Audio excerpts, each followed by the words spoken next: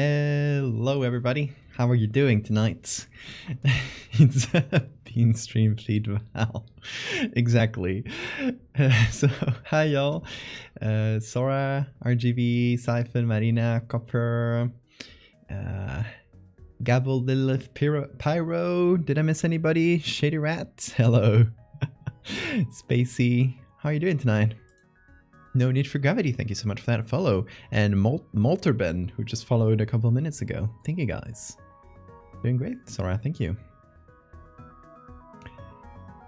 Zelix, hi.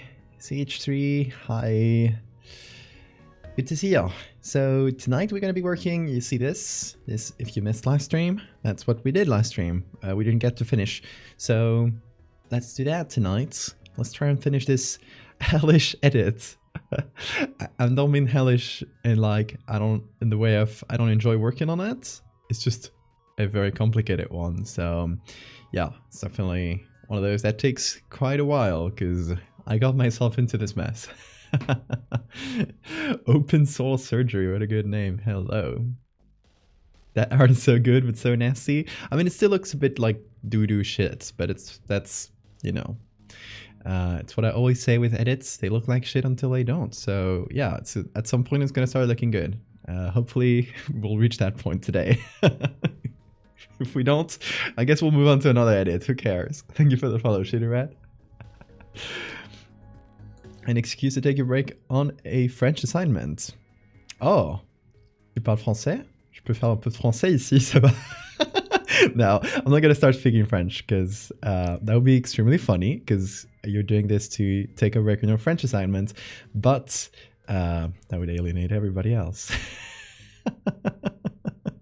Goodness gracious, gender. This. I follow you on Twitter, didn't know you had a face. Thank you, Shitty Rat. My Twitter profile is my face. Highly edited, but it is.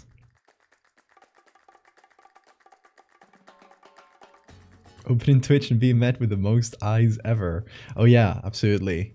There's eyes on my headphones, there's eyes in the background, and there's eyes on the screen. Then I got over a couple more there.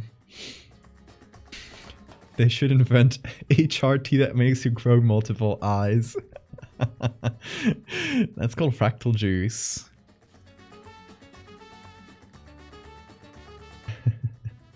First piece that made me shiver. Hell yeah. Everywhere I go, French follows me. Hey XCS. Not French, I'm Spanish, but my mom's French, so I have a pretty good accent. I don't know how to write, like, okay, my French is fairly good. I know how to speak French and communicate in French quite well. I got a lot of French family. You know, can hold a conversation really well. Not great at writing. Writing French is really hard for me. So if you ever like DM me or something in French, I might just reply in English because I don't want to go through that effort. But yeah, I'm Spanish.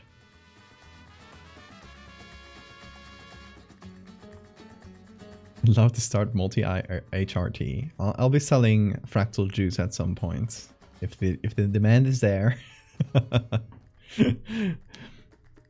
It's 3 AM. Oh yeah, then you are French. Mute Bat, thank you for the follow.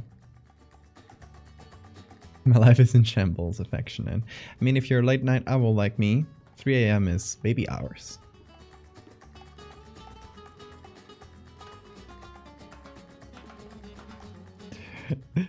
Thank you for the follow, Ardate. Fractal juice in my T-shots. What flavor will be the fractal juice? Every flavor. The thing about the fractal is that since it essentially takes every possible shape, like really complicated shapes, it will probably just trigger your taste receptors randomly. So it would probably just have every possible taste. So you decide how that tastes. Almost 5 in the morning. Have lots of English classes started at 9:35. Good luck, Copper. Sparkling fractal juice. only if the flat one does well. What flavor? Yes.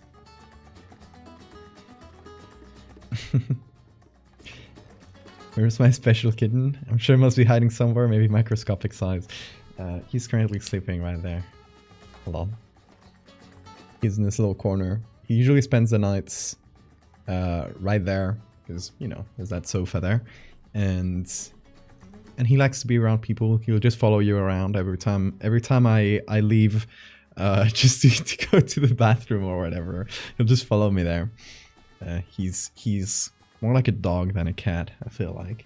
But yeah, let me go pick him up. I think he's awake. Yeah, he's like half awake. Hey, kitty.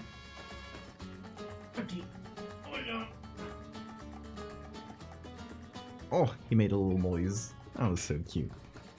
It's bean time. Chainsaw Church, thank you for the follow. Say hi to Bean, everyone. Hey, Bean. You sleepy? He's a sleepy boy.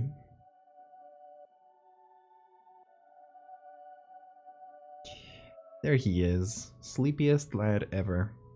Oh. Nose kiss. Nose kissies. He's very, very affectionate. He's very soft too, yes. And has kind eyes. He does. He's not looking at the camera right now, so you can't see his blue eyes, but I'm gonna try and... Yeah. Yeah. You having? There he is. I just moved the camera around to make him, like, focus on it. That way you get those blue eyes. Que pasa? Que pasa? Guapo? He loves the beard scratches. Hold of the Lamb music, yes. Scratching him with my beard. He loves that. His favorite thing ever. There we go. What a baby. Oh, he wants to explore.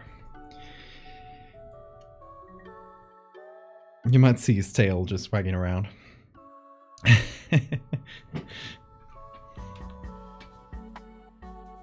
¿Qué pasa?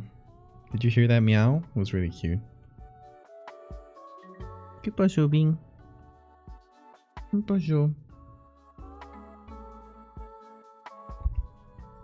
He's a very cute lad. Also, he just closed OBS somehow. He didn't close OBS, but he touched the tablets, and I guess that clicked somewhere. And he hit it for a second. ¿Qué pasa? He's trying to bite this. He loves he loves playing with like strings and everything that kind of hangs. So every time I'm wearing this sweater, he tries to get to the strings. So there he is.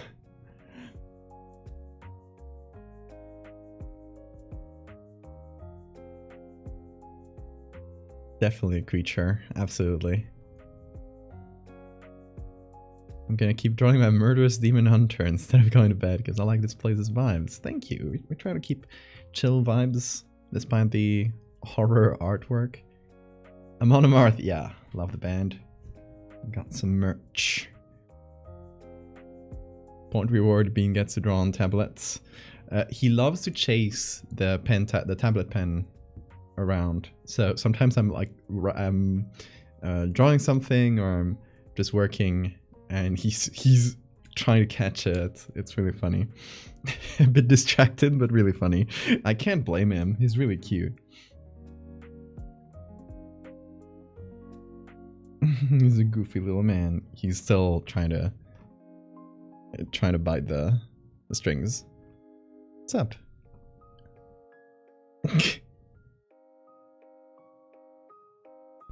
He recently got his nails clipped because they were really long. I guess he didn't have like a lot of places out in the street because if you don't know, we recently, a month ago now, rescued being off the streets, and he came in with really long nails, and I guess he didn't have like anywhere to like keep sharpening them and keeping them at a bit shorter. So yeah, we clip them, so hopefully they'll keep growing and not reach like those super sharp and long lines that were at before. So yeah.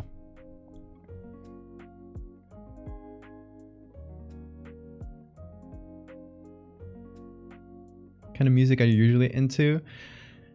Yes. I don't have like a specific genre. I love so many types of music. This playlist I got in the background, obviously it's like stream safe music. If you guys want to like listen to it, if you stream yourself or want something to put on the background, I got a command that should pull up. There it is. I'll pull up the link for the playlist. It's all stream safe. But other than like when I'm not on stream, I listen to like pretty much any genre. I know it's kind of a non-answer, but you've had that cat for only a month? Yeah. Yeah, a month and 2 days now. 3 days.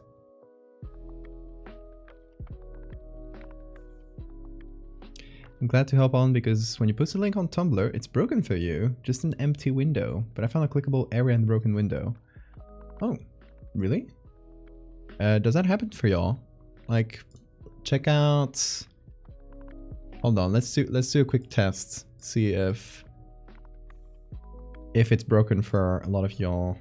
This link in the chat should lead you to my Tumblr.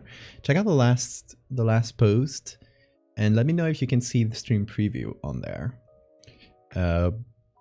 Just to see if it's broken for everybody or for a lot of people. Otherwise, I'll just post just a text link. Searson streamed dangerous music.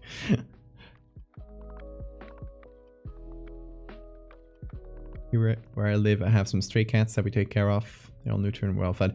Yeah, we got the out in the street where I live, there's like about 20 stray cats, and yeah, the neighbors take care of them. But there's so many of them that the neighbors, when we got here, asked us like, "Hey, can you take one of them in? Like they're better off in someone's house than in the street." And eventually we took this one in because he took a liking to us. He was really shy at first. He just hid every time someone got close. And slowly over time, he started getting a bit more comfortable around us. I mean my partner and I.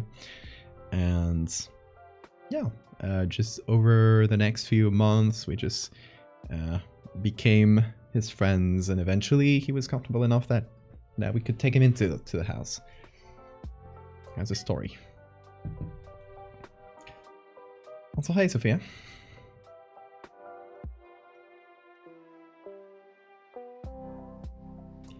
Meat says the integration is badly configured. Maybe because I'm on Firefox. Oh, it works well on Firefox for me. Or a skill issue on your phone.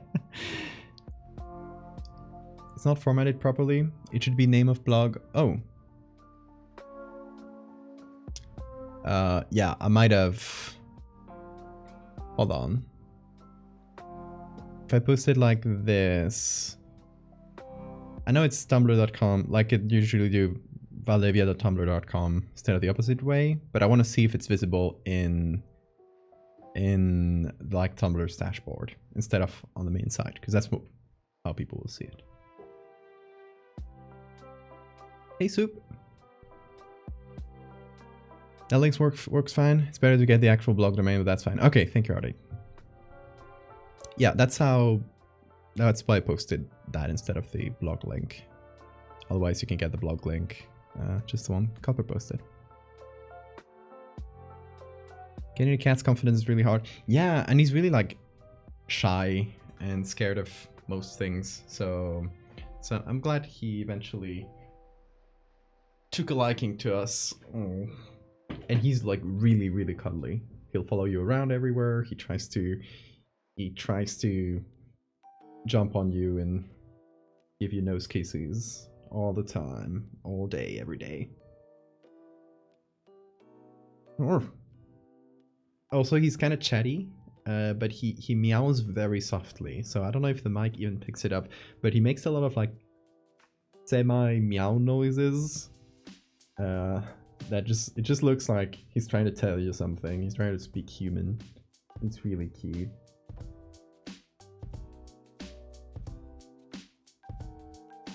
Oh, okay. Where are you trying to go? He tries to get on the table. Every time I pick him up like this. Yep. Okay. Semi-owl, exactly. Come here. Baby pose? No? Okay. He wants to type on the keyboard. Now, you see, he's looking at the... I got a treat bag here, which I keep for... Whoop. He really dropped it. I keep the treat bag for, you know, when he does something that we like since he's really scared of a lot of things, when he's like brave about things, we try to give him a treat. When he explores new places, yeah, in general, when, you know, he has a behavior you want to reinforce. So I have this treat bag, and I just have it on my table because, you know, it's been there forever. And he has associated it with like, oh, I'm gonna get a treat. Every time he sees this orange thing or he hears this noise, he's like currently looking at it really close, really.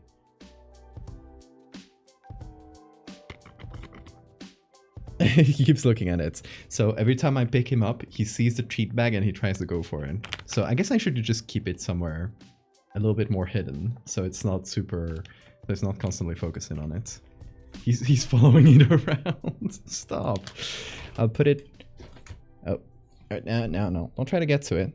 I just hid it under one of the little stands for the for the screens.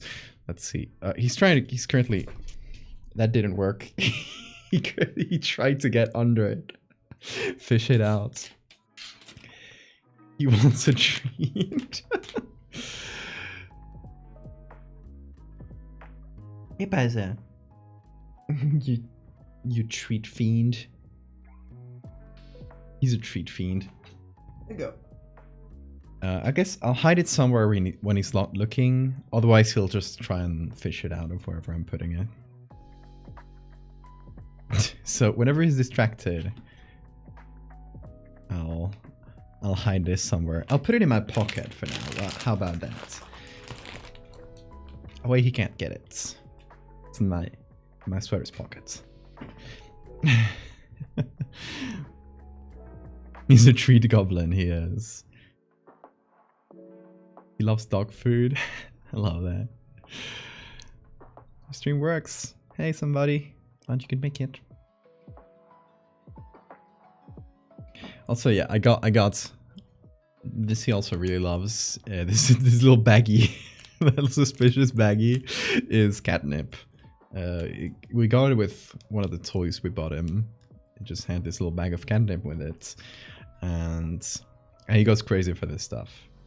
He doesn't like try to seek it out as much as the treats. Like, he's not currently looking at it, but yeah, the smell just makes him go crazy. So I'll hide this too.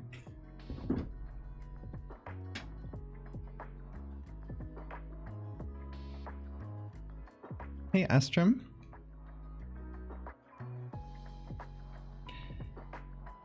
How big is the Valdevia Discord community? I get intimidated by big servers easily, but I want to join. It's not really like a Valdevia community. It's not. Well, there's actually two separate Discords. There's one that's only for subs and for patrons, and then there's a big Discord. That's just a community I happen to run. It's not like focused on my streams or anything. That's a little bit over 2,000 people in there. It's getting quite big. Yeah, you got a link to that in the chat.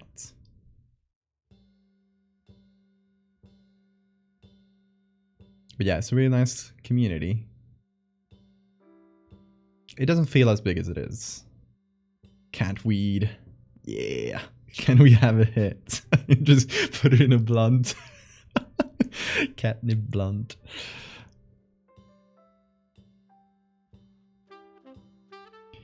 Yeah, there's the other one is for subs and patrons, and stop that cat. He's just trying to get to the pen. And that one's like 60, 70 people, I would say. Catnip Blunt. Yeah. You got a link to the Patreon there. If anybody wants to jump into the Patreon, it's less than a Twitch sub, and I get a bigger percentage of it. I get 90% instead of 50%. So it's a great way to support me. Stop that, maybe. He's currently right here, just squatting in front of the keyboard, and he's looking at this. And sometimes he'll just like reach out and try to take it. Let's see, will he do it? Will he do it? He's looking at it. What you doing, baby? There it is. Silly boy. He wants to Photoshop, he does. Dream plant rotation must have been.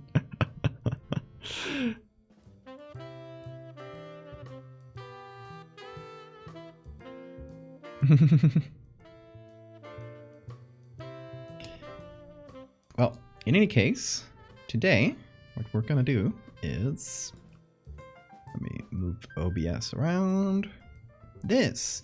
All right, so a little bit of context. We are working on the Fractal series, and stop that. I'm gonna have to hide the pen from him. He's trying to chase it. Or hold on, I'll get a toy. I'll get his little rat toy with a long tail. It's just a little rat, and we've attached this to it, and he loves to chase that. So I'll just have that, so he doesn't chase the pen all the time. So yeah, we are working on the Fractal series, and we're currently going through some future parts of it. We're kind of jumping around in the timeline and trying to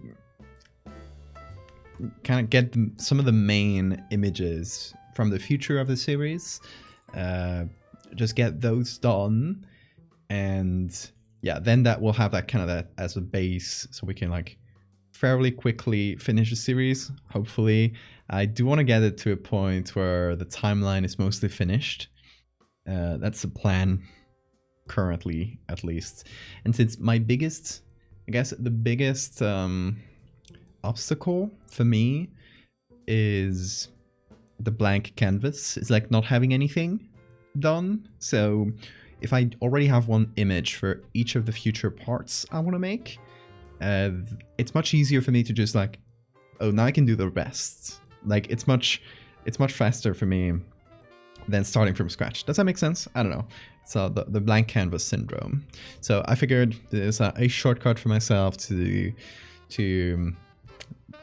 get those brain juices flowing and hopefully finish the series in the remainder of the year.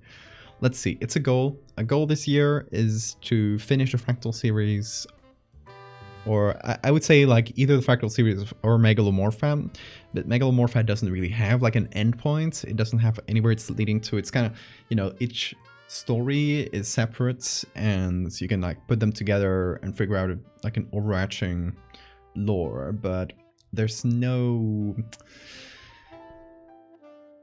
as much of a direction and an endpoint for it, if that makes sense. So I don't know if I'll ever finish Megalomorpha. Maybe I'll just like at some point I'll say like, okay, it's at a good point now. I'll leave it there, but then maybe I'll come back a year later and do something else. You know, every time I have an idea, I'll do something for the Megalomorpha series. But for the Fractal, there is an endpoint that I want to get to, and hopefully we'll get to that this year.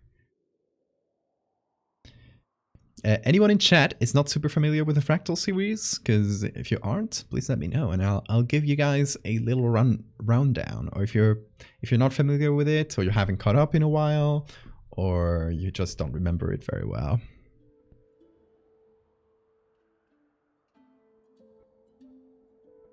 My commissions made money. I would absolutely support your own Patreon. Thank you, somebody. That pic with the reflection of the person in the puddle is probably my favorite. Thank you. I think it's one of my favorites as well, the reflection one.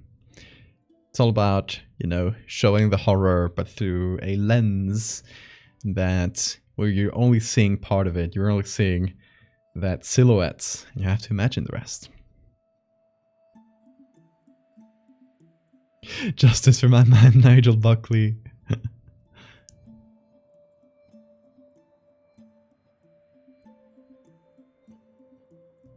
Yeah, with the selection tool as a border. Thank you, Artie.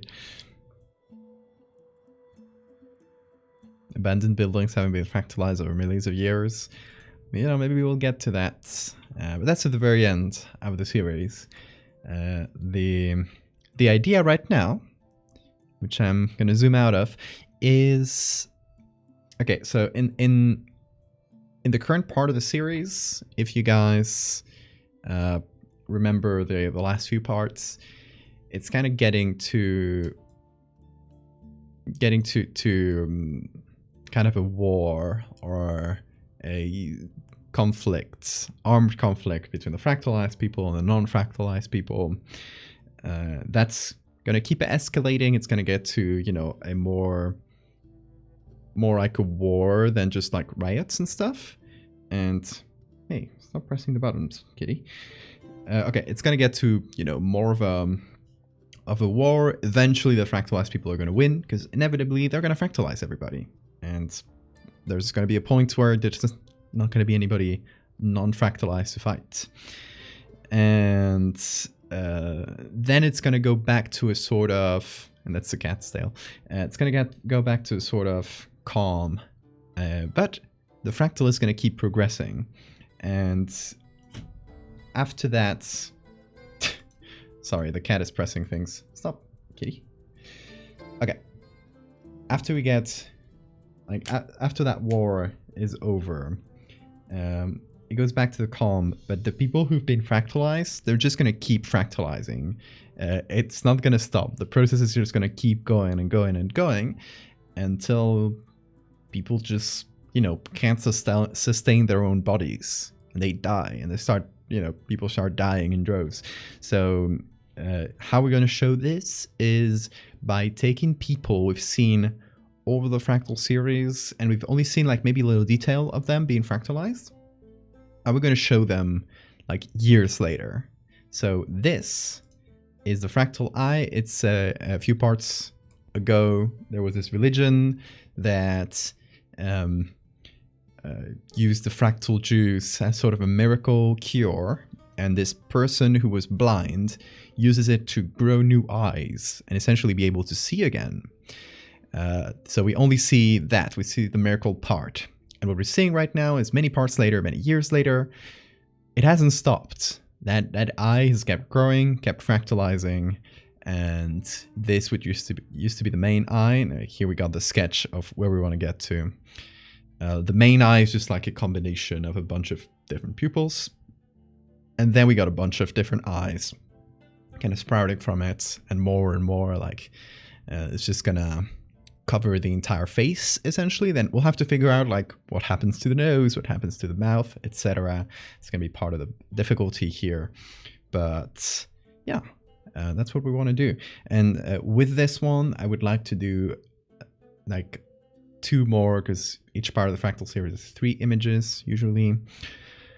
I'd like to do like 2 other cases that we've seen kind of evolved. So probably the person with the fractal teeth now has like so many teeth they can't even like open or close their mouth. It's just like a mass of teeth, and it covers like most of their face as well.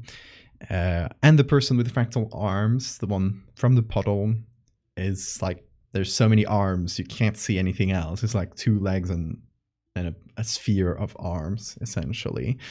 That's like rough ideas for the other 2, but the fractal eye is going to be this. It's also kind of harkens back to the pupilosarcoma, which is not part of the fractal series, but it's one of my favorite like medical horror things I've done. So I kind of wanted to bring a little bit of that vibe to it. So it also references stuff like outside of the fractal series. I don't know.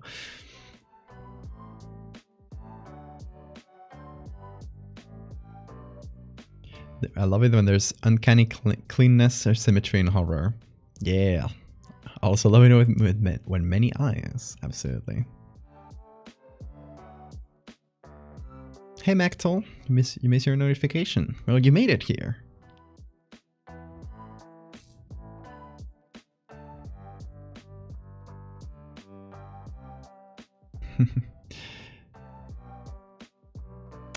That one eyeball that grew so much must be pushing on the brain. Absolutely. And this is eventually what's gonna kill this person, right? It's just gonna push the brain out, destroy the brainstem or something like that. Sunshine, thank you so much for the follow. Fractal eyes, haha.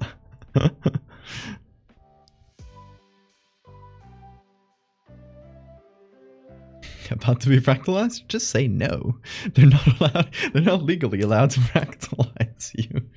Well, don't let me catch a photo of you. I will fractalize you. Fractalize your enemies with this one simple trick. Alright. So, a lot of what we did last stream was recycle stuff from this part and put it on here. So you can see some of the eyes are the same or have like similar layers that I've used. You can see this pupil here. It's actually a toucan's pupil. It's here. It's still like the same eye technically, right? This broken pupil is still there, still broken. This one made it here. This one, that's like the double pupil. I put it here, you know, just hit it a little bit.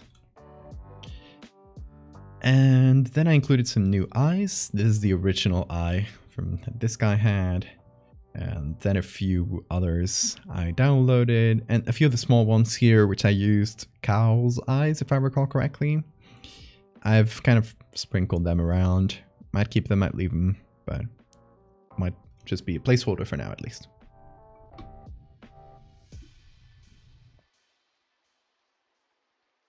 You talk so much, it must be tough to focus on the edit. Ignores for a bit if need be. Oh no, absolutely. Absolutely no need. I'm used to speaking and editing, and I ramble on myself anyway, so...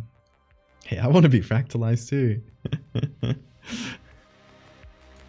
Cow eye sprinkles. Alright, so just coming back to this after not having touched it for 3 days. This eye is bothering me. I don't like the angle. I also figured we should kind of break the main face a little bit more.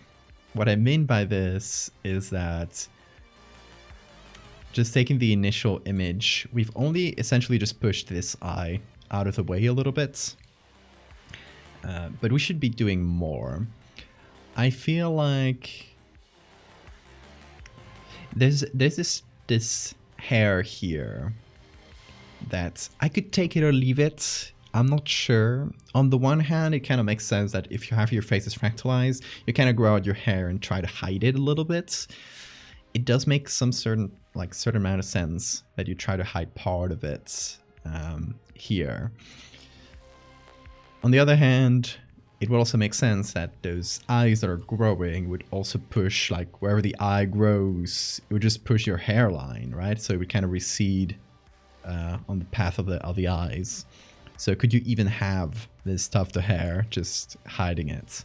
I don't know. For now, I think I'll keep it, but I might just like bald this part out and just let it continue down up to the beanie.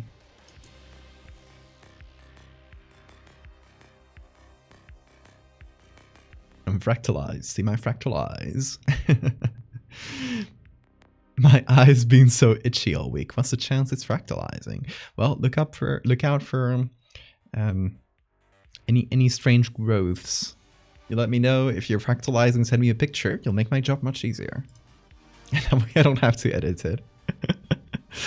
Mikey Warrior, hey there. The hair should be fractalizing too. That's just split ends. Grow your hair and wear sunglasses. I'm sure nobody will notice a thing.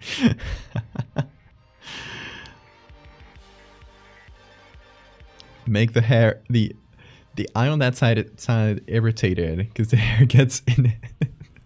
I mean, true. That's true. There's a command for my sources. Hold on. Did someone ask for that? I have a list, yes. It's called mega list.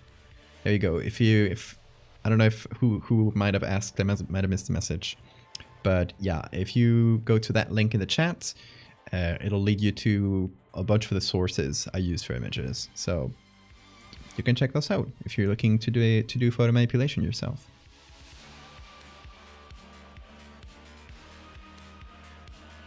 Bald him.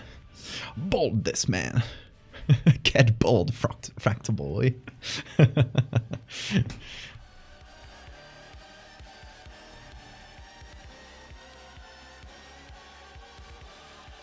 I was recently watching your interview with Trevor. Very cool stuff. Inspired me to do the shit you guys do. Hey, thank you. Glad you liked it. I got two with Trevor. I got the House of Horrors one, which is on this channel, and I got the one I made. When was it? More than a year ago now. What you up to, kitty? Yeah, there's the one I have on YouTube, which I made for that very long stream. I think it was when I got to 30,000 followers on Twitter. 40? I think it was 30. Yeah, in case it was a while ago now. I want to catch up with the fractal lore, but I don't want to interrupt. Where can I see the fractal lore until now? There's a command. Fractal, there it is. That'll lead you to my website, to the page that has all the fractal series in order. You can just like scroll down and read it and take a look at the images in a much bigger size than you can on Twitter or anywhere else. So yeah, feel free to check it out there. All right, so let's actually get to stuff. This eye here, it bothers me. The angle's not correct. I think maybe it'll work well on one of the sides or something. You know, maybe here kind of follows the curve of the face a bit better. And I can take this eye, the one that was in its place, and just move it around to somewhere new. Also, one of the troubles with the fractal series in general is that you want to show these very like mathematical growths, but you also don't want to do them like too clean, too perfect, too mathematical, because then they look faker, right? Like you gotta balance how realistic it looks and how that sort of like mathematical nature of it, which can get tricky, but yeah, that's one of the balances the whole series kind of plays on. So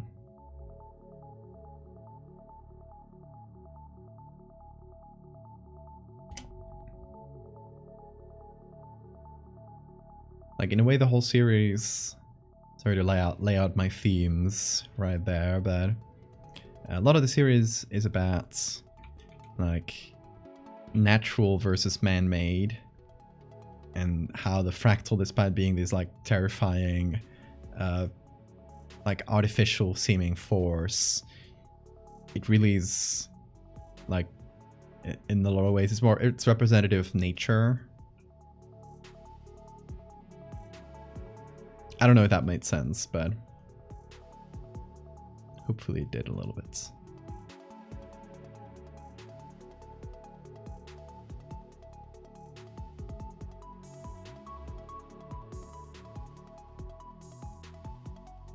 This eye right here. Go down to eye number 1. There it is.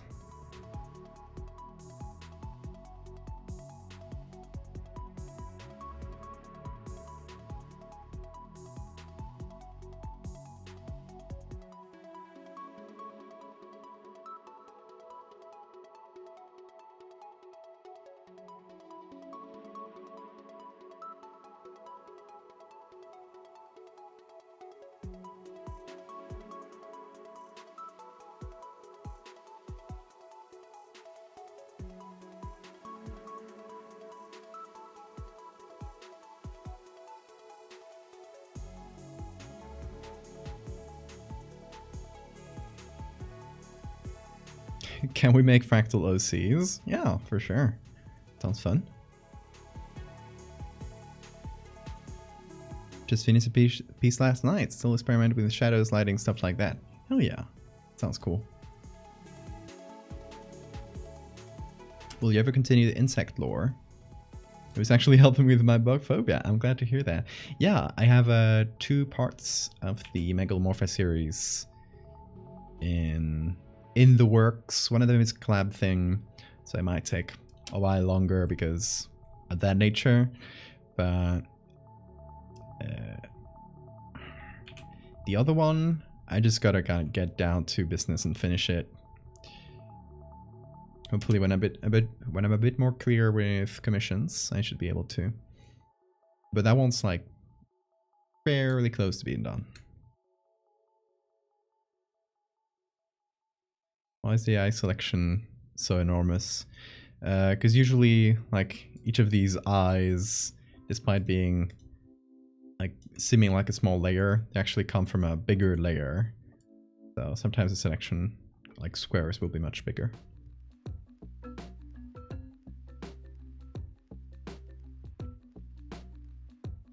No more nose rights. The constant clogged nostril life. Yeah, we'll have to figure out something for the nose. For the mouth, probably. We'll just have to move things around for the rest of the face, because I imagine this would be essentially pushing the rest of the face, not exactly like taking it over and kind of going over it, but just like pushing. So the nose would probably just be off to the side. What's up, cat?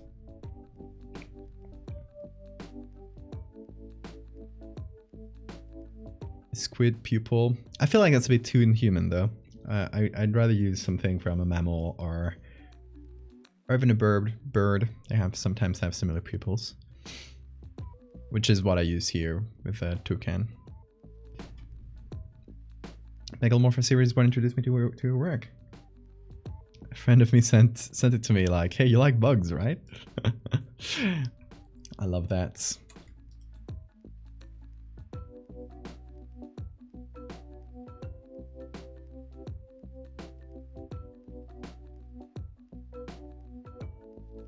Move these eyes up because they're getting hidden by the rest.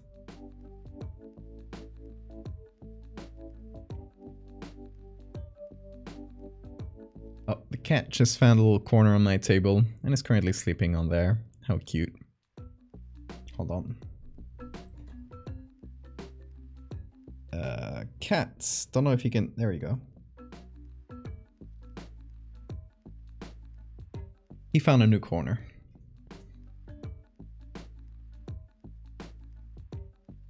Thank you, Mikey. This guy looks so fucking done with this. Not mad, just tired and disappointed. I mean, wouldn't you be if you took a drop of the fractal juice into your eye to be able to see again, and now you're dealing with this taking over your face? I would be pretty done with it too.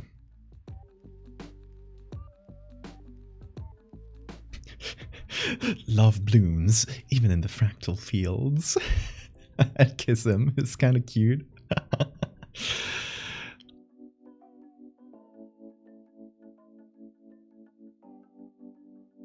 Me accidentally creating a new fetish.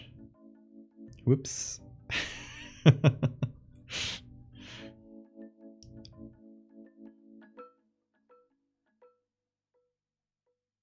Okay, so I figured we could reuse these pupils in some way to be part of the big central pupil that just combines a bunch of different ones. Let me see what'll work better.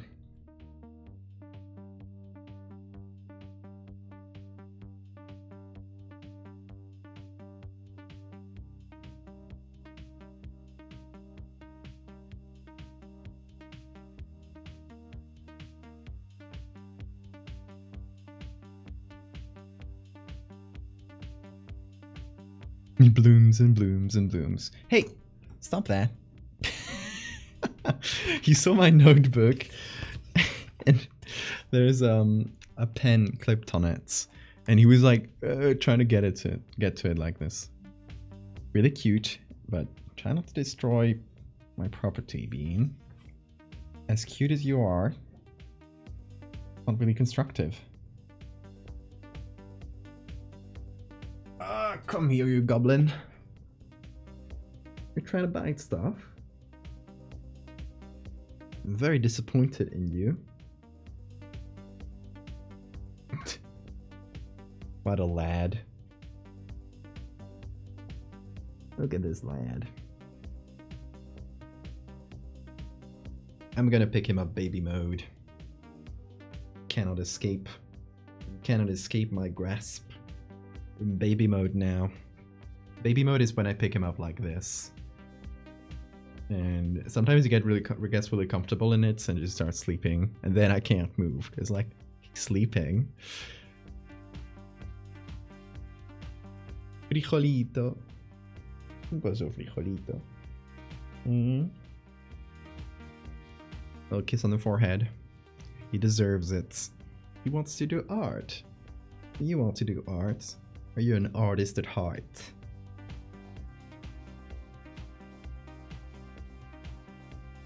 Oh, this sweater is gonna be so full of cat hair. Thank you for the save reminder. Yeah, it's really like pacifying to him if you pick him up like baby mode like this. He'll just chill.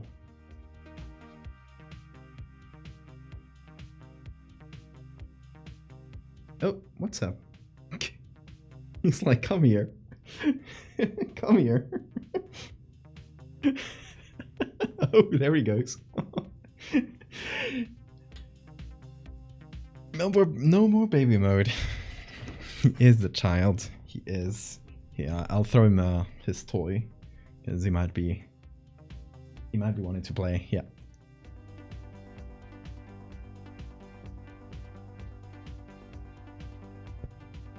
You ever let him access your tempera paints and plain canvas? Some cats do like to paint. Really?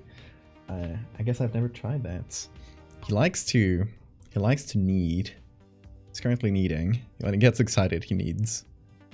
Excited or relaxed, like he does it constantly.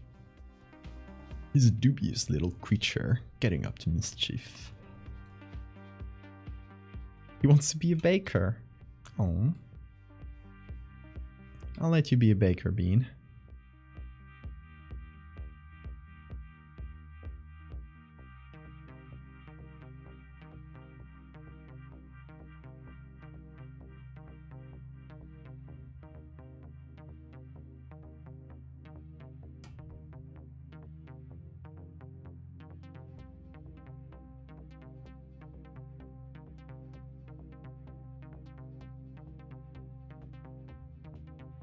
He finished baking and is now looking at me.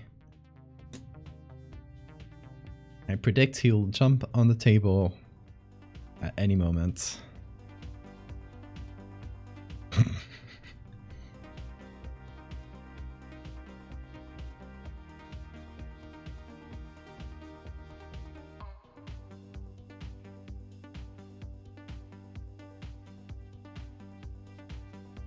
Oh, there it is.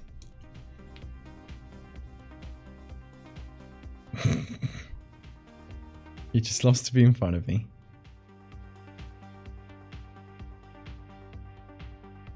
Have stuff to do tomorrow? Okay, thank you so much for coming, Ardit.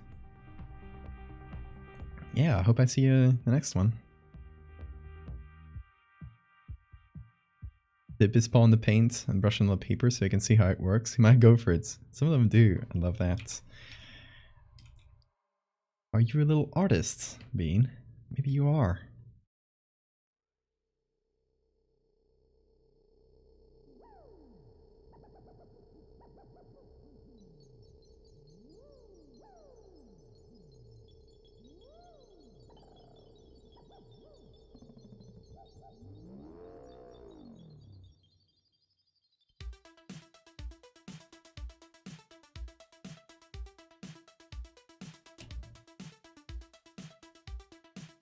Okay, so this is essentially what we'll be doing here, kind of creating a mass of pupils. I don't have a specific structure I'm aiming for, just kind of this vibe. A bunch of pupils, some of them separate, some of them kind of combined.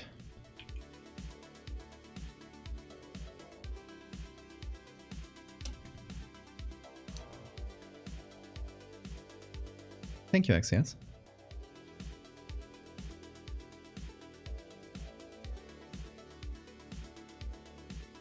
Bean is looking at me work and following the movements of the pencil really closely. I just kind of follow each little movement. But he's not trying to chase it at this moment. So that's good.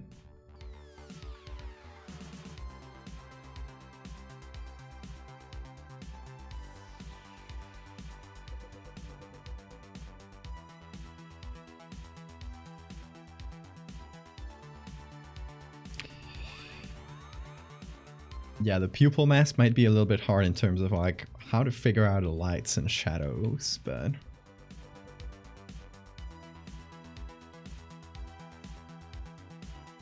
okay, we'll need I think 3 or 4 more pupils to kind of finish his effects. We can make them try and fit the kind of the sides of the star. So we got 1, 2, 3, 4, 5, 6, 7, 8, 9. It's a 9 pointed star. Or we can do the areas in between. So each of them can be equivalent to one of these smaller eyes. So 1, 2, 3, 4. Don't know if there's one more here. 5, 6, 7, 8. Lights and shadows, the bane of our existence. Absolutely. Daigo, thank you so much for the follow.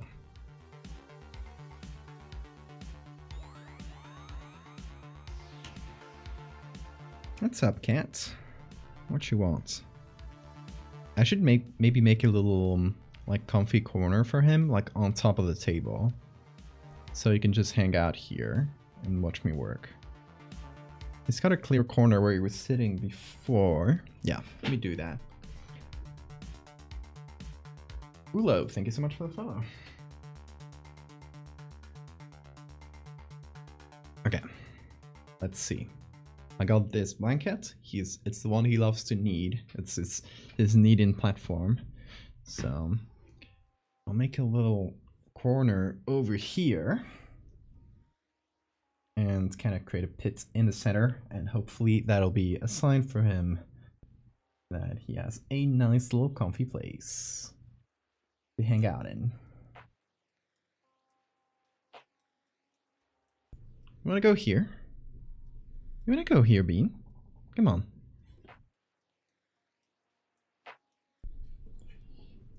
I'm making space for him. Make him a tree with a seat that hangs over. Oh, there he goes. He's going, he's going. Oh, he's... he's kneading it. Preparing this new place. There he goes. Hopefully he sits on it. Move the controller and other things. Clocking in. This shifts at the bakery. Bean, anything to say for the camera? Oh. Bean? Bean, are you available for a few questions? He's too focused on his job. There he is. Yay. New little comfy spot for him.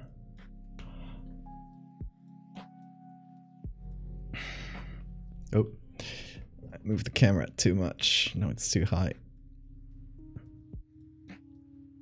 He's busy. He's busy. He has no time for questions. He's getting into bed mode. Oh, he's so cute right now. Looking at us. Hey. We got time for a few questions, Bean. Chat is wondering. could just have been... Hold on. If I place this camera correctly... That is being Cam now. So I guess he's doing the stream now. Hey guys, this is Bean. And we're here making some horror Photoshop art.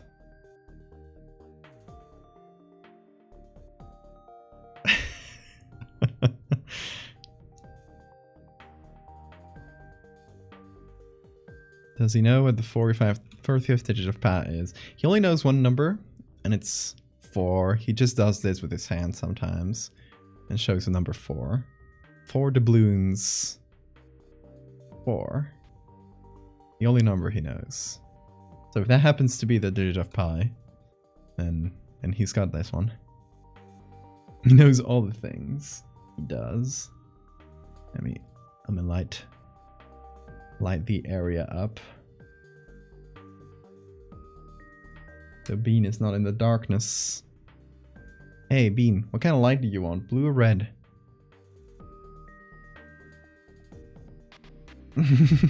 He's wondering. I think some sort of pink. Yeah.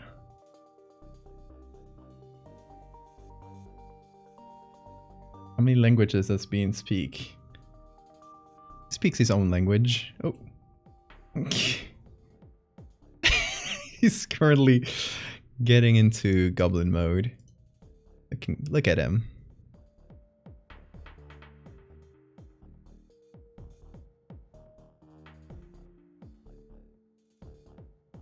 He's exposing the belly.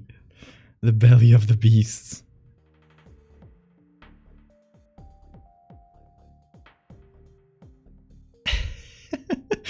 Sorry, I keep not focusing the camera. Oh. He clicked on the mouse. Who knows what he meant by that?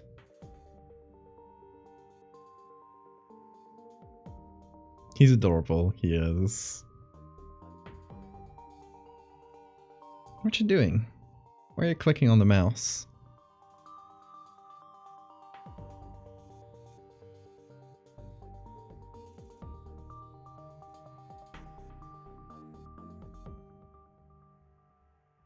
Don't mind me, Bean. I'm just lighting up the area, giving you some streamer lights. Ooh. You don't like the streamer lights? There it is. A well-lit bean.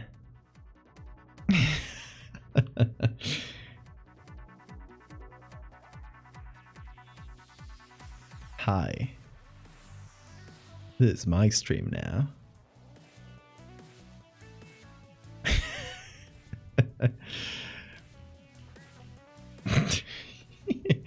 He just looks so silly right now. Oh. Where are you going? Find any new pose? Bean Cam. Yeah. Bean is currently the protagonist of the stream.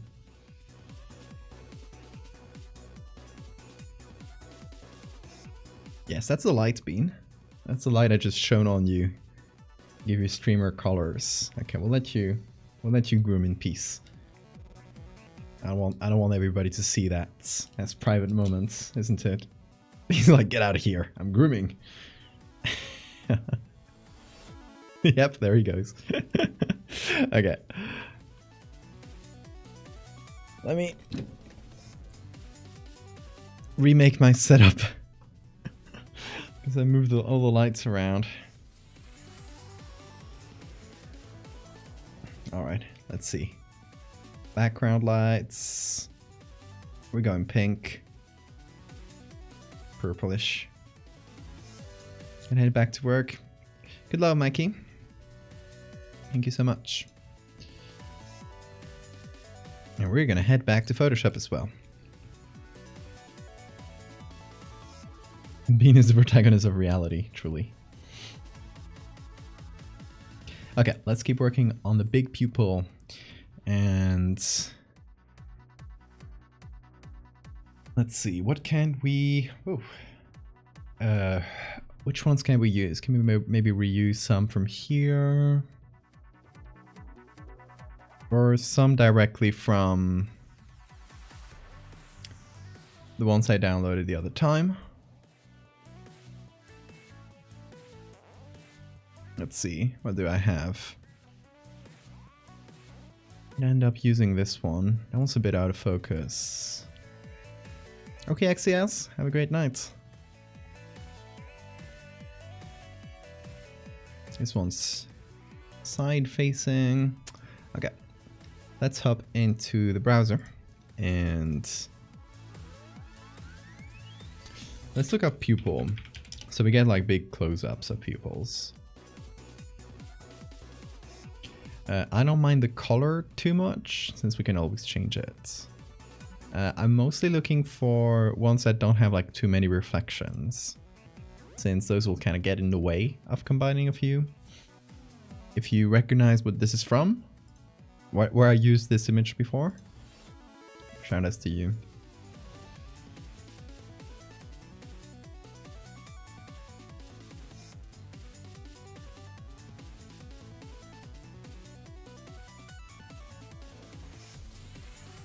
Oh, this one from a horse.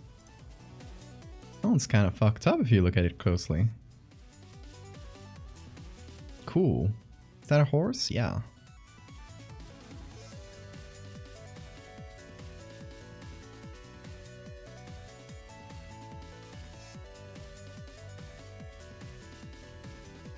It is a fractal pupil. Yes.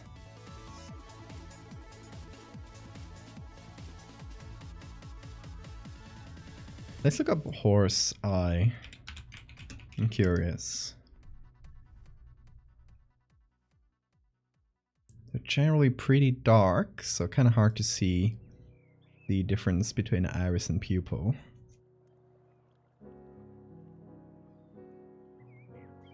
Like, that's kind of hard to see.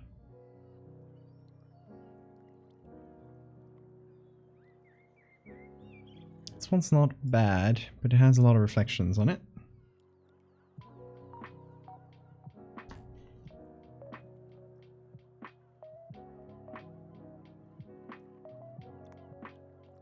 What do you win? Oh, a dose of fractal juice, of course. I feel like that one we saw before. This one might be the only decent one. Oh. That's a pupil, but in a different way.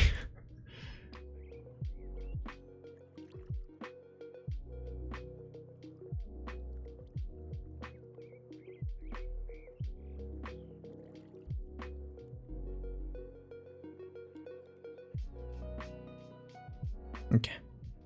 Let's see what we can do with these.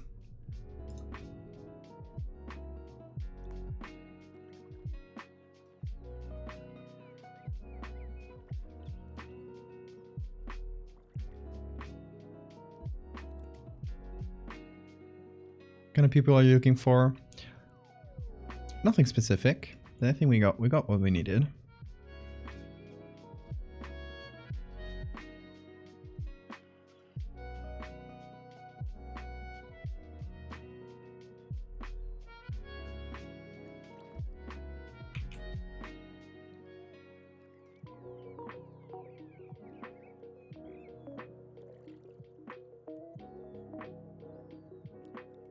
We're gonna combine this into the mega pupil.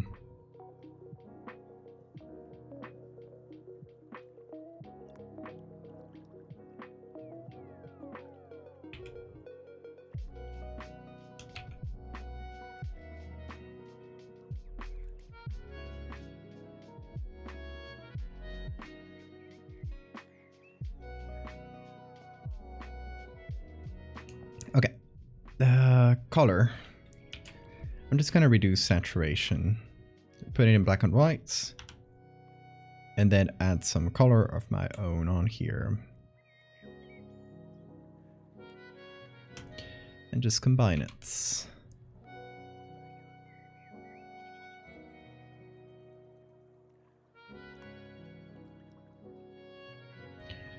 Well, have to add some reflections of our own as well on top, but I'd rather just do that once we're finished with the mega pupil. Just add a few reflections and maybe add them like throughout all the different eyes, which is what we did for this one. We had this reflection, and there's a little inverted L, and we just put it all over the eyes to show that the lighting is the same. So we'll have to do that here, where we'll just choose one reflection that's fairly easy to copy paste around, like maybe this one, and remove all the other reflections manually and then just place those on top.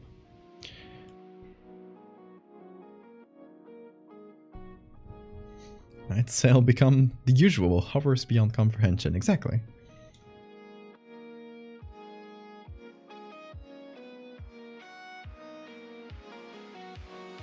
Just the usual over here.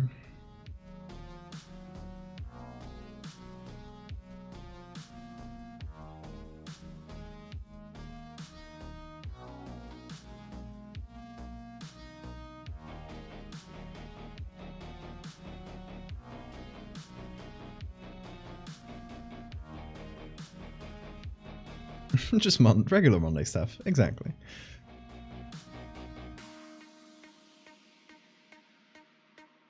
I wonder if their eye juice is fractal juicy. Oh yeah, imagine the little spots, how do you call these? Like the little floaters you get in your eyes that you can kind of follow around. Imagine those being little fractals, that would be pretty. Also, the cat is sleeping so well. What a well-behaved boy. Fractal eye boogers.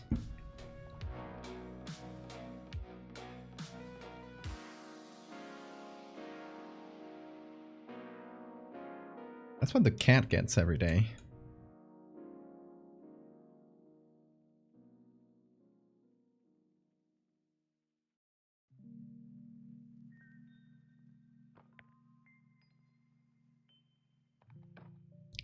Pretty funny. I don't know if there's a regular cat thing, because I've never had cats before this one, but it's very funny that they keep themselves so clean, but then they'll get like the worst eye boogers, and they get so angry at you when you try to remove them.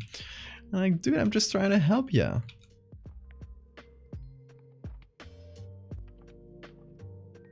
I'm not gonna hurt you. I'm not gonna put my finger in your eye.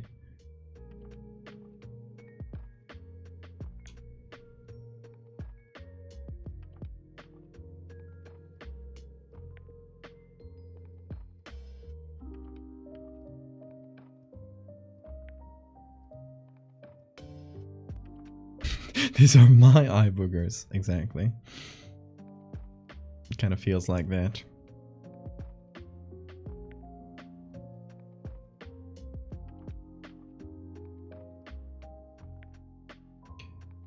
Okay, a few more covering the rest of the eye. I might just do one that's a bit more separate than the others.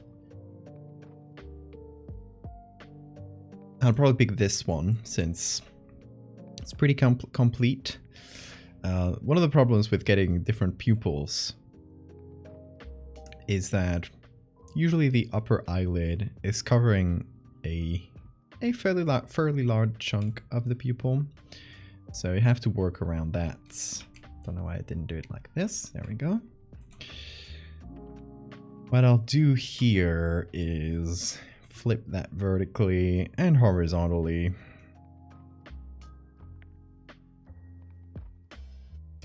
Combine the two.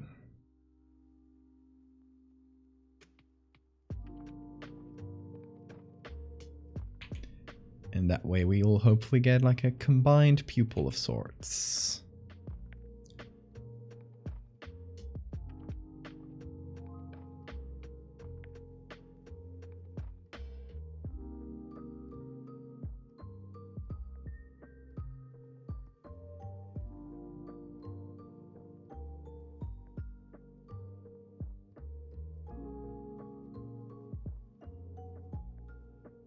There we go. Combine that. I'm gonna make that into a smart object. Put it in there. It's the one place they don't clean, and it's right next to a very important sensory organ. Yeah, exactly. I'm calling you out, Bean, specifically.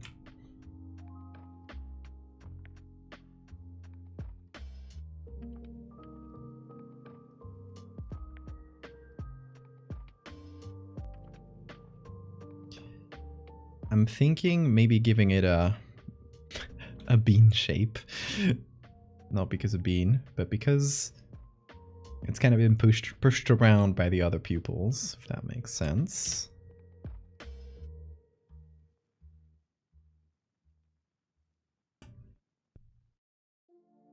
Let me increase the saturation.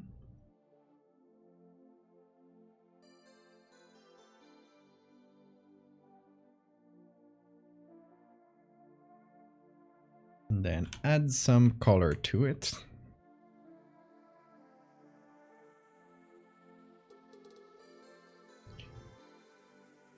Add some of those browns.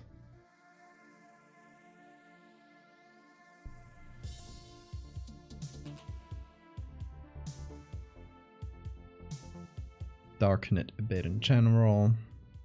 I think I might just flip it too. Because that'll match the general lighting a bit more.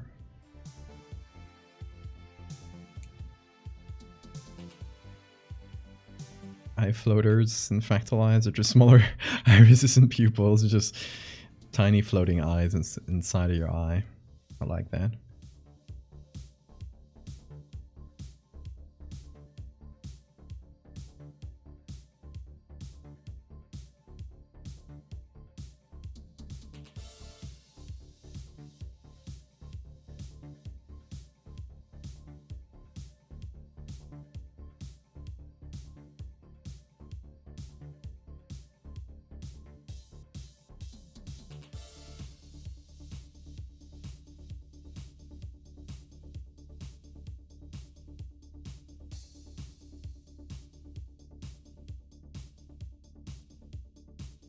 One of the hard things with like manually editing eye colors is that if you introduce, like if you make it all a plain color, it doesn't feel too realistic, because eyes don't usually just have one color. They'll have a bit of a mix of different ones that we perceive as one when seen at a distance, but if you do a close-up on them, it'll usually be several colors.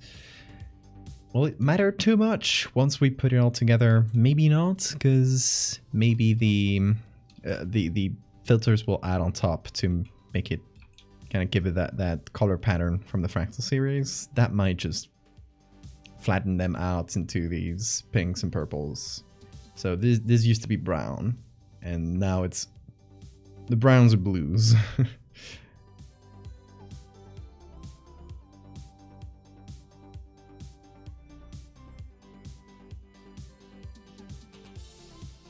Gonna blur them a little bit. I feel like that might help.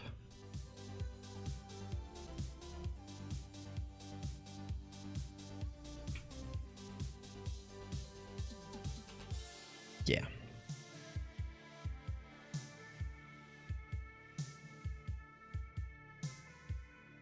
Okay. A couple more, I think. I think we could give these little floating eyes here, the cow ones. We could give them some use. Oh, where are they supposed to be? Oh, pupil main here.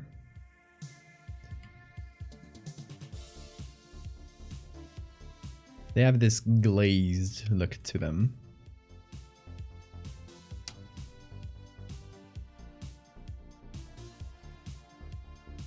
That happened to my dad when he got cataract surgery. They used to be green and now they're light blue. Interesting.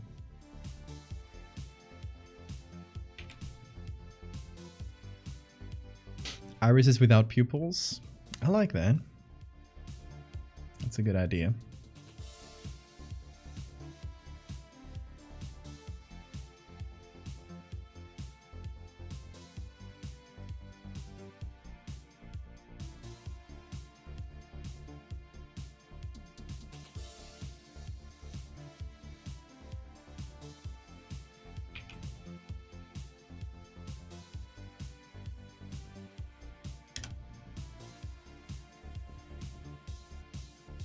Pupils merely shifted to other places.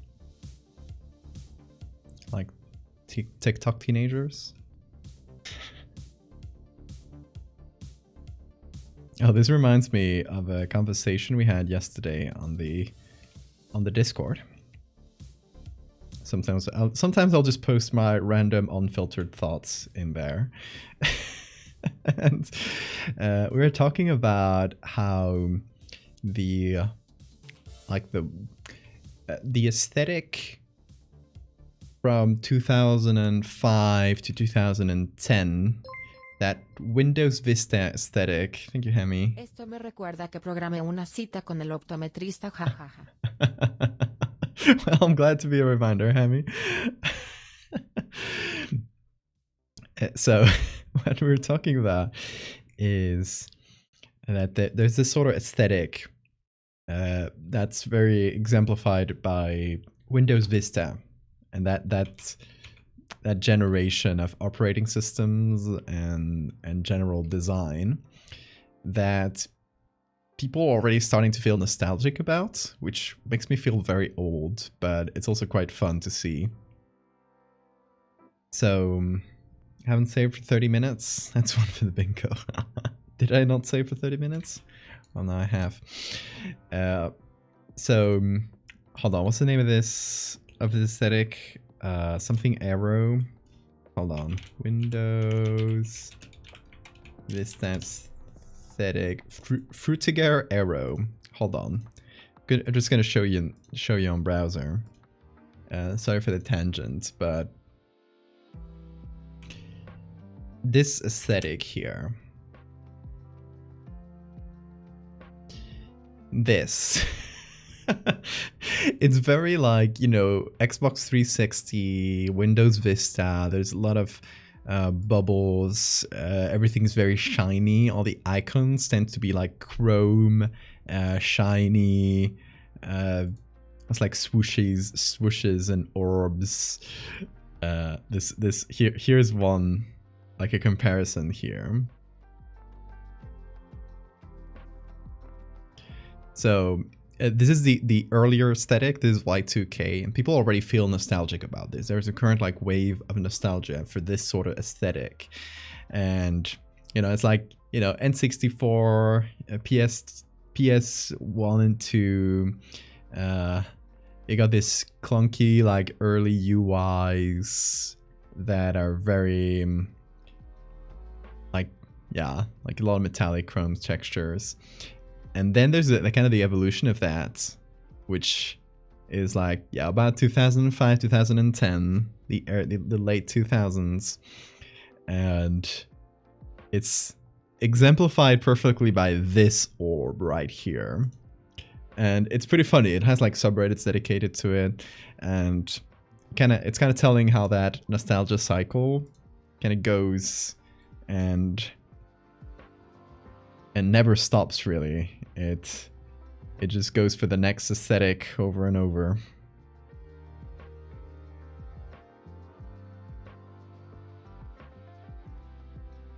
The only part of this aesthetic I miss is see-through electronics. I feel like that's a bit earlier, though. I feel like that's Y2K. That's early 2000s. Gummy texture.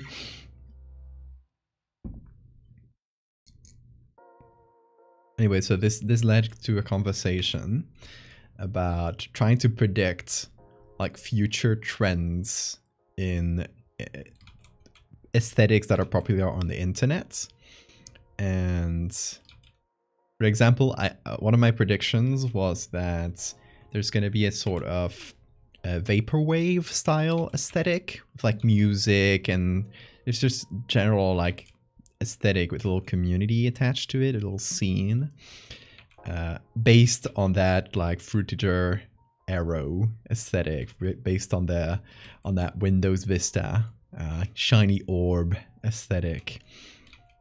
Probably in the next 5 years or so, I see that coming. It's getting to the point where that nostalgia cycle is going to start hitting, because the people who grew up during that, the high time for that aesthetic, are like people who were kids during that time are getting to be adults now. So it's going to be interesting for sure. Yeah, I predict that's going to be a major aesthetic. We'll see if I'm right or not.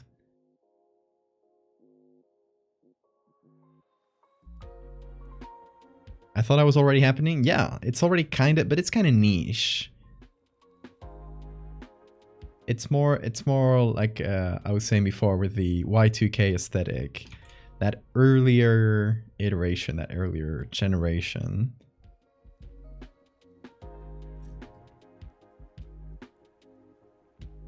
Yeah, we'll see if that happens.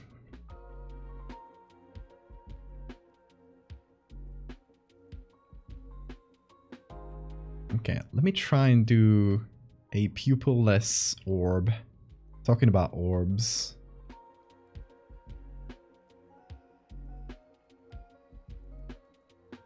Whoa, that broke. Okay, gotta delete the puppet warp.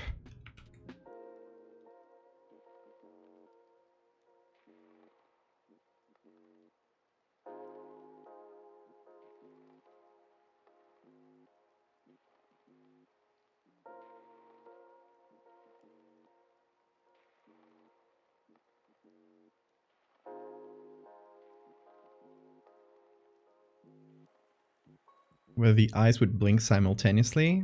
Oh, here's the fun part. I don't think they would blink at all. I think you at some point the eyelids are non-functional, at least for the main eye, because the eyelids would kind of be connected to all the skin around all the other eyes, so it would just. I don't think it would be functional at all.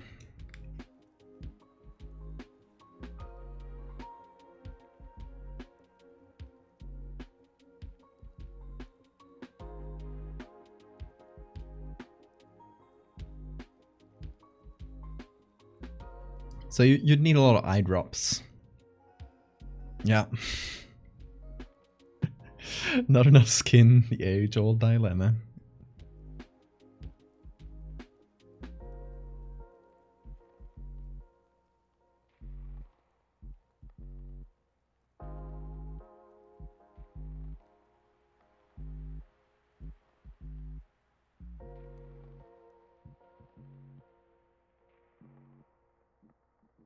Okay, let's do colors. Let's put this below.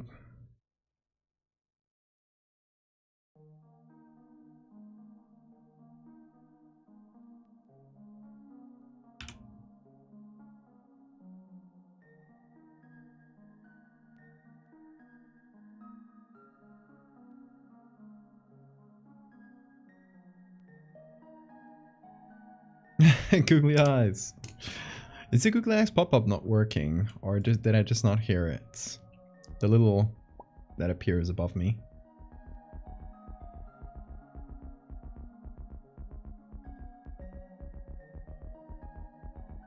We got a googly eye from last stream, actually. But that one doesn't count anymore. I think it's his old eye is gonna become the googly, against all expectations.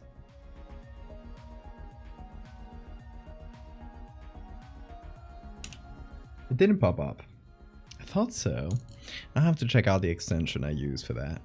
It's a separate program. So maybe that just kind of disconnected. I'll make a note of it, actually.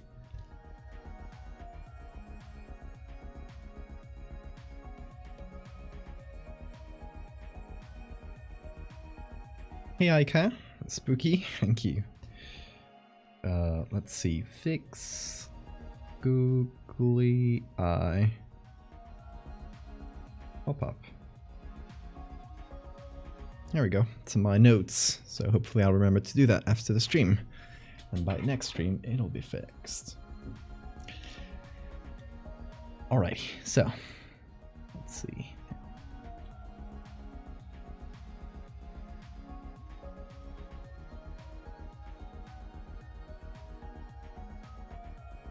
Maybe I'll just make this one larger and let it kind of fuse into the main one, like I did with this one. Thank you for the save reminder. Doing good, Aika. Thank you. Making some fractals. I've been putting off, not really putting off because I want to, but putting off working on this series because I've just had a lot of commissions and other things to work on. But yeah, I'm happy to finally get to it, have a little bit more time.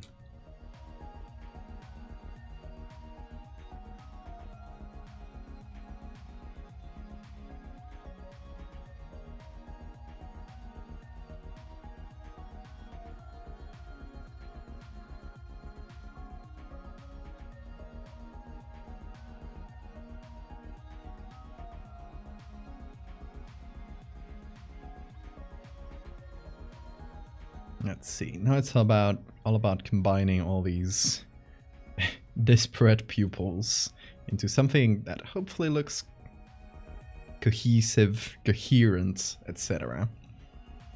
Other words that start with co. Coalesced. I'll stop.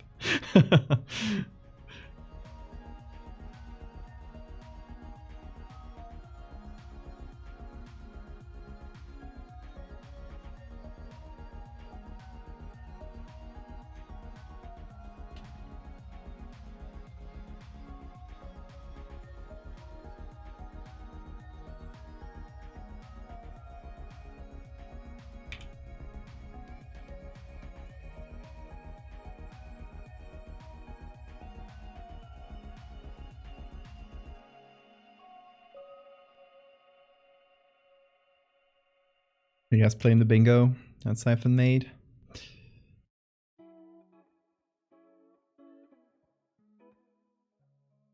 I like it, but I think we need to make a new version that can't be played, that can't be influenced.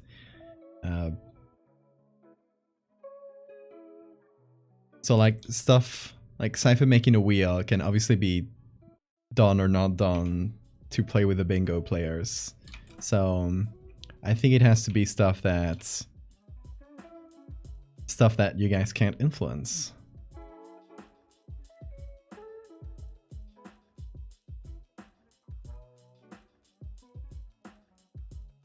There's yeah, Siphon posted a bingo in the live stream chat in the Discord.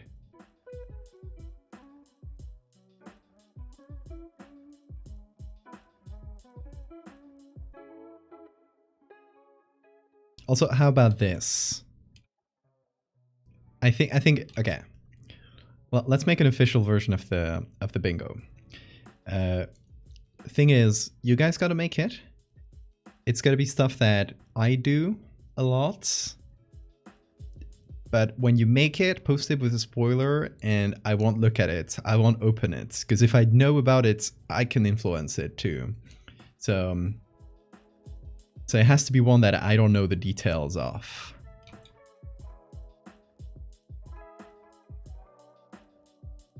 And that way I'll only know when people scream bingo. Like, what did I do?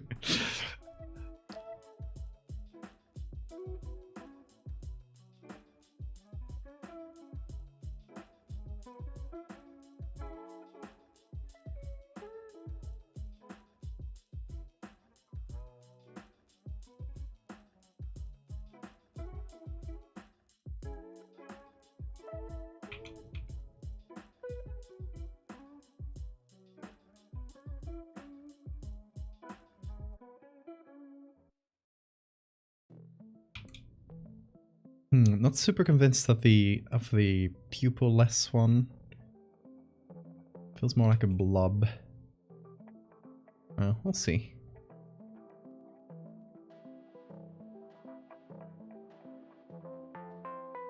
How's the eye going so far? Well, you can see it. There's still a lot of blending to do, but we're getting there. We will get there. You post an updated version? Okay, now I won't look at it. I won't read it, because then I'll be able to influence it, so.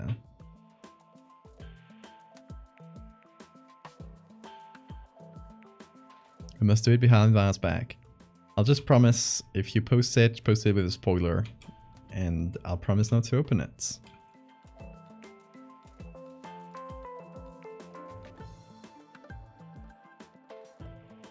Discord thread and call it bingo stuff Val don't look. Fair enough, yeah, you can do that. I promise not to read.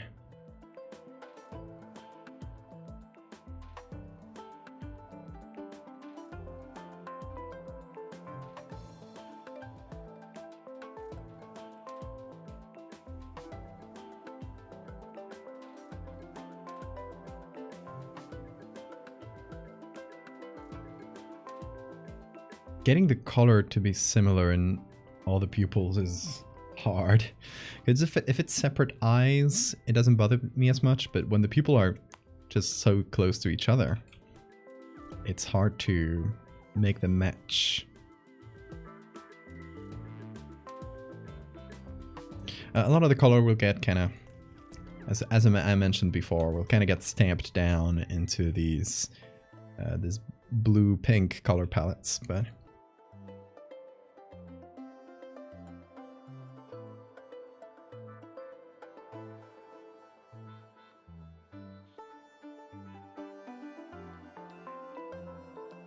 it's going to be the server owner. I mean, I can't technically see the thread. I would just not open it. If there's any moderating to do, Sora, can you please take care of it?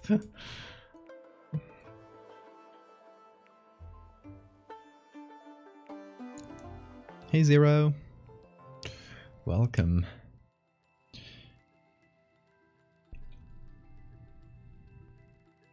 Okay, we'll keep working on the mega pupil later. We'll see how it works with the rest, etc.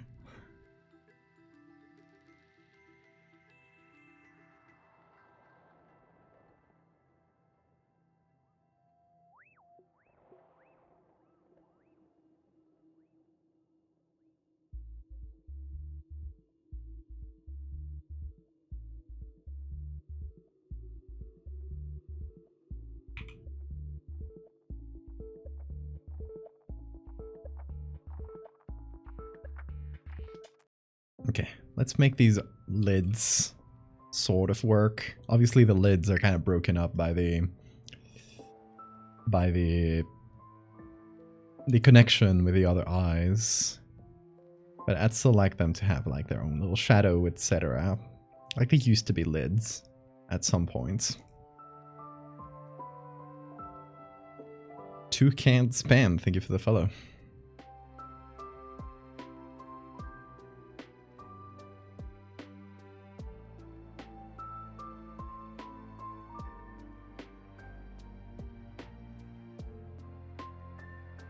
Oh, the cat is so cute right now. Let's see if we can take a good look at him without waking him up.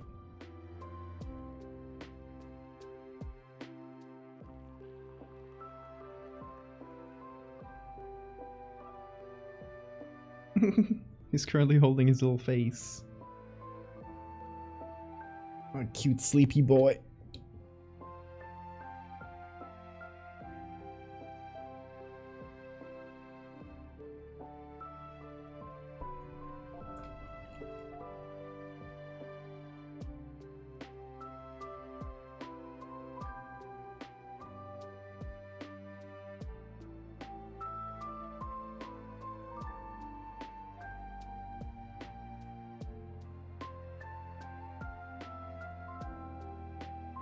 Okay, definitely went overboard with the color, and I accidentally went over the sclera and colored part of that. So we can't have that.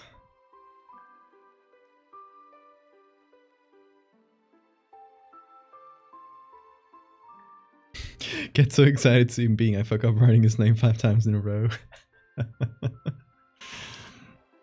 Oh.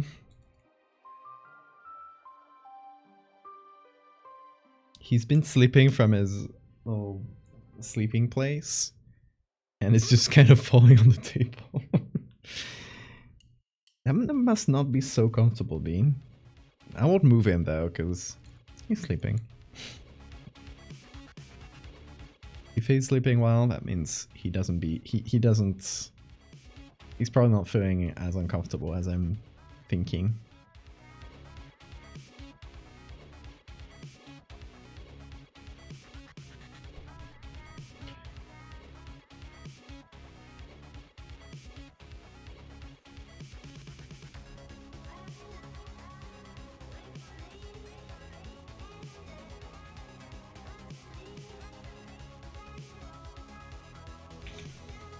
I got so many layers for just this pupil thing, the center eye.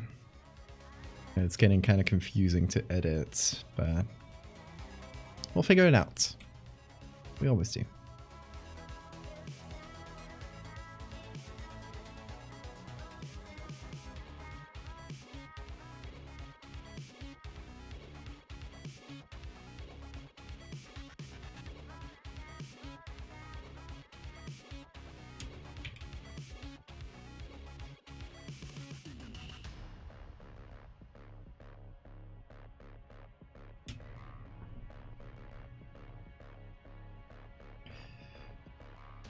All right, another thing I wanted to figure out is how we're gonna push the original face around.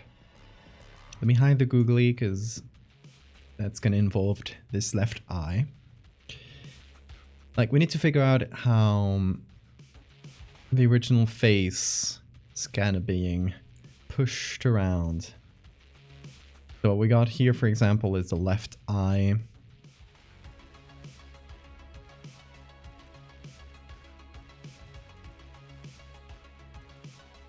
Which we can move somewhere around here compared to its original place here. Don't mind the empty eye.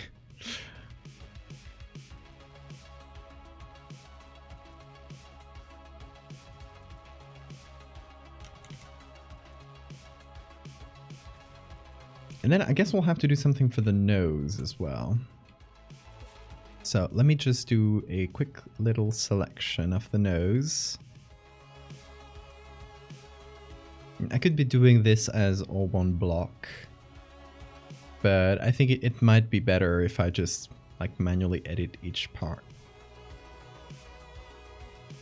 Yeah, definitely gonna push the mouth as well.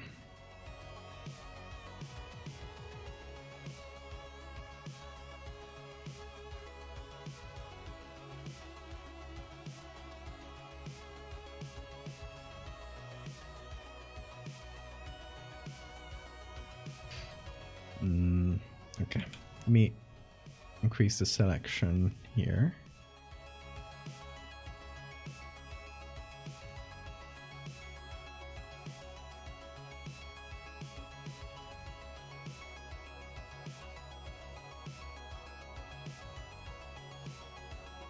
And then we'll be sort of breaking the nose.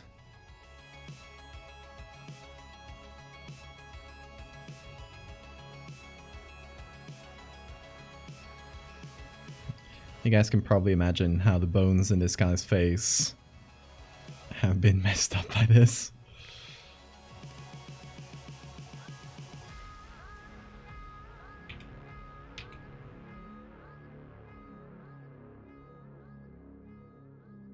Everything just being pushed around.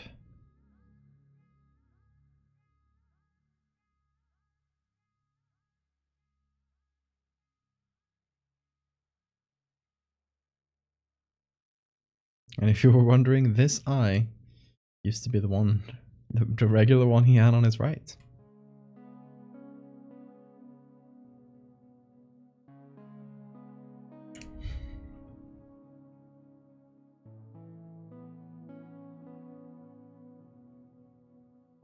All his bones are fucked up, yeah.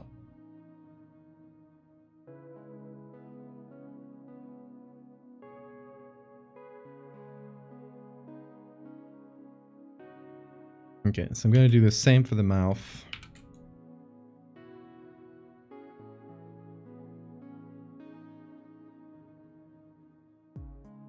Oh, wait.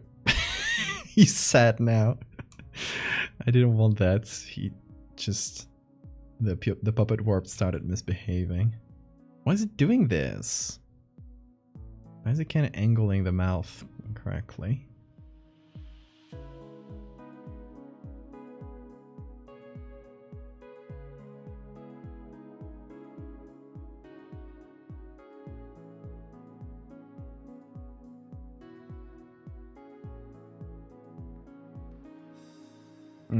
Too smushed.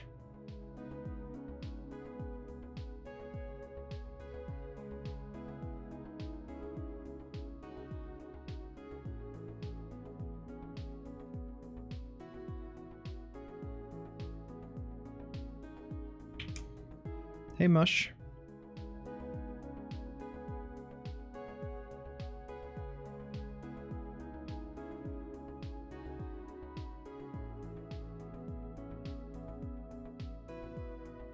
Still not entirely convinced about the nose.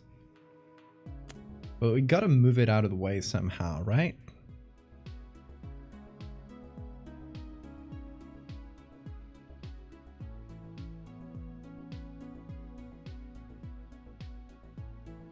I mean, either that, or we kind of let it be invaded a little bit by the eyes, but then we'll have to change like how the nostrils work.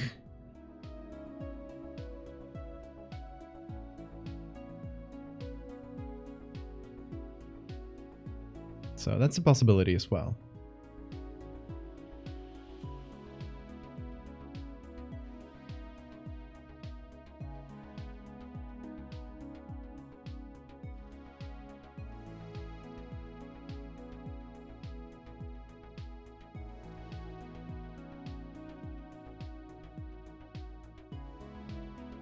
Let me call these, that's nose, mouth, right eye. It's on our left, but on his right. Always gotta flip it around. Can't you liquefy the eye?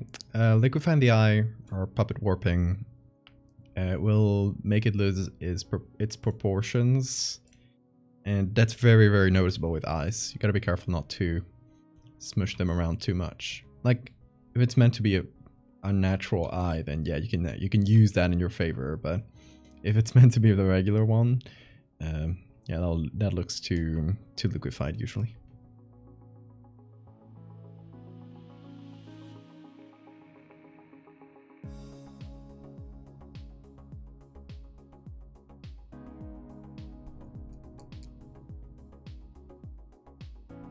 Let me go on top of everything.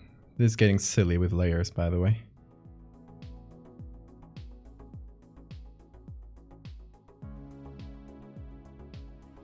Put the googly eye back on.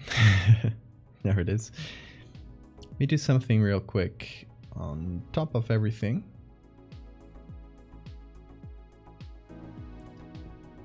I want to add a soft light layer. Eyes are good stress balls.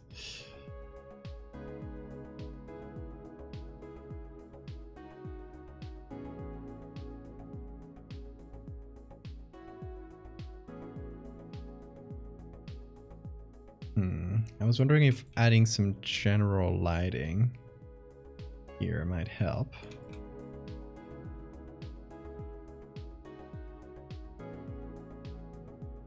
To kind of show the eye part bulging out of the face a bit.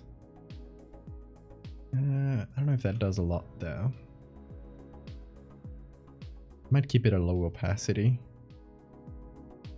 It does help a little, but it doesn't do as much as I would want.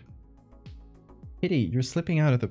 I'm gonna push the cat a bit. Hopefully he doesn't wake up.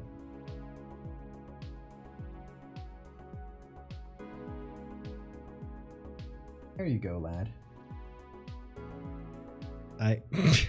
Hold on. I put him in a little... Okay, I wrapped him in the blanket a little bit so he wouldn't... Because he gets sleeping this way. So now he's holding his own weight. There you go. You keep sleeping. No. Why did that go so high? There we go.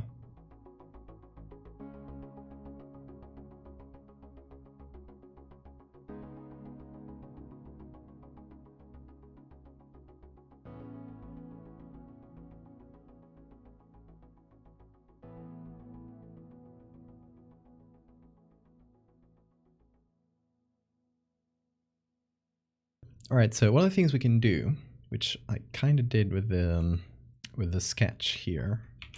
Gonna do something real quick here. Just gonna leave this sketch here because I like the shape I did, and I think it might just be good reference instead of just turning it on from time to time. Yeah, but there's a couple things that I like here. One is that this eye here kind of spreads below the other one. It's kind of invading the other area as well, which I like. I like that.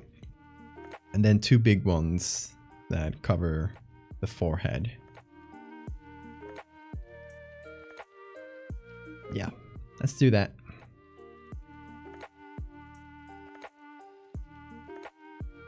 So let's see, we got some extra eyes. This one we used for the, what did we use that for? Oh, yeah, for some of the mega people. But we can totally reuse.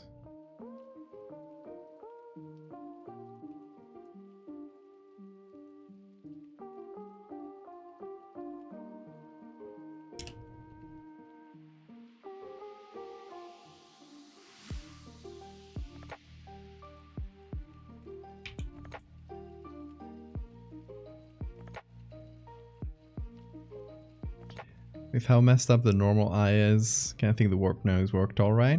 Yeah, that's good to hear.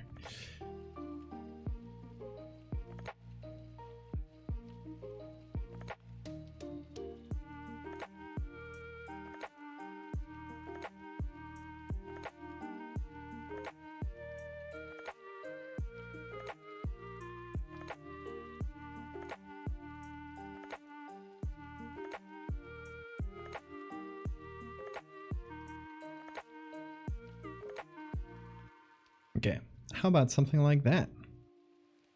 With a little bit of a connection between the two sclera. Don't really have a lot of sclera to pick from, but I'll figure it out.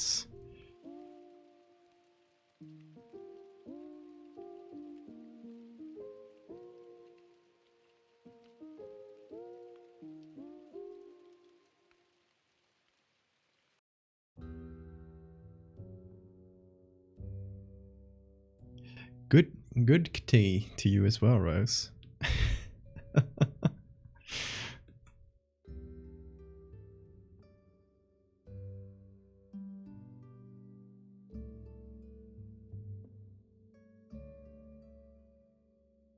Good times. Good times, Rose. Thank you for coming. See you on the next one, I hope.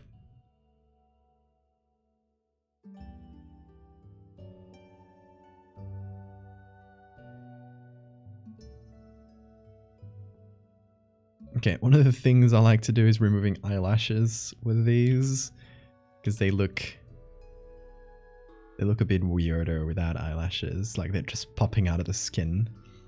So I don't like always entirely remove them, but I try to make them shorter or less noticeable.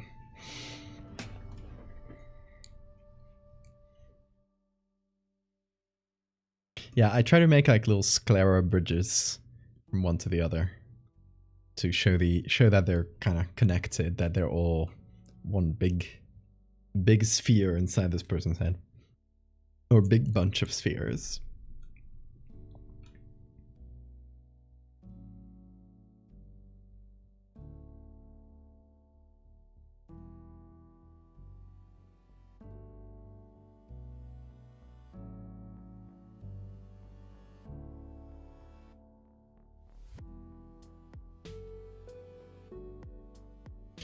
And this eye here, what are you, I9? Yeah.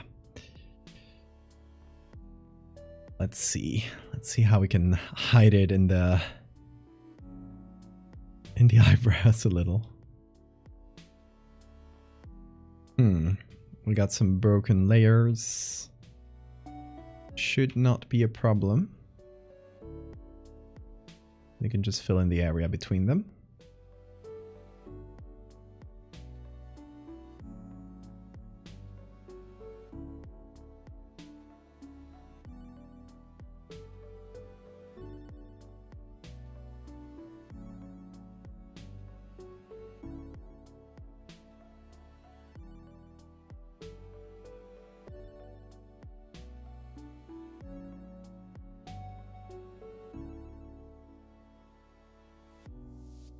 Also, just in general, don't mind the layer mess.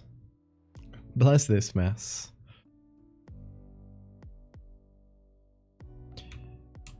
It's getting to the point where I'm mostly not caring that much about layer order. Because trying to order these layers would probably take longer than it would take me to just like finish it, finish the edit. So you got to do the calculation and figure out, does it make sense for me to spend a bunch more time on this like efficiency task? Anyway, I'm just justifying being messy, so don't be like me, kids. Googlies! Even more. Let's see. We have this one here. I'm actually going to make it a bit smaller so that we can still work around him. And should the googlies... Okay. I got an idea. Maybe the googlies should start branching out from the original fractal eyes. So they kind of just act as extra branches.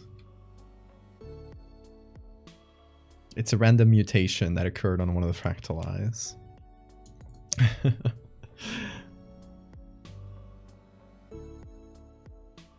Sounds good, Safin. Thank you for putting together this collaborative effort.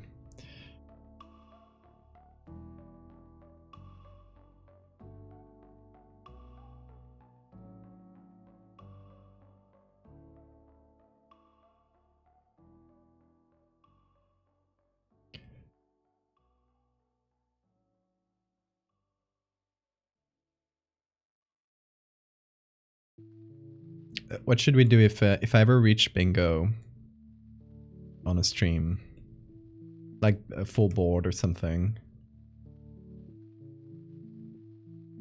What should be the consequence, the punishment?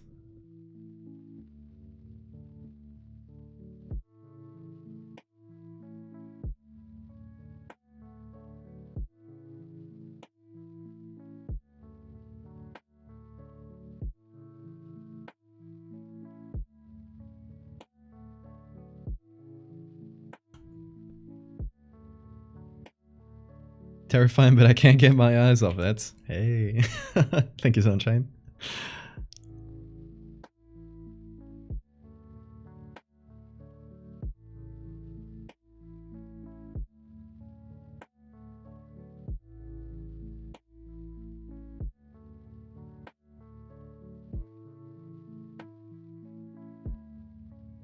Slipper too. You monsters. Mothman cheeks.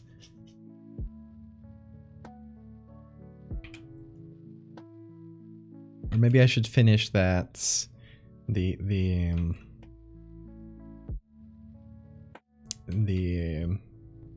Loveland Frogman cheeks that I started.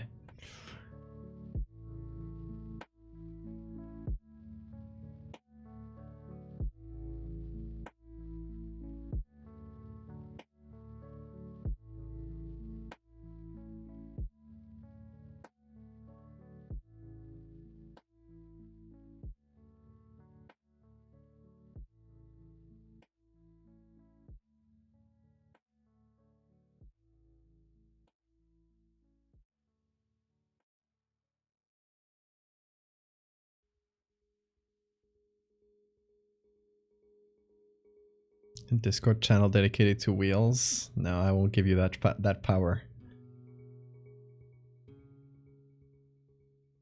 That'll be too much power for you.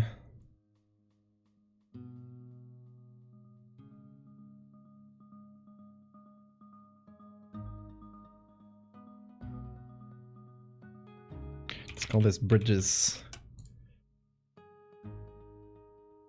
Because we're doing clever bridges. Foiled again. Hey Toxin, welcome.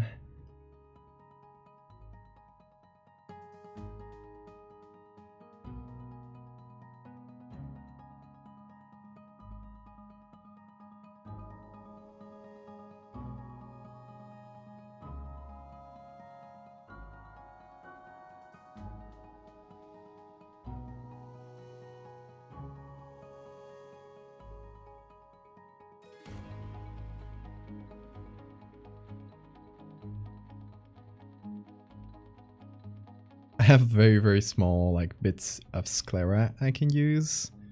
I'm trying to use that to the best of my ability.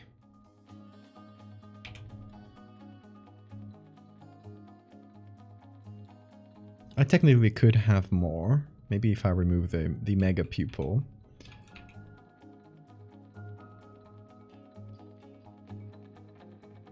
Yeah, if we need it, I'll do that. Just hide the mega pupil and kind of get bits of sclera from below it.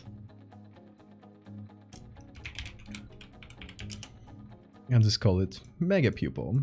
Yeah, we got a bunch more sclera to use below it. What if I use your eyes? I already did that not that long ago for the chat monster.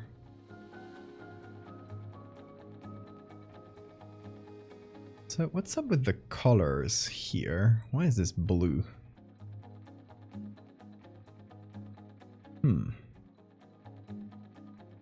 Ha, I got it. For some reason there was a blue color layer. It must have been something, a holdover from the previous eye, I have to assume.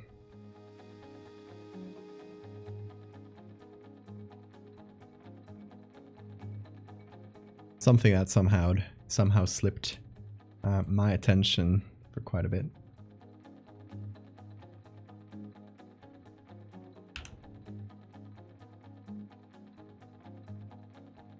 We'll get him. Anything to say, chats?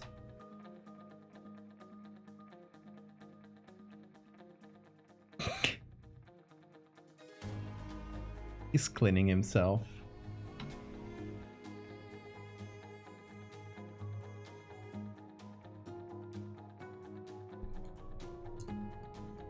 How cute.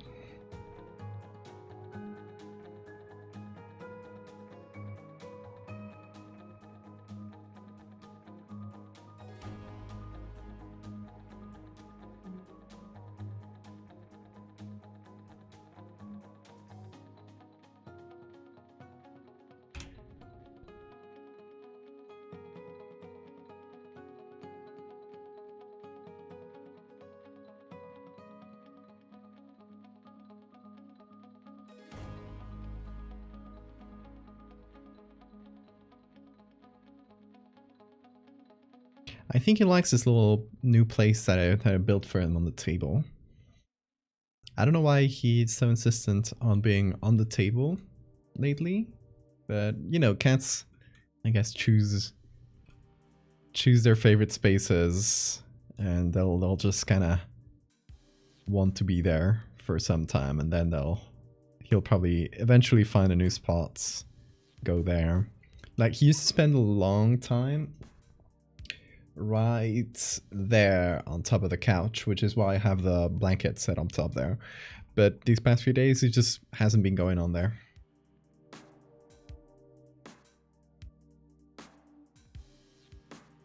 How many dead threads are on the Discord? Quite a few at this point. But you know, threads are meant to be this kind of temporary thing for the most part. Some have been kept going since some are like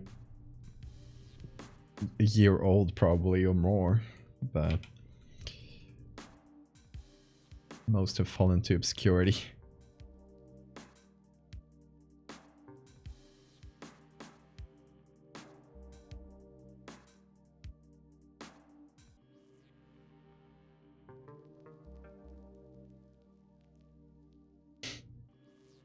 Fractal series is only focused on the land and humanity's interactions with it. I would like to see some posts about how the spill affected oceanic life.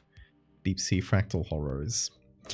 It's a bit late in the series for that, since, you know, the series is just being progressing forward and forward into like human apocalypse. But maybe when I'm done with the series, it would be fun to kind of go back and revisit and do like little stories sets in different parts of the timeline. Kind of just like individual little stories. I don't know, that's a possible plan for after the fractal series. We'll see how it develops.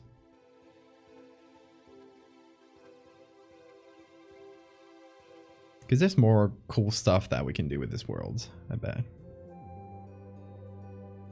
This pupil is too bright, especially compared to this one. Let's see if I can darken it enough. There's anything immune to the fractals? Not really.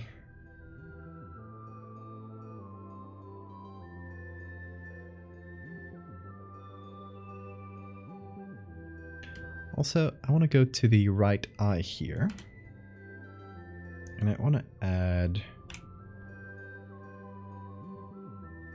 some of the brown color to it. So, you know, the color across each eye is the same one.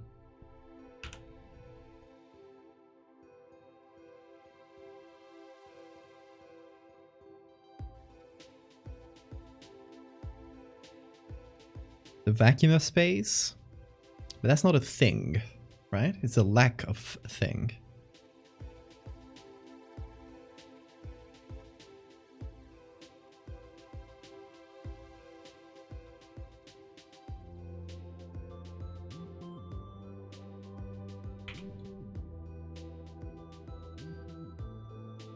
So you couldn't really say, like, that's immune to the fractal.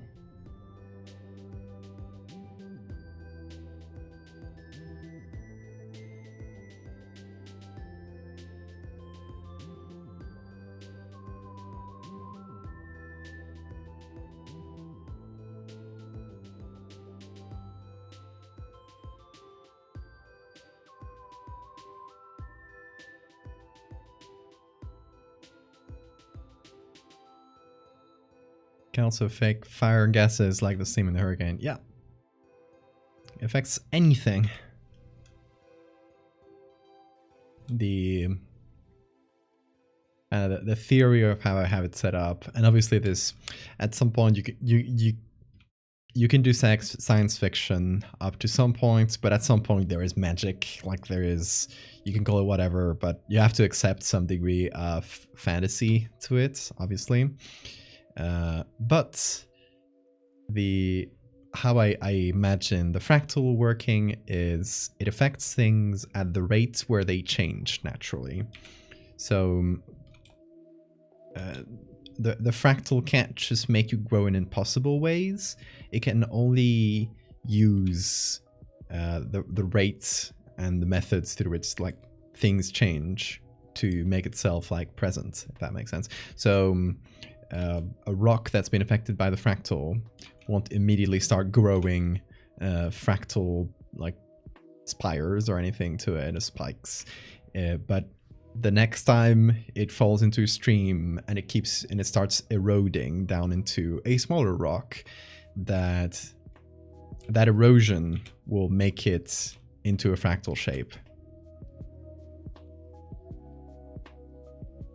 So in this world, even though we're only kind of seeing it in living things and in like volatile things like liquids and gases, etc., the fractal has already kind of affected everything. It just hasn't shown it in most places. So in millions of years, we would see like the fractal affecting mountains and eventually continents. We would just get an entirely fractalized Earth.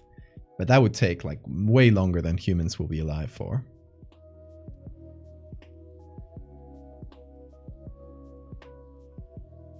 That's kind of how I conceptualized it.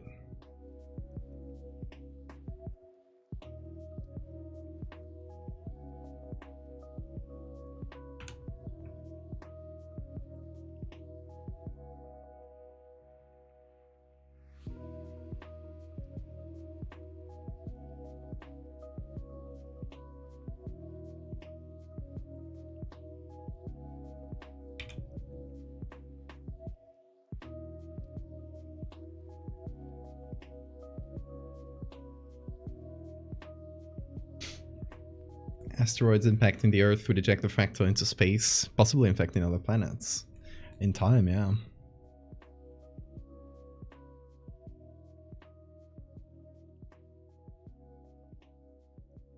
You should fractalize yourself now. Okay, let me get rid of the mega pupil. Bye. That's only to make bridges. Don't mind the horrible sclera with some bits from lower eyelids showing through.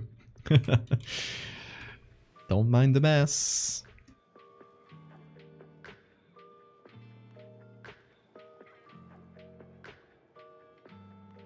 A blog from Googliel after the Fractal series ends. That's a twist. Googliel existed in the same world all along.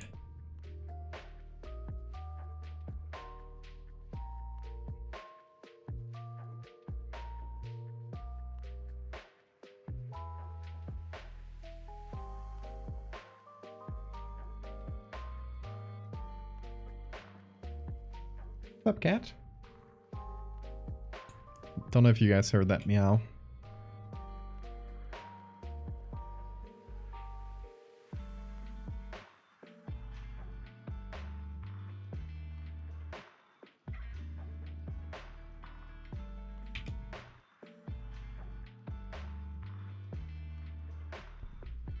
What are you doing, cat?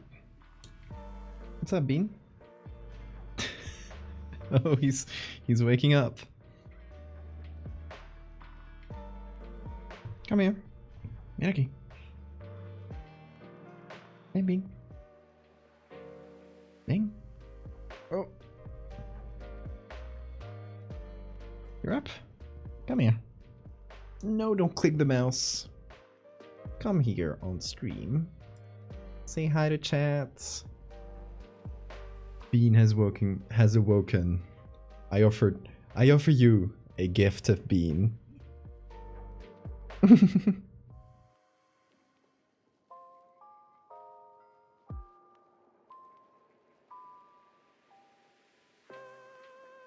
What's up, dude? What you looking at? Looking at? Oh, he's purring.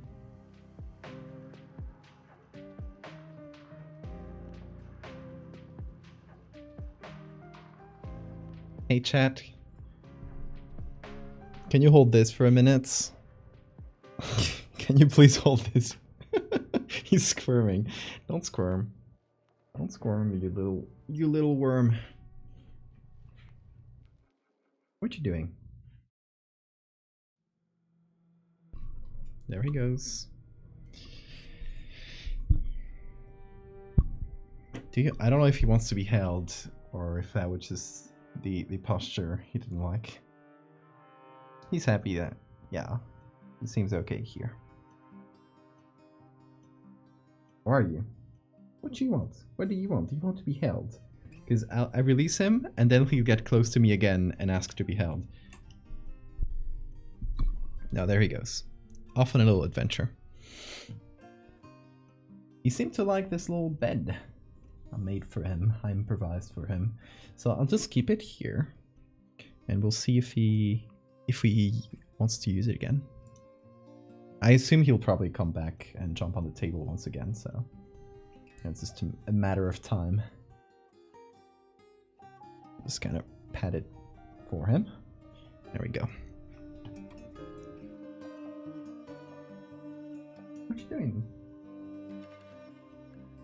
What does that mean? You can go out the door. The door is open today, so he's kind of looking at the door kind of wistfully. Like, open it for me. But like, it's literally open. Well, he'll decide for himself.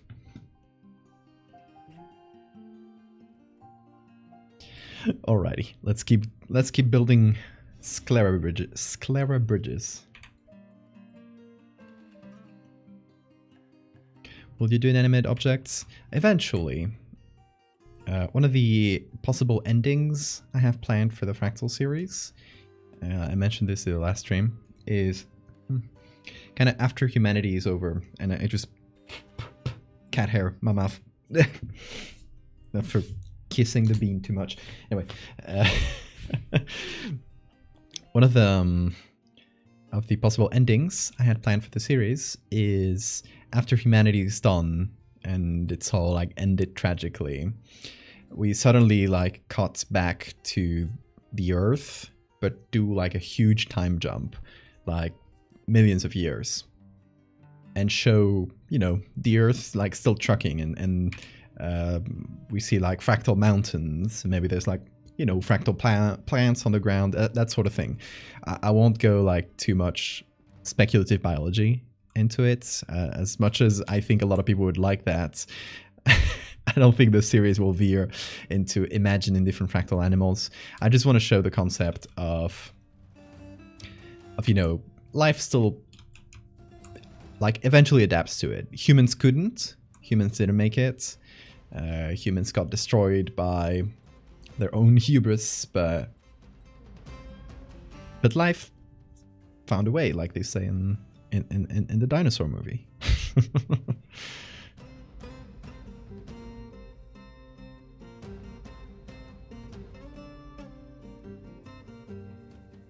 We'll land the shadows on the giant eye. The shadows are very much not done. Do not worry. It's as I always say with Photoshop, it'll look like crap until it doesn't, so just be patient. And eventually, it'll look like something.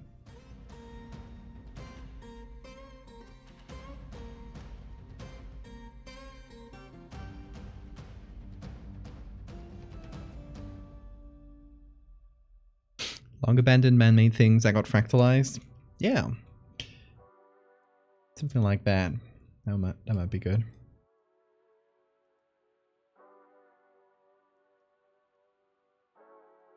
Val is a wizard. I am a computer wizard. Fear me.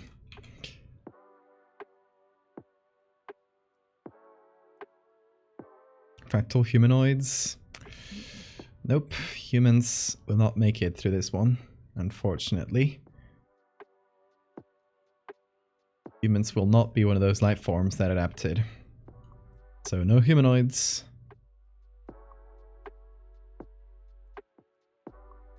It is, at the end of the day, it is an extinction story. It's a classic apocalypse.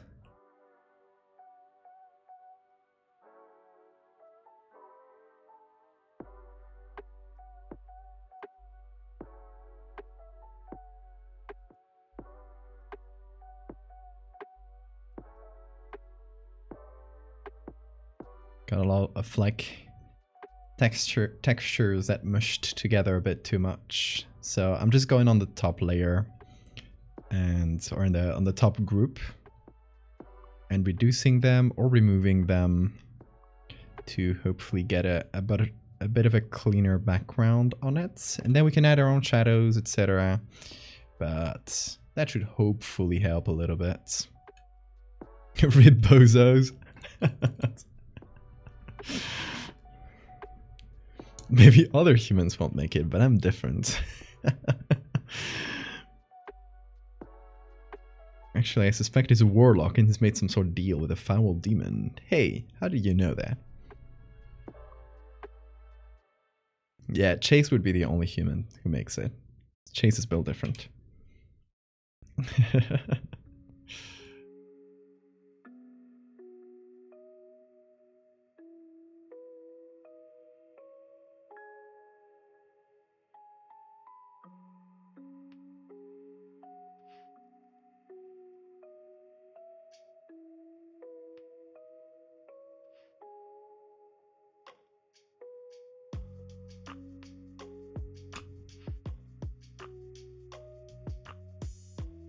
For some reason, the ickiest eyes for me are these small ones that kind of pop out of the skin, because they just feel like they're not really formed yet, and that just I don't know. I don't like it, which is good. It's what we're aiming for.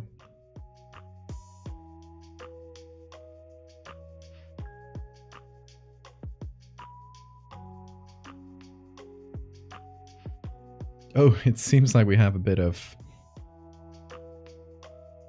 an eyebrow situation. Should we? Okay, that's a fun idea. Should we keep like remnants of the original eyebrow that just made it in, or should we just remove that?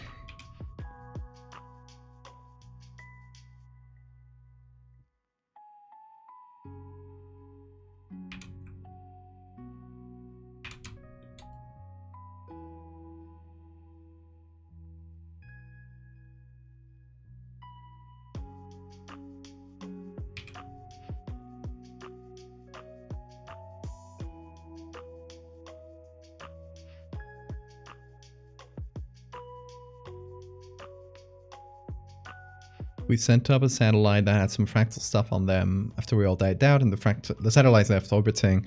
Would they be fractalized? I mean, at the rate of decay of metal, but satellites, I think it will eventually, like, if left up for millions of years, will just eventually, their orbits will end up decaying to the point where they fall on Earth.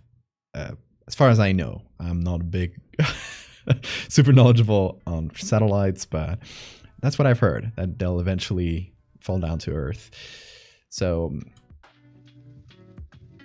maybe if they're full of fractal juice, when they get destroyed, they will explode in little fractal pieces. But I don't think there would be a lot of change other than that.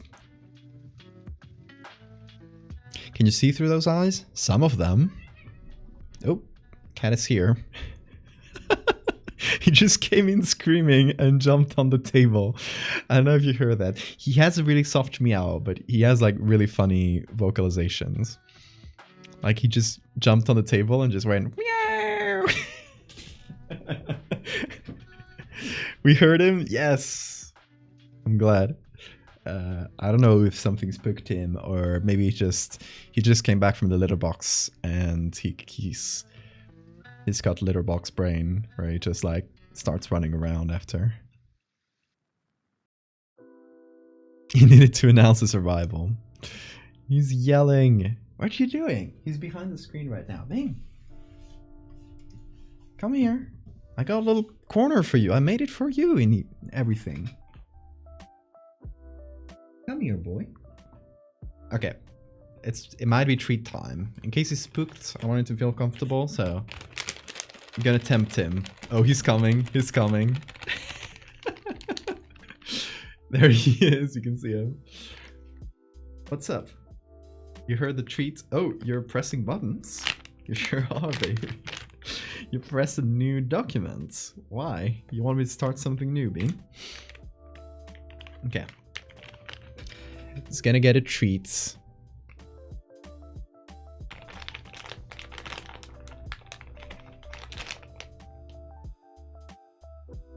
That'd be nice. Okay, hold on. He has something really fun he does when you're gonna give him treats. And you pick him up.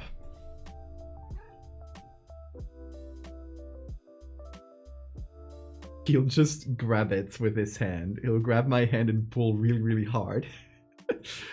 Okay. Look at him. You got the treats. You can get the treats. You little beast. You little creature. You got your treat. You got your treat. You can go now. That's it.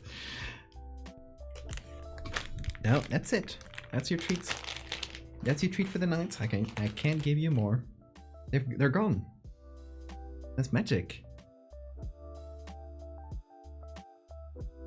Hey.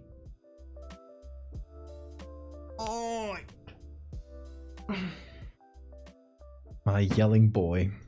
You want to say something to chat? You want to say sorry for yelling? You want to say sorry for yelling? The beast wanted snacks. He goes crazy for this stuff. You don't want to say anything to chat? Okay. Nose kiss. Oh, he's purring. Hopefully that comes through in the mic.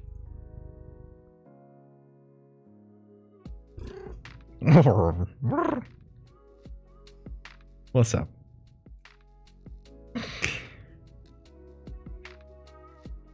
He makes the funniest little noises. He's been making more little noises like this. I guess as he got more comfortable. At first he didn't make as many like vocalizations, but now he's constantly just announcing his presence and yelling and making little noises. He's not an annoying cat at all. He meows very softly, so he's not like he's gonna wake you up with like screams, but he'll come into a room and announce his presence by just making a weird little noise. I can hear him rumble. He rumbles. And he's currently sitting on my on my tablet and trying to chase my sweater again. So I guess the tablet is like slightly warmer than the rest, so it's just sitting on it. I can't work. He wants to draw. If I give him... Okay, hold on. Let me make something. I'm gonna make a new file. I'm just gonna open a random file. Give me a moment, Bean. I know you're eager. Gonna give him a pressure pen. Just gonna put it here. All right. I'm gonna point at the bean. Let me see. Can I clip this lower? Yeah, there we go. Okay, Bean. Now, you're gonna show us your art skills. That's the tablet. Yes, indeed. Okay. I want you to pick this up and try to draw something on it. How about that? Yeah, pick it up with your mouth. You can do that. Okay. No? Okay, I got an idea. I'll just place it on here and click it. And, oh, he wants to open a new document. That sure won't do it. Okay. Oh, there he goes. So I just placed it, clicked it on, and every time he moves it, he's drawing. So we're getting bean art. Want to get it, Bean? Oh, there it goes. Oh, there it is. There it is. I'm just putting it on the center every time. So if he does something... Okay, that's bean art. Bean made that. I think it's his signature. Okay, you want to do more? Want to do more? Want to do more? I drew that, so that doesn't count. Want to do more? Come on, go for it. Go for it. Come on, lad. You don't wanna. Okay, I think that means he's done. So that's bean art right there. That's better than anything I've ever made. He's so talented. Oh my god. Okay, let me crop that, because that little spot it was me, wasn't Bean. So let's crop that to what he drew. And that is bean art. I'm gonna save that. Oh. Save that in my desktop.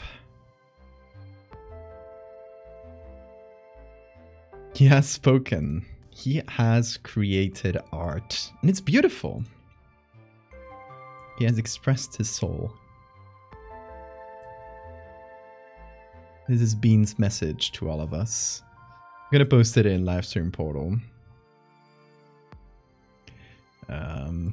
Let's see. There's Bean art.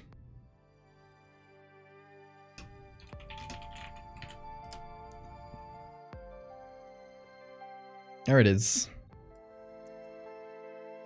Okay. Now, Bean, can I do some art? Are you done expressing yourself? You done being creative for the night? Do you just want to sleep a bit? Someone needs to create an artwork based off of that. I like that. Maybe that could be a challenge for us. Oh, you go. Yeah. Go to your little bed that I made for you. Oh, and it's... Oh, he's kneading. The kneading, I assume, means he'll go sleep on it momentarily. Okay, let me switch back to Photoshop. There we go. And there. He's kind of sitting on my mouse right now, which means I can't move it around too much, but still.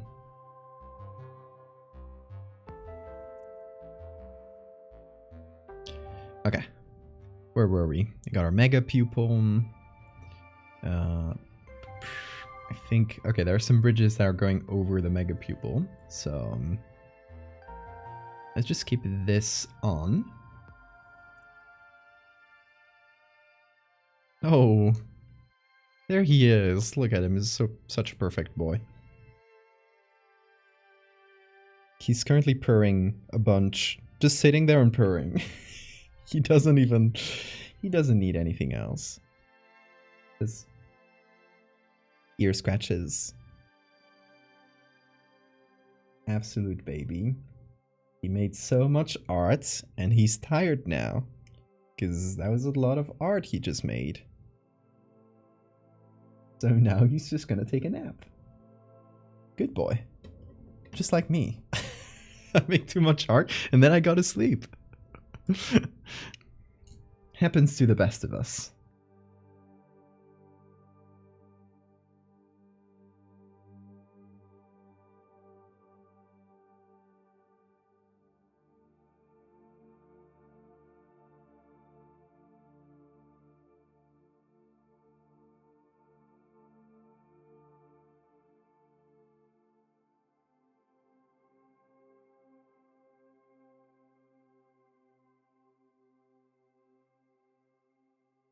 This eye here is like way too bright. So let's fix it up. Let's figure it out.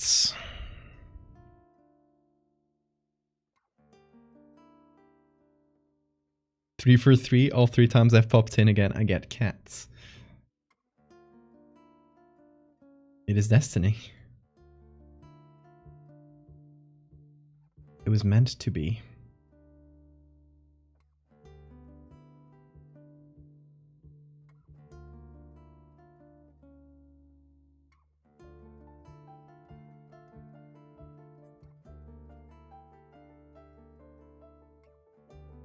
The cat is practicing self-care.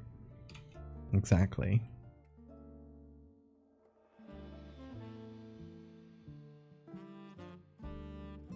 Bean says, even if it looks easy, making art takes a lot of your brain energy out. So you gotta sleep after. He's so right. He's currently in the exact same position you saw before, but with his eyes closed. And I think if I move the camera, he'll open them because he'll just have something new to look at. But yeah, he just opened them again. But he was so cute. Let's see. Falling asleep speedrun. Any %. There he is.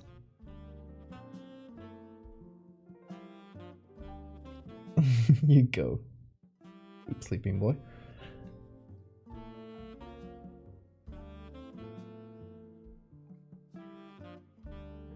Okay, Mactul. Have a good time zone as well. Thank you for being here. World record pace.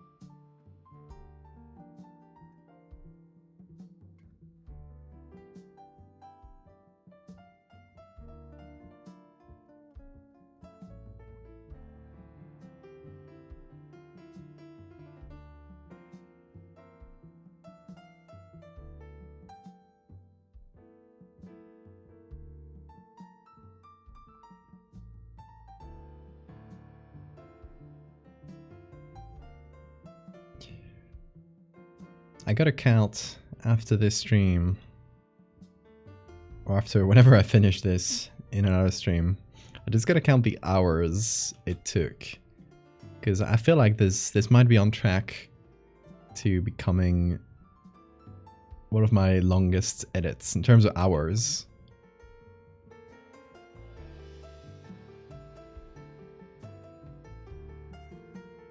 I don't know, just a guess.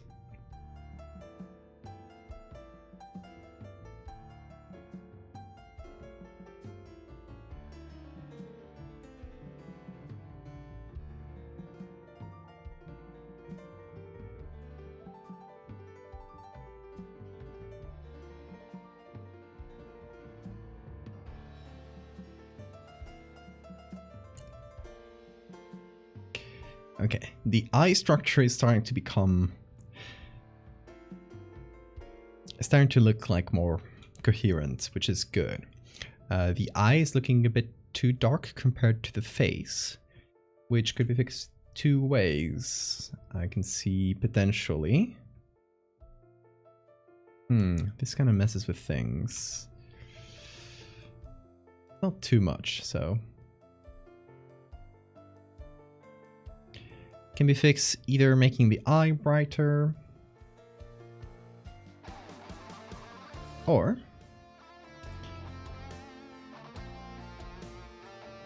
by going below the eye and making the background darker, which I think is a bit of a better option.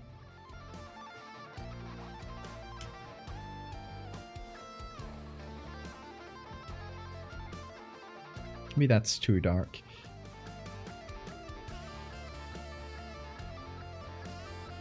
It's going to increase contrast a bit. Another one for the bingo board. God damn it. What did I do? What did I do?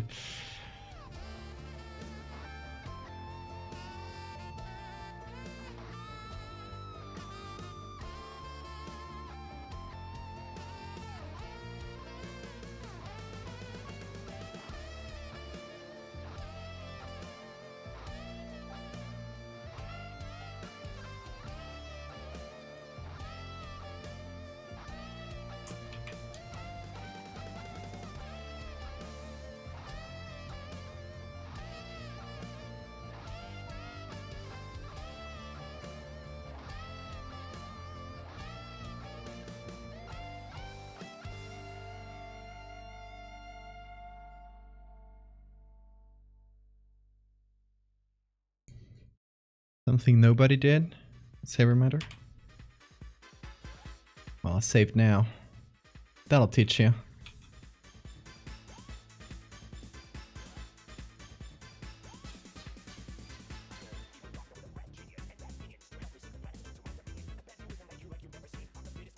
Oh, I just noticed the cheek here is kind of weird. Because we got two mustaches. Mustaches? How do you even do the plural for mustache?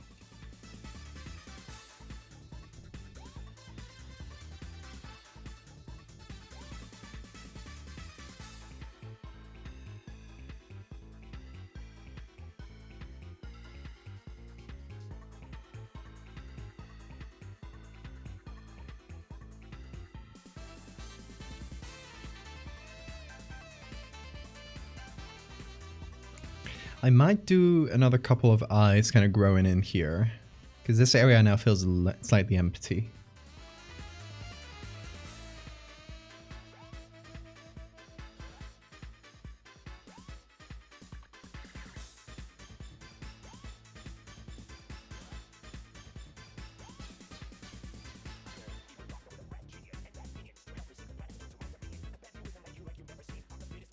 Okay, so hopefully I'll make it look a bit more cohesive once I start putting these shadows kind of below the eyes. Essentially kind of creating the eye shapes.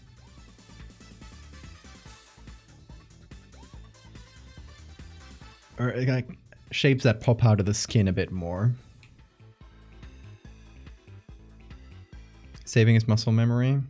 I wish it was for me. I always forget. When I get into the groove, basically, it's really easy for me to forget to save. Which is why I have the saver matter set up, because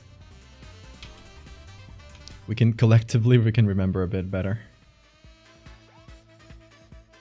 But yeah, I forget a ton. What if the mustache also gets fractal? It just starts twirling and twirling and twirling.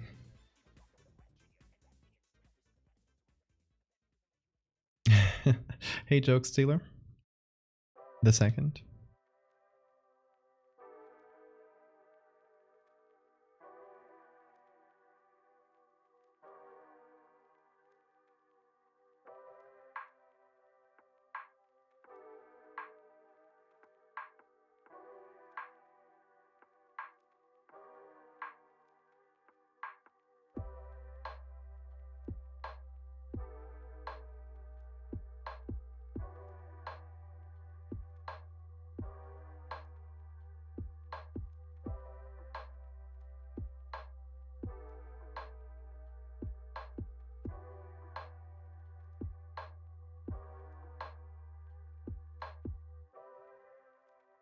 So I'm putting shadows below each of the eyes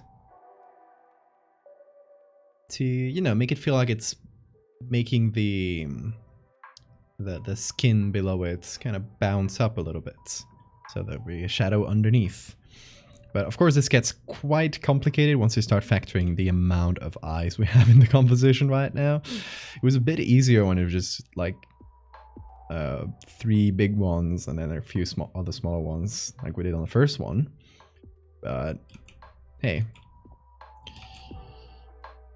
now we gotta figure it out, since I put myself in this situation of making an even bigger version. I watch speed paints on YouTube and automatically hit Control S every so often. I love that. I wish I had that muscle memory, but I don't.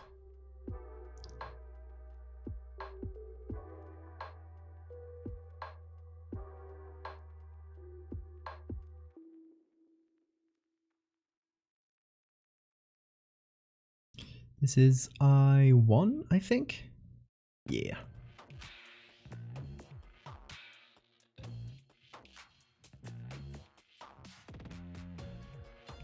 I'm gonna try and remove a few of the eyelashes. The problem with removing a lot of the edges of each eye is that it'll make things look very flat. Like things around the eyes will just look very flat, like the skin doesn't wrinkle or anything. So I've got to figure that out as well.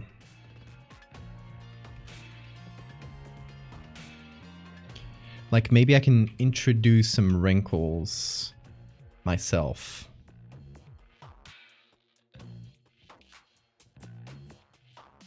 But add that on top. Like add that after, essentially.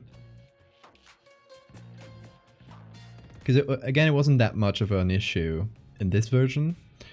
But in this version, it's kind of weird, like having a smooth transition between this eye and this one, when it's kind of making an angle here, so there should be a wrinkle naturally there. Does that make sense?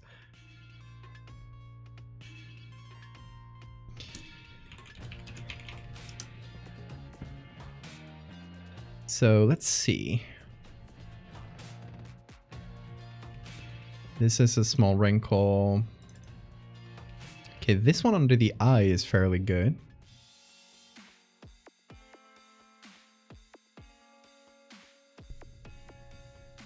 I'm gonna try and remove the eyelashes, you said, as I was pulling a loose eyelash. I am seeing you. Manual wrinkling. Little gay ghost, thank you for the follow, great name. Okay, so here's how I can do this. Gonna do a high pass. Oh, that's not a good high pass. Gonna do a good high pass. There we go. Gonna do a desaturation. Put that below. And I'm gonna put this in hard light. It's gonna make sense. Don't worry too much. It's just I'm making it and I'm making making a base wrinkle that then I can then apply on a bunch of different places. So this little wrinkle here, the skin around it might be a bit too much, like we can see the pores too well.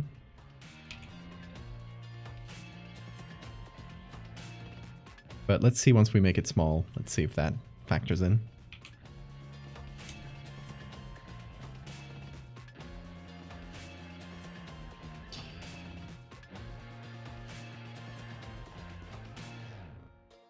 So we can use this one for a thin linear wrinkle. And we can put it in overlay or hard lights depending on how strong we want it to be. Okay, so I'm going to make this into a smart object. I'm going to create a copy and just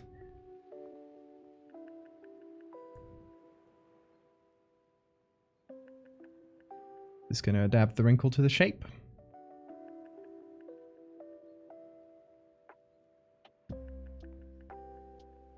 And since I made a copy, I could just put this anywhere.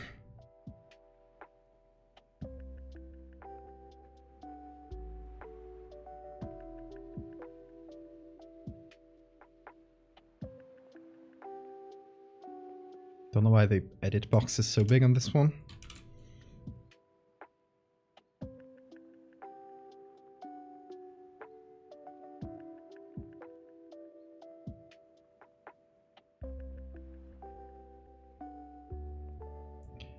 But yeah, kind of more of a proof of concept. We can do more wrinkles in different places once we're finished, like setting up where each eye goes. Because right now I might just change some of the specifics. So if I add a bunch of wrinkles now, they might just not apply in some time. So yeah, for now we'll just keep them like this. Gotta group this up, call it wrinkles, because with it I can also create a soft light layer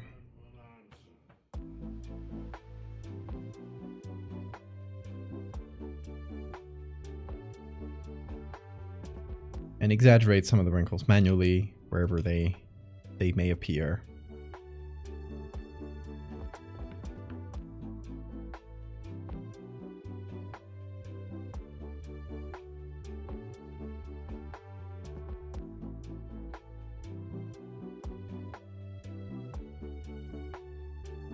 Which will help them look realistic.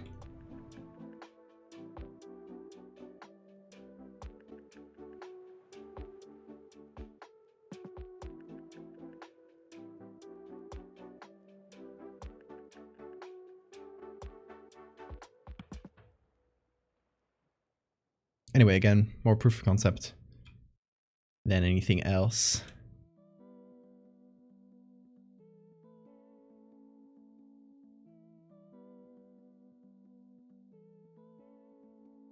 We'll see. We'll probably add more towards the end.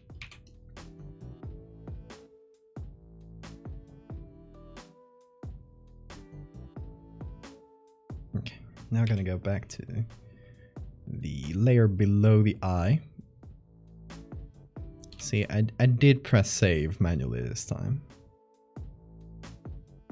Sometimes I do remember. I don't know what triggers it, but sometimes I still have some memory. Not a lot, but some.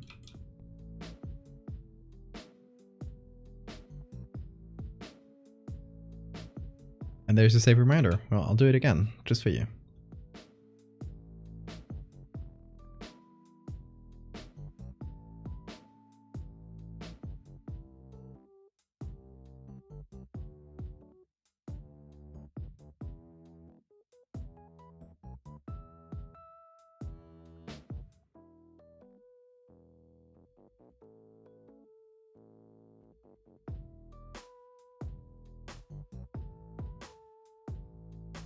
So let me see something about the original photo. Yeah, okay.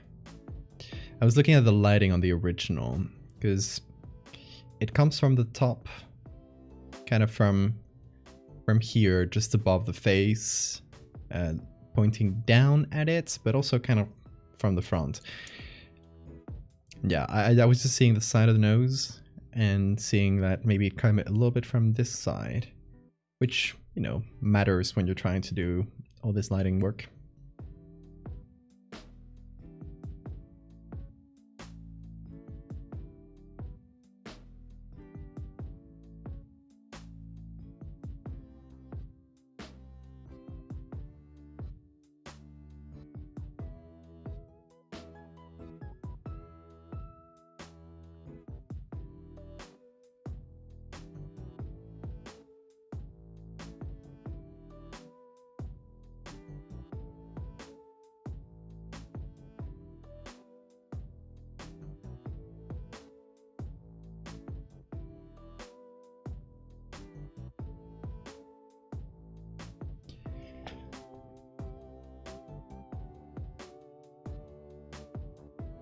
These eyes on the top are looking weird. I just hadn't looked at them for a while. Looking awkward. That's fine.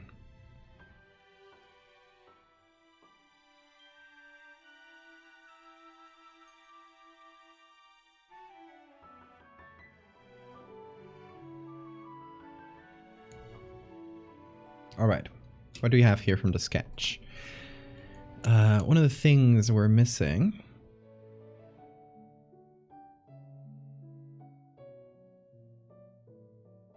is one of the small eyes kind of popping up from here. We can just reuse any old eye. Probably one of the small ones, although we've used that one so much. Maybe the toucan one. That's I2, it looks like.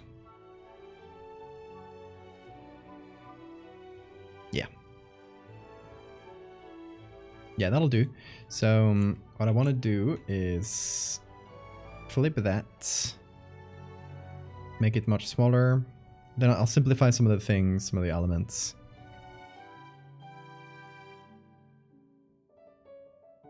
The OG sketch kind of looks like what an ancient human's interpretation of googly owl look would be.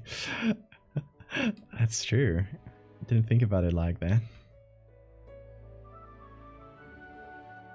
But it is absolutely googly owl-ish.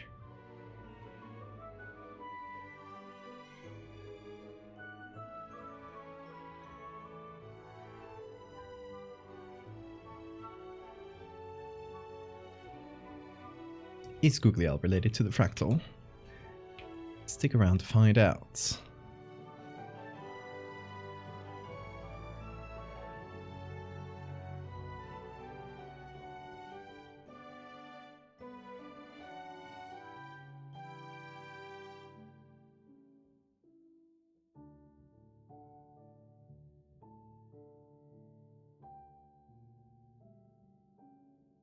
Okay, just one more little eye in that corner.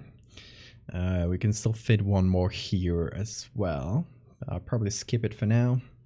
Okay, what I want to have is two more big ones that take over the forehead here. Welcome to game theory.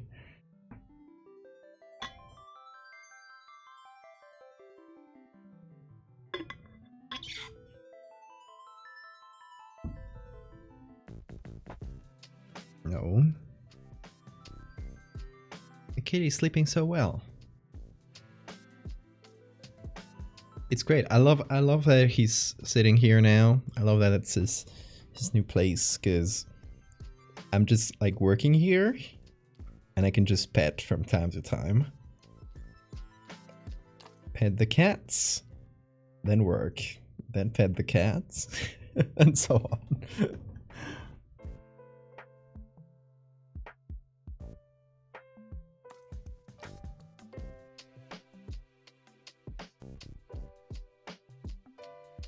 Oh my god, Zero! I just saw that. Zero painted his paint bean. So cute. I'm gonna save that. That's going to the fridge.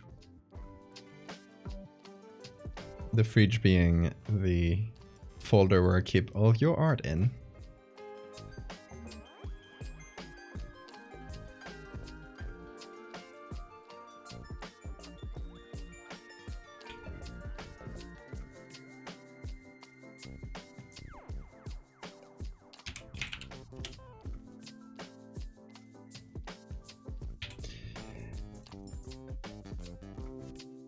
I should have art that you guys made scroll around at in some of the screens for the stream. Like maybe before the stream starts, while the speed paint is going through. We can have like a little corner where a few images scroll through. I think that might be cool. It looks great, Zero. I love it.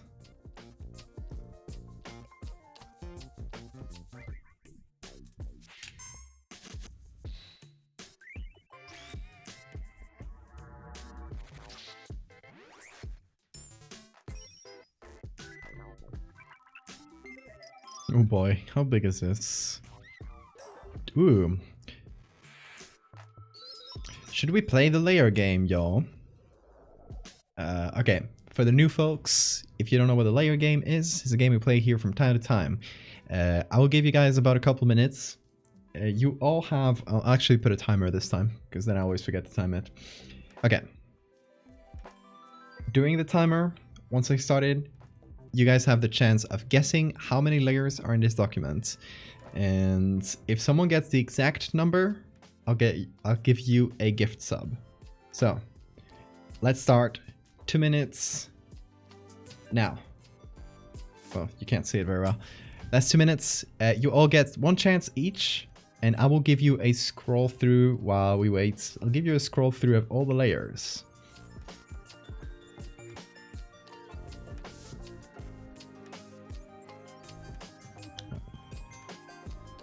And opening all the groups.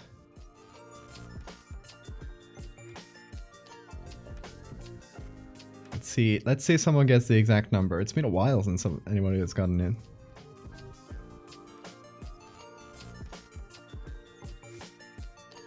Opening all the layers. Still not there. We got there. There we go. One chance each. You guys got 1 minute. So go for it. I'm scrolling through them. Bottom to top right now.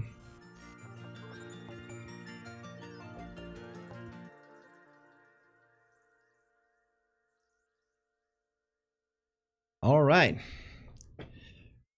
Let's see. I want to see your guesses.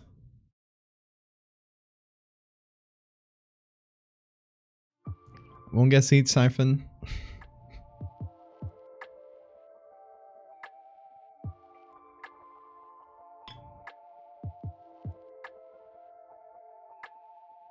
Ooh, you guys got 30 more seconds. I'm seeing some really good stuff.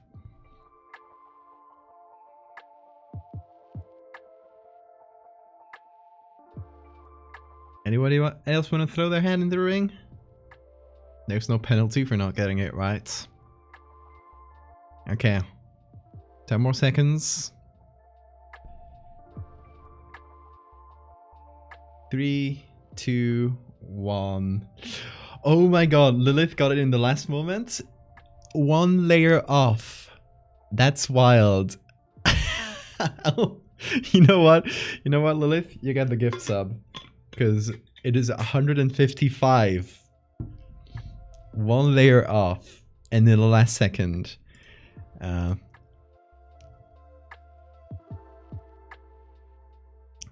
I'll give you that gift sub because that last second was really good. Okay, let me remember how I gift subs on my own chat. Yeah, I gotta open the chat on my end. And yeah, it should be over here.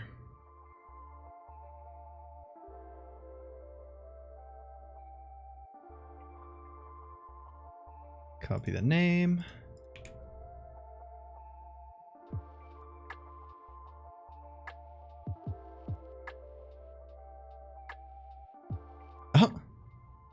Weird. It's telling me it's not available for this user. What the hell?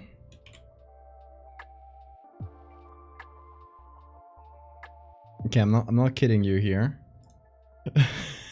I'm gonna show it on screen. Did I copy the name right? It does seem right? That's the user, it's a profile? Yeah. Tell me not available for this user. Huh. Let me reload.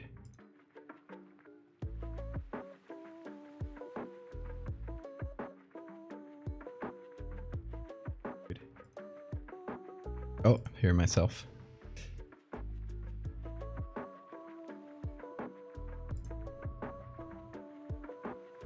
Yeah, still giving me the same error. Damn. Didn't give it to Budget Griffin. I think they were the next closest. Yeah, that was really close as well. There's a penalty this time. You get drift in the fractal juice.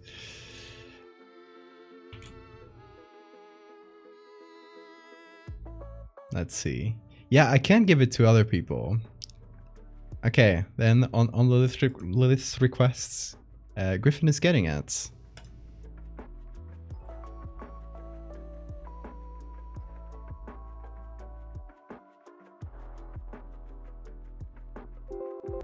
There it is.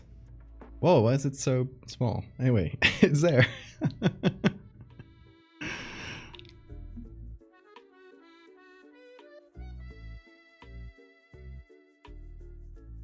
Oh, Lilith, it's because you're already a sub.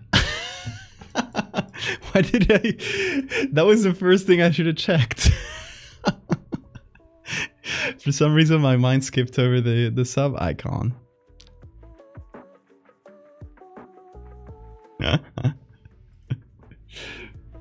Oh, thank you for passing it along, Lilith.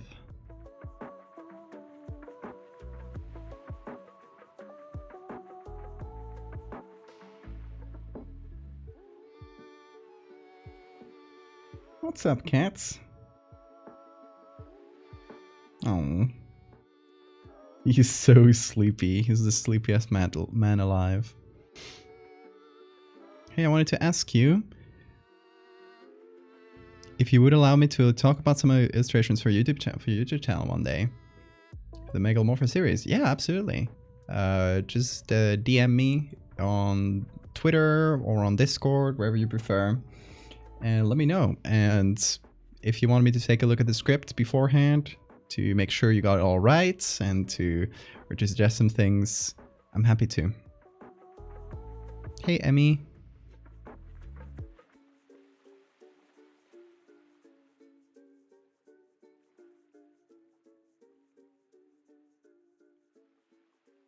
All right. Let's see. Where were we? Yeah, we're gonna need a lot more wrinkles because I like how they look. It's gotta look wrinkly. I can definitely paint some wrinkles too. Let me see. What if I put overlay?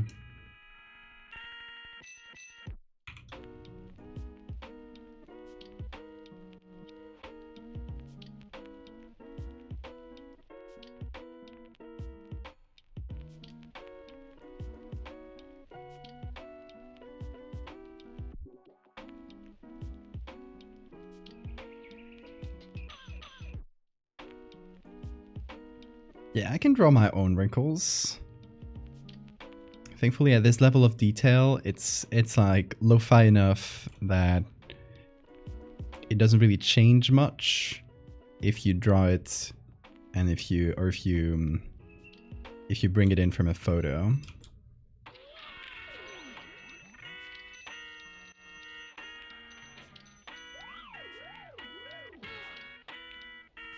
Because it's going to be really grainy at this size.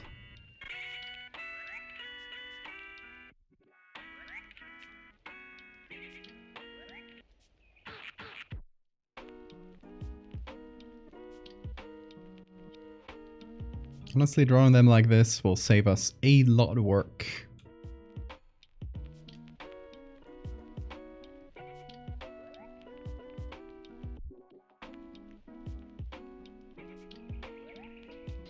So yeah, talking about YouTube videos, the Curious Archives video that they did on me is like close to 1 million views. It's pretty wild.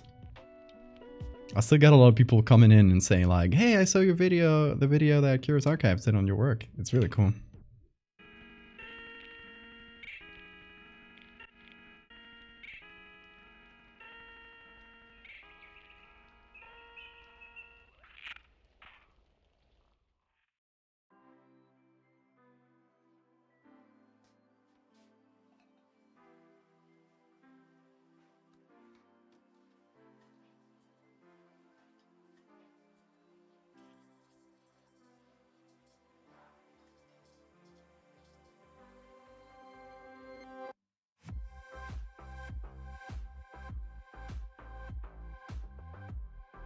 What's up, cat? Look at him right now.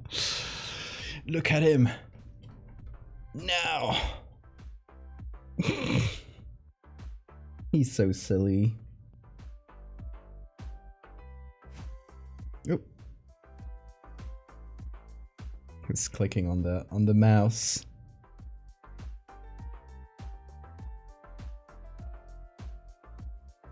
Ah, it's hard to point the camera.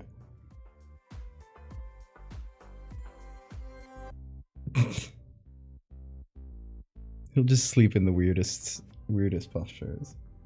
Aww. Funny to see on your recommended, like, hey, I know that meat planet. Yeah, Terry's a thumbnail. And the thumbnail just says meat planet, which is really funny. But I think that's, you know, the image itself, I guess, is what brought a lot of people in and make them see the video, because my name is not like a household name that people would say like, hey, this is a video on the work of someone I know. It would just be like, oh, that's a meat planet. And then they get to know me like through that, which is cool. You sleep, kitty.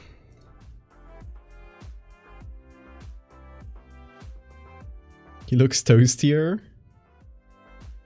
As in the colors?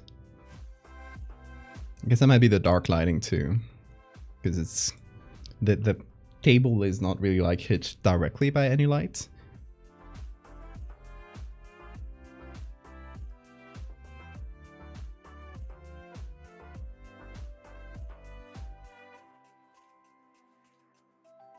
I'm gonna have to draw so many wrinkles. And as I draw wrinkles, I guess I should also draw little highlights and on the other side. Just make everything kind of shiny and gross. That's important too.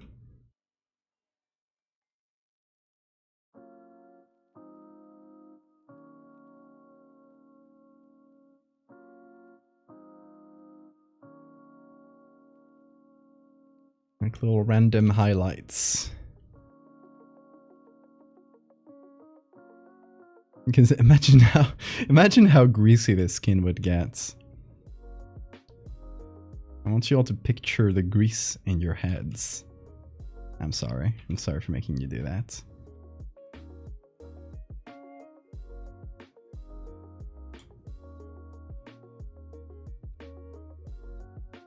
It's a bonus to people who do know you. Yeah, I've also had people say like, hey, like people that already knew my work saying like, hey, I saw there was a video on you on Curious Archive. That's funny too. You get it both ways. You get people who already know me, and then people, I think most people would fall into the camp of discovering my work through that. So yeah, honestly, he did a great job just representing what I do. So it's a really, really good way of introducing people to what I do.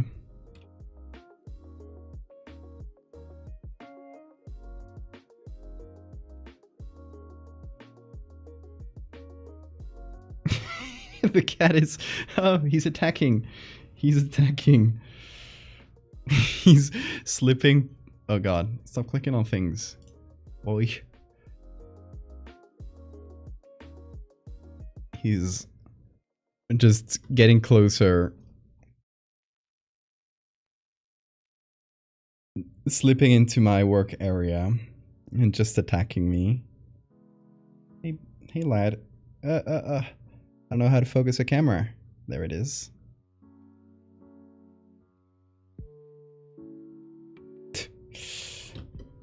Silly.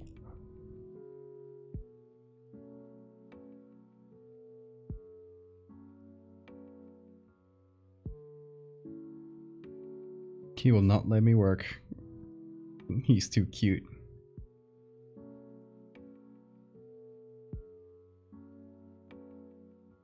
Hey. Don't scratch that. That's a graphics tablet, and if you scratch it, it'll stop working, and that's a really expensive replacement. My silly boy, come here. Capture the goblin. I capture you. He was trying to scratch the tablet, which is no good. That's no good. Can't let you do that. It's gotta distract you. Gotta find yourself another toy. Oh, he's so sleepy. Yeah, you can see that toy right there. That's your little rat. Let him do it. 1984. But with more kisses. Okay.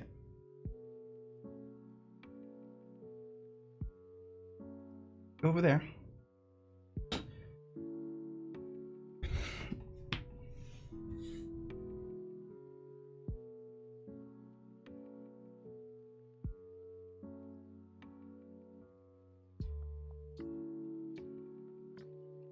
Imagine crying or having an allergic reaction with those eyes. Ooh.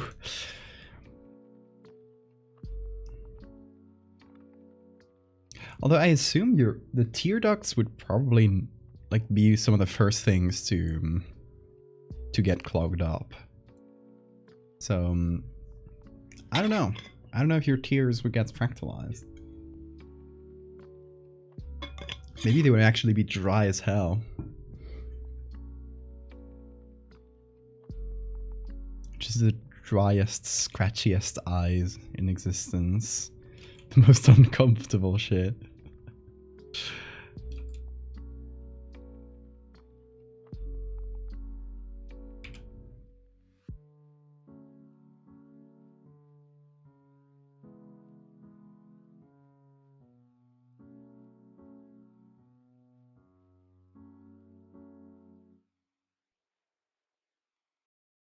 Okay, before I continue with wrinkles, we need to figure out a couple more eyes.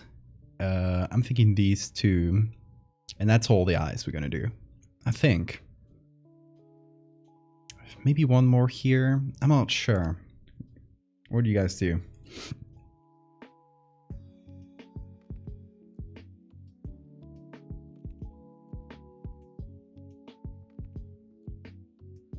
Alright, so let's go under the mega pupil. Under here. Okay. That's where all the eyes are.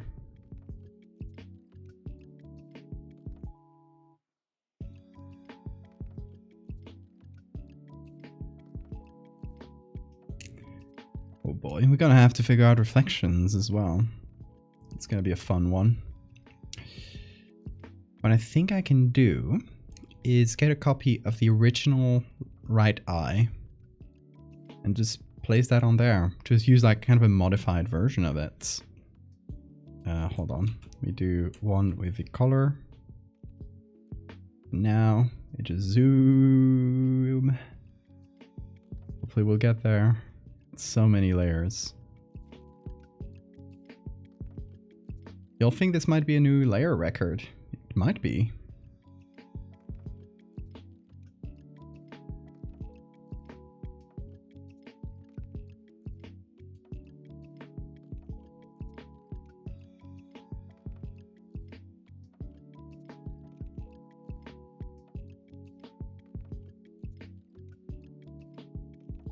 I think this could reach the 200 mark.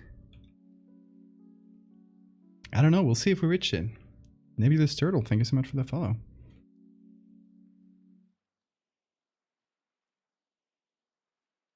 But I'm thinking it could potentially reach that number, which is kind of wild.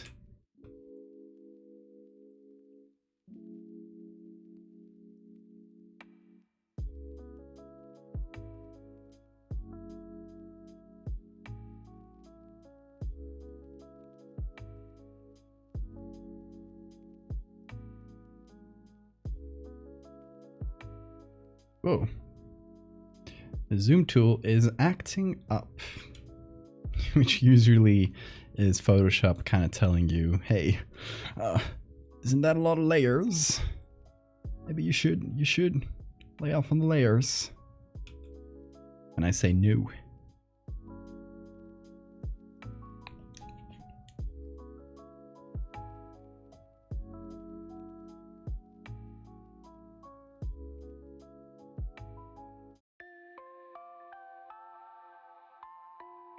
Okay, let's get rid of the eyelashes. We don't want that.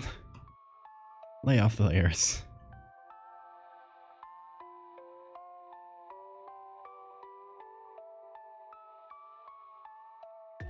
Oh, thank you for the save reminder. Good timing. Every time Photoshop acts up.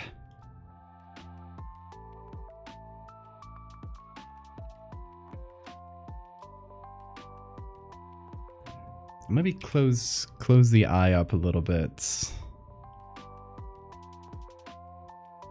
It feels like it's not entirely finished.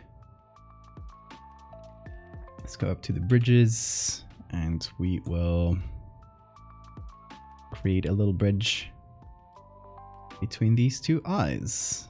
Hopefully we can make that work.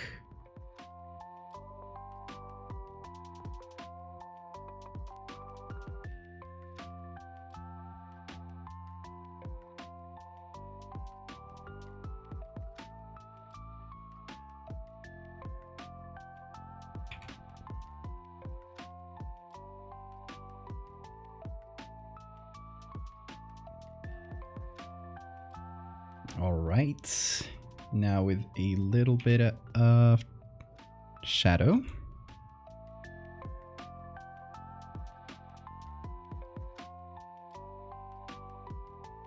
Why is there like a wrinkle in the middle? Is that my fault? I think it might be. Or is that, oh, okay, I got it. It's the wrinkles. I was like, why is there a wrinkle? I drew that wrinkle. I'm a dumbass. I'm a dum-dum.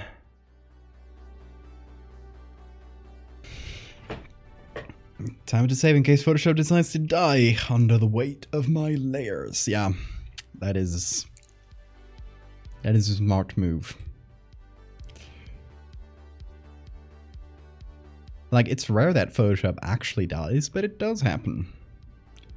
And when it does, it's never too fun. Especially if the last autosave is from a while ago. You can lose quite a bit of work. And it's just annoying to do the same thing twice, more than anything. Okay, that's one more eye. And thinking we'll redo the same thing over here. Maybe I'll do, yeah, let me do something here. This eye called ₑᵧₑeyeᵃ something. That's the copy, hold on.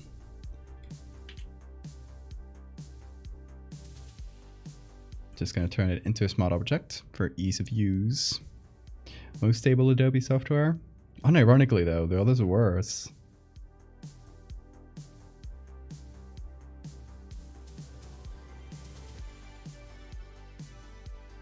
Like for all its problems, Photoshop is not as bad as the others.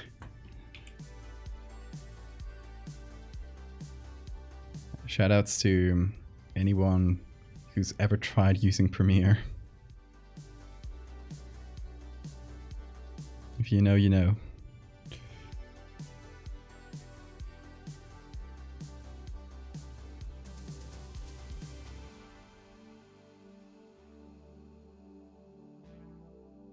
Make this one a bit smaller.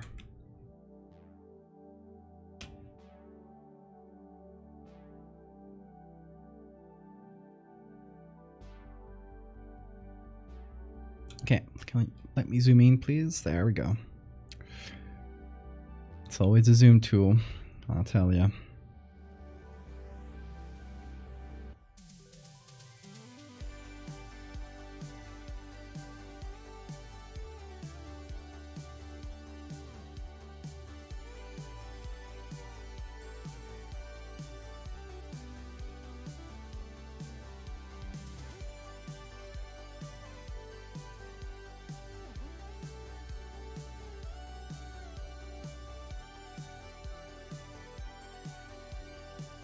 Okay.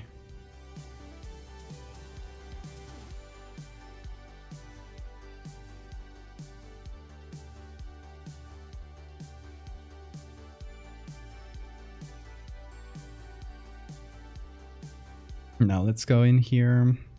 Oh, there, we gotta fix the wrinkles, of course. See, that's why I was stopping myself. As fun as it is to make little wrinkles between the eyes, I was kind of stopping myself because if I put too much work in it, then I would have to destroy a bunch of it, inevitably.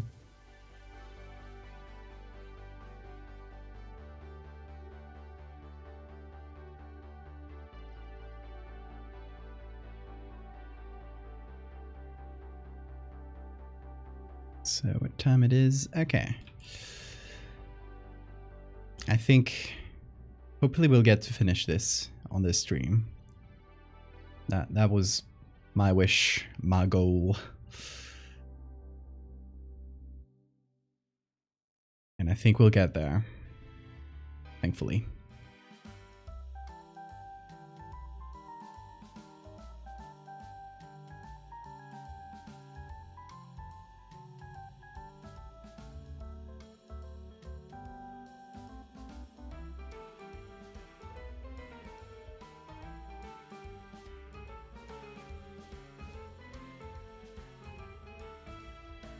Gotta be a real fun moment when I have to add the reflections for absolutely every single eye in here. Yay! Oh boy.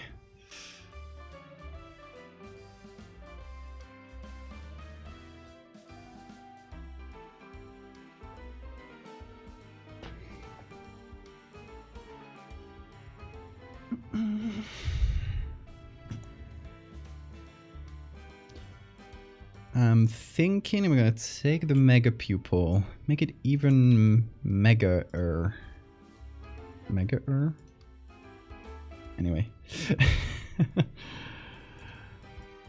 I'm gonna take everything below this layer. Yeah.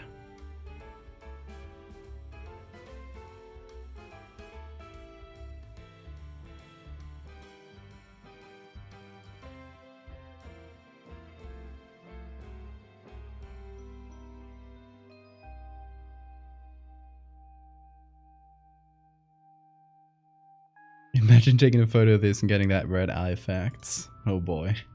Yeah.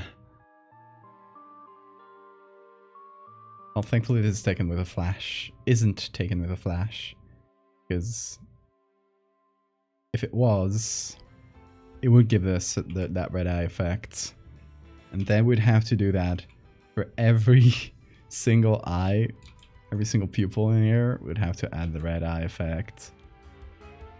And that, and my friends, would have been lots.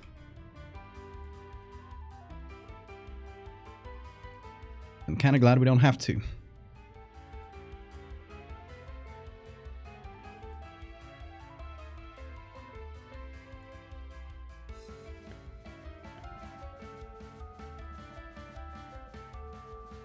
Okay. I think we've done all the eyes in that sketch layer. We're not missing any. But now we got to figure out, like, do we need more in any specific parts?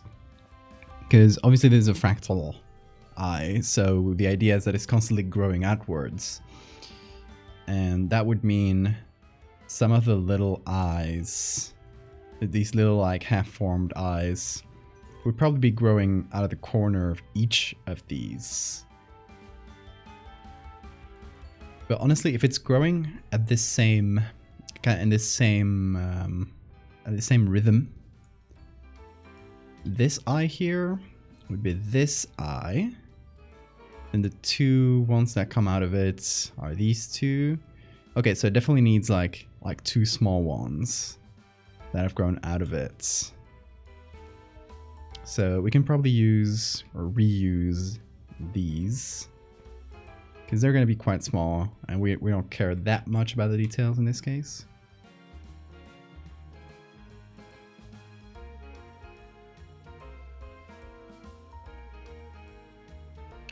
Like, I wonder if they would have grown more since the last time we saw them.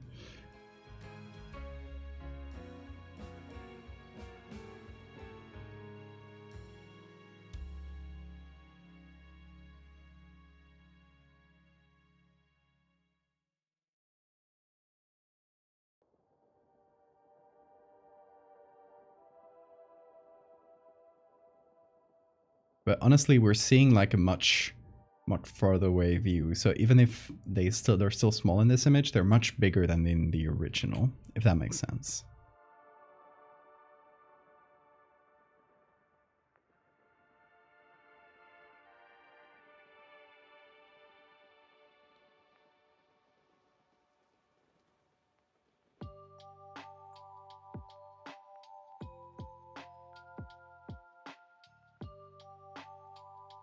Put another small one, a couple small ones here.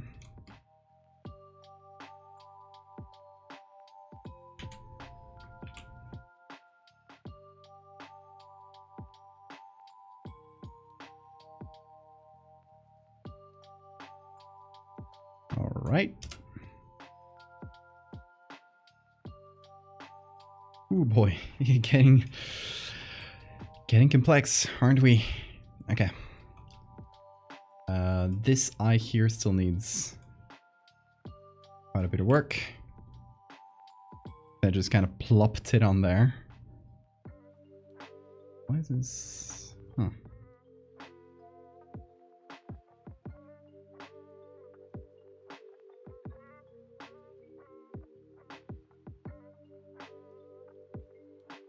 gonna make this one smaller.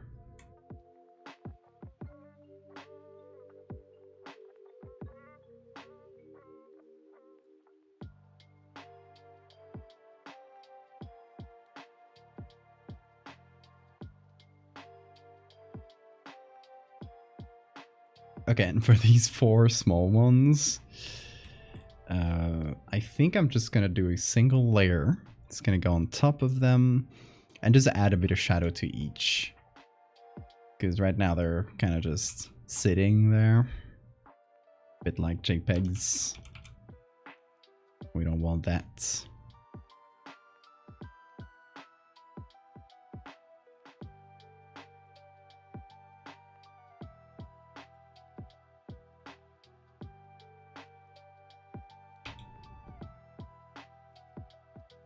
I wanted to ask y'all.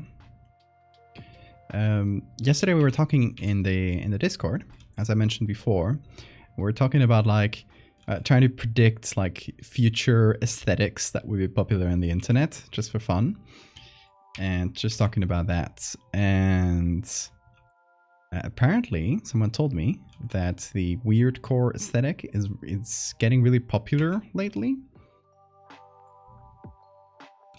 Just wanted to ask you guys if you've seen that around, and where is it popular? Because I've been thinking for a while of doing some weirdcore things just for fun. And if you don't know what weirdcore is, it's a really specific aesthetic that usually relies on like badly photoshopped things. Hold on, there's a subreddit for it, mostly Pinterest and TikTok. Someone said on Instagram as well, apparently.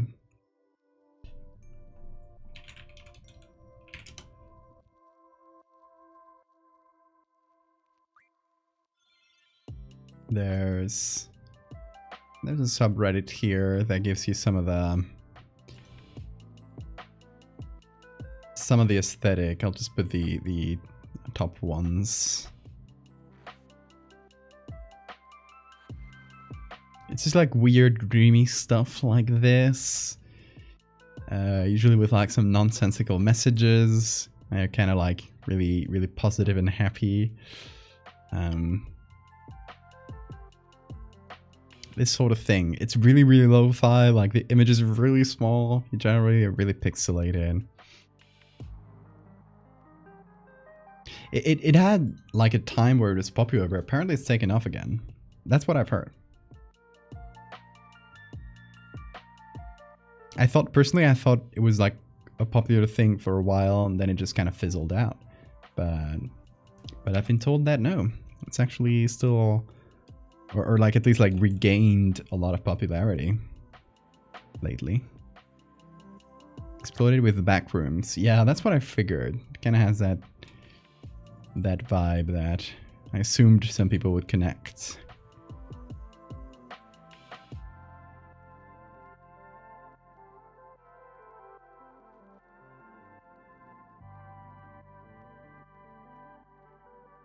'2000 nostalgia, yeah.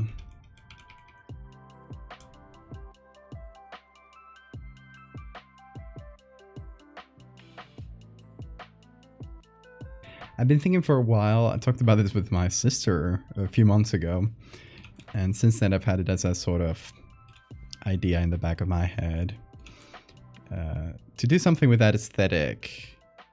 Maybe like a little thread or a short little series where it's someone with a shitty like 2000s digital camera, or even like a shitty phone camera from back in the day, from a flip phone or something, who's trapped in this strange like dream world and taking photos of it. And it just has that early internet aesthetic where it's the whole concept it's that it was posted to this blog and nobody saw it at the time or nobody believed it at the time, and you just kind of bring it back, that story, if that makes sense. Like, hey, did y'all see this like weird 2005 blog by this like random teenager who kept documenting this really strange place that they saw in their dreams? Something like that. I don't know. An idea that's been floating around in my head for quite a bit now.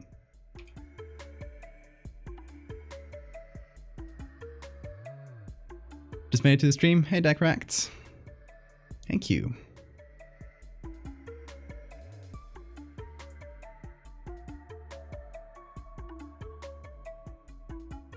My friends and I use cameras outdated by at least 15 years. There's some magic to it.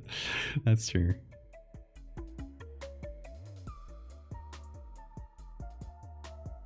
Yeah, we were talking about it before during the stream that there's a sort of like the nostalgia cycle is now hitting a whole new generation, and there's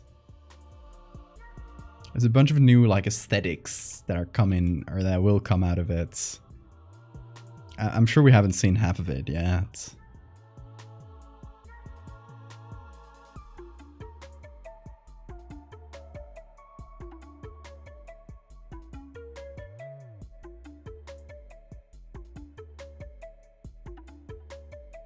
Quote-unquote digital horror. It's the next evolution of analog horror.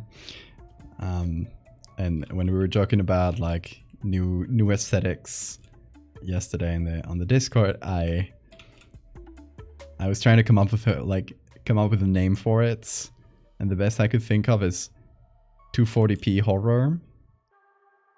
It's that sort of, digital but lo-fi. Does that make sense? I don't know. I like the term 240p horror. It doesn't have to be horror, but yeah, that's sort of like, yeah, next step in analog horror. Hopefully we're soon dropping the VHS aesthetic, which has been done to death, and we can start doing like moving forward into the YouTube generation. That should be fun.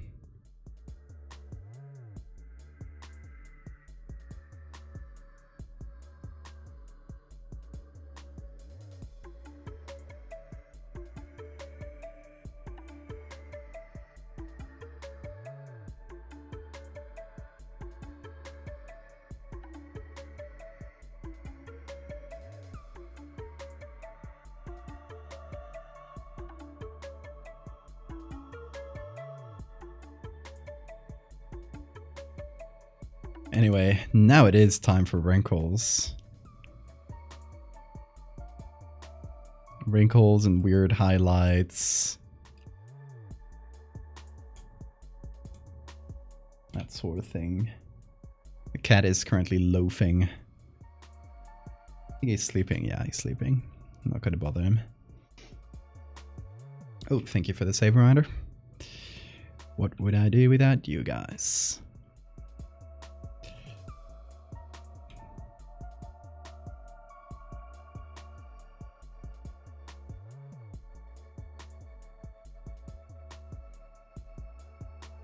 Bean is my favorite aesthetic. Same.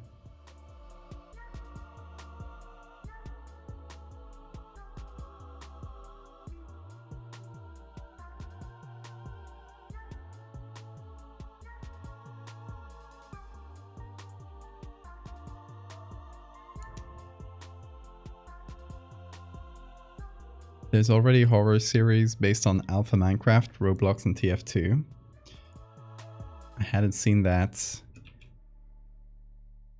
It was a matter of time before they brought back Hero Brian, but I didn't know it happened already. They're still in my thunder. I was gonna be the one to make that.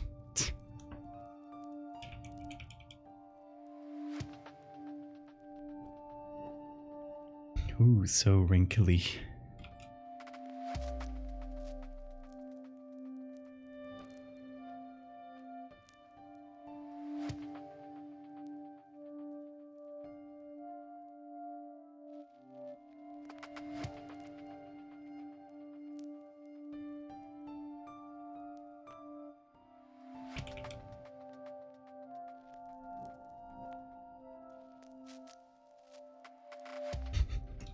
Okay, is this too wrinkly or is it good?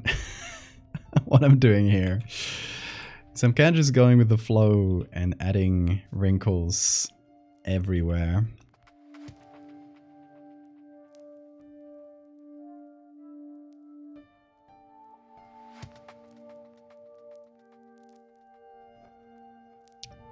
Hey Shindori. Welcome.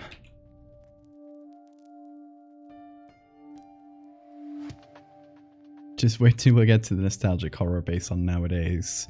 Oh yeah. 15 years from now, there's gonna be another Backrooms revival. And I'm gonna die.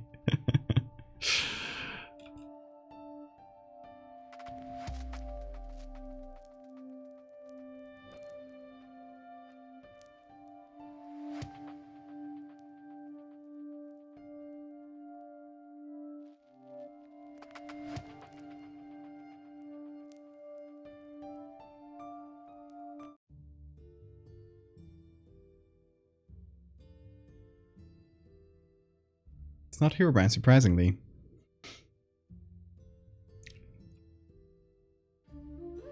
What is it about then? Feels like that's the quintessential Minecraft horror, but good for them to for now like falling into that, because that's been done a million times. So.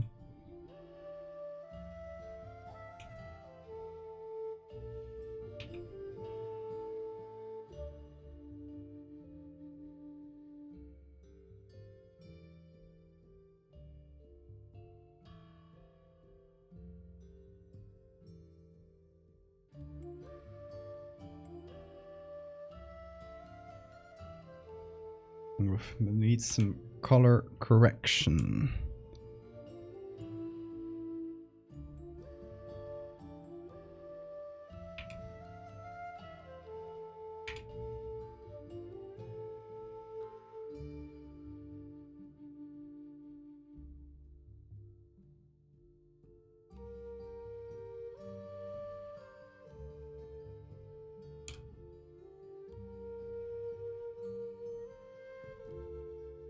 Grandpa, what's the back rooms?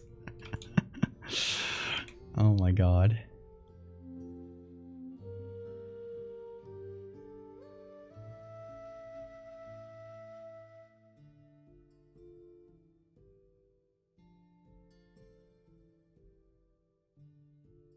Or has it already happened? Thank you, Boeing, for the follow. Has this already happened that someone's brought back Undertale, but as like a nostalgic aesthetic? Kind of like, oh, look at this old game. Or is it still too fresh in people's minds? Still the strange thing that was that fandom. I guess there's Deltarune now, so I guess it's still a bit too early to call Undertale like nostalgic. But when that happens, I might just shrivel up and turn into a mummy. Not yet. Oh boy, can't wait.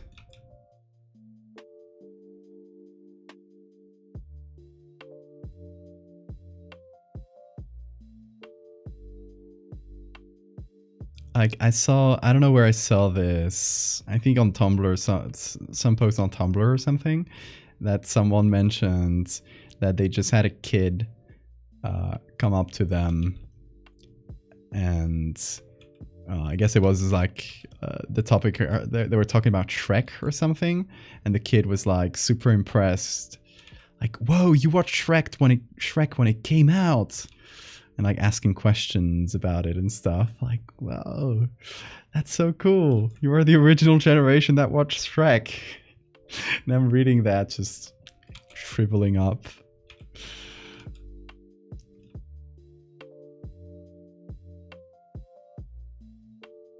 But that makes sense, right? Because Shrek is still like, despite the Shrek movies having ended quite a while ago and the originals being I don't know how many years old now, it's still like a powerful, like a meme powerhouse, Shrek. It's still all over the place. It's all over the internet.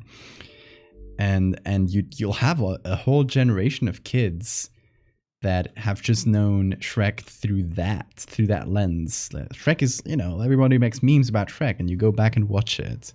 It's not the other way around. And yeah, it just makes me feel old. Shrek came out before I was born. Oh my god, you're a baby.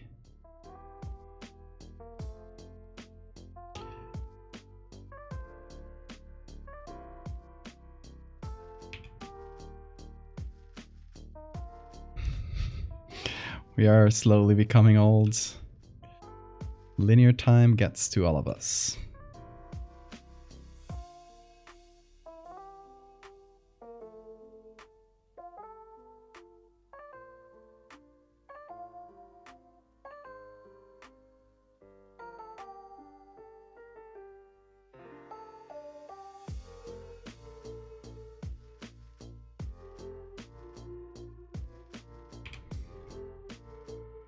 I guess the new version of like, you must be this tall to ride is, you must have watched Shrek the year it came out.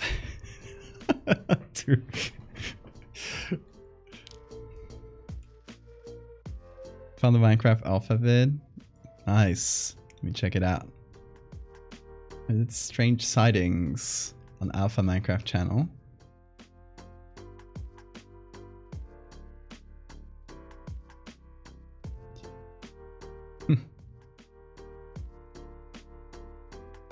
That sounds fun. I'll give it a go. I'll give it a look later.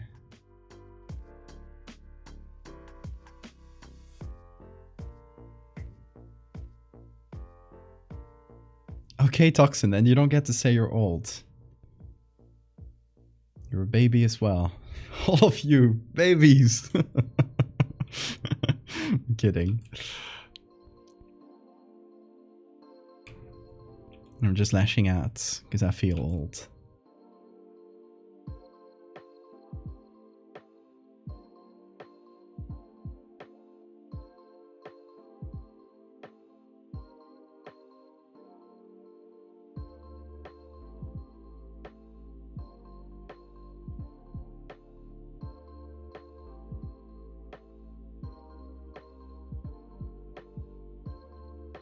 Anyone under the age of 21? Oh my god.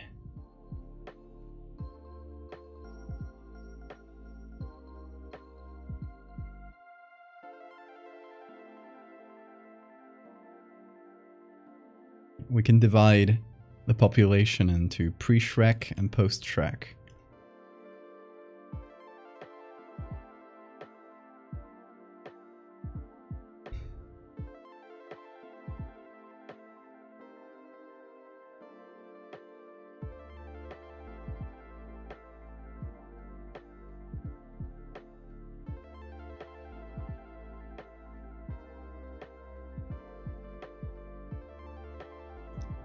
Gen Alpha?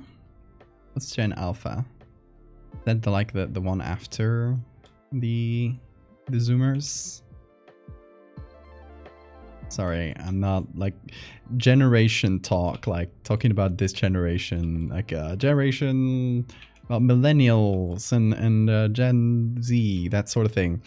It's a very American concept. This isn't done that I know of. This isn't done outside of America, and it's very confusing to me. Like this whole given names to generations. So I know that there's the like the current teenager generation. I know that's Gen Z. And then my parents' generation is boomers, and then I guess I am somewhere in the middle, so I must be a millennial, I guess? I'm not sure.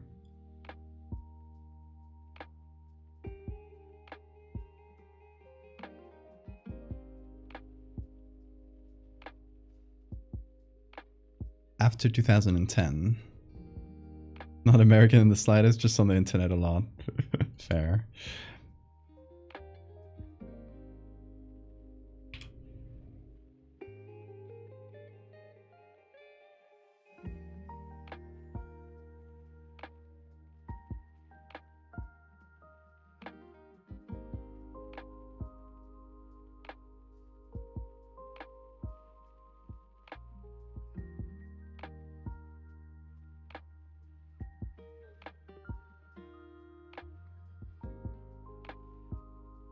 This wrinkle layer has ended up becoming a general lighting layer, but it's fine. Sometimes things become bigger than you expect. So now if I remove this layer, like... No, this is not the layer. It's this one. Yeah. If I remove these two layers, everything changes. I can feel myself turning to dust.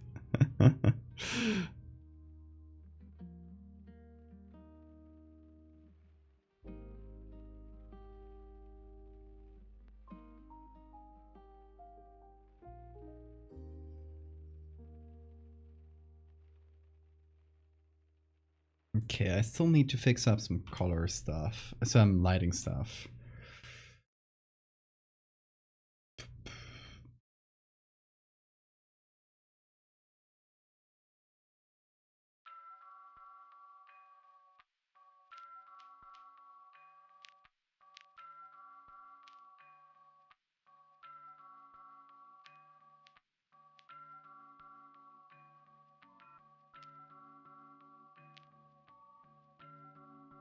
I feel like this, like the general eyeball, the eye thing, should generally kind of bulge out of the face a little. So that's what I'm doing here. I'm just kind of adding some general lighting on top of the whole thing. That I don't know if it's working.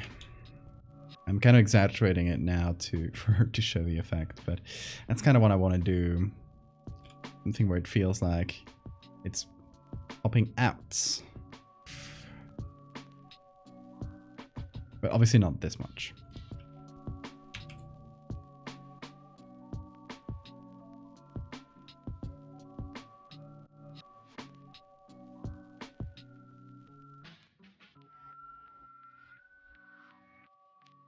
This helps a little.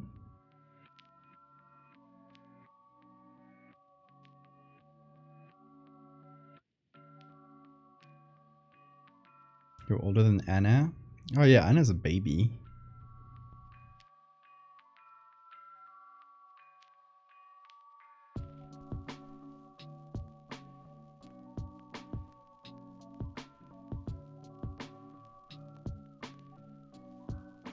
Everyone here is a baby except for me.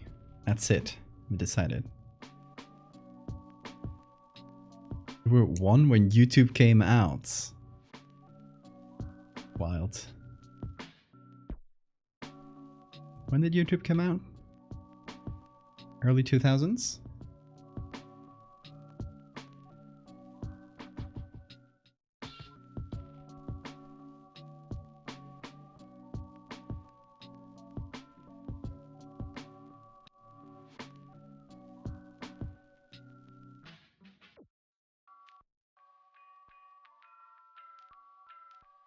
...2005. I was 9.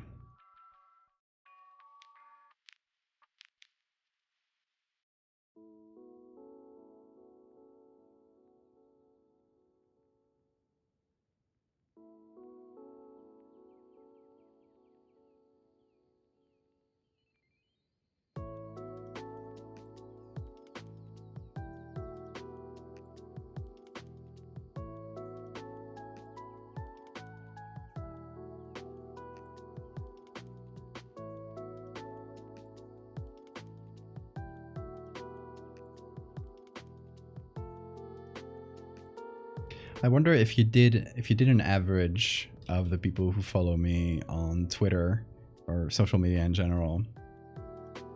What would be the average age?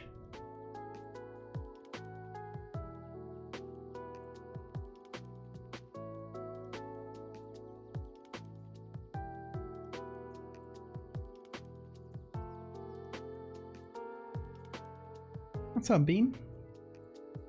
Oh, are you screaming? Why are you screaming? You want attention? Come here, boy. Come here. Come on.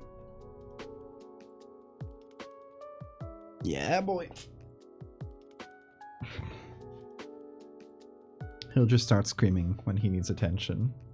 He'll just walk up to you and start doing the weirdest sounds. It's Bean time. Hi, Bean. What's up, dude?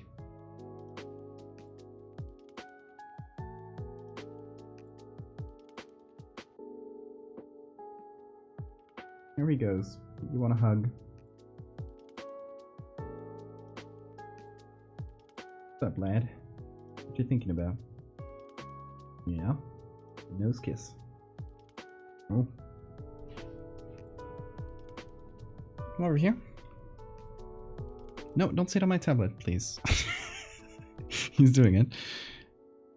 Come over here. Let's go. Yeah. Yeah, you can knead. You can knead for sure. He's kneading.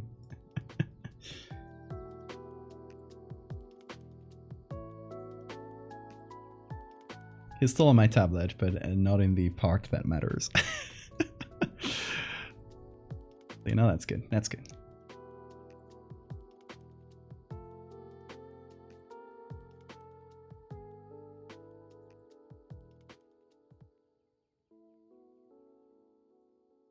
I'm wondering if I should zoom all of it in. That might break some things. So before I zoom at all, don't step on the tablet, baby. Come on. Keep working. Go ahead. There you go. Perfect. You can stay there. No, no, no, no. Don't eat the pen. Don't eat the pen.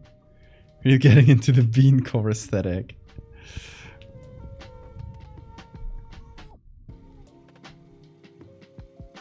Oh. He's once again on the tablet and he doesn't seem intent in leaving. On leaving, but he's looking at the stream preview. Oh, that's cute. He's seeing things move. No, don't try and... Okay, I'm gonna get you to your toys. You're gonna start biting my things. And those could get expensive. Yeah, that's expensive. That's not a toy. That's not a toy. Come on.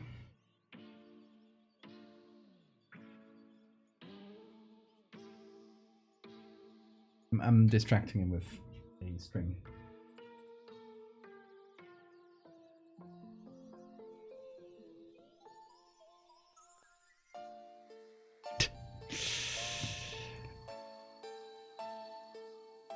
he was not distracted by the string.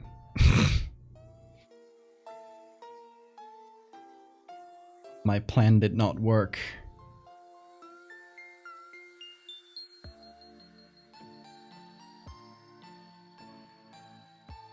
Okay, I'm currently clipping all the layer masks. That's all I'm doing. If everything is working correctly, yeah. I can now take literally every layer and Control T, please. Can I? Oh, okay. Maybe now? Yeah. Kids nowadays never seen VHS tapes, yeah. Had so many as a kid. But that's kind of the vibe I get from analog horror, is a lot of people that have never seen a VHS tape trying to get that aesthetic.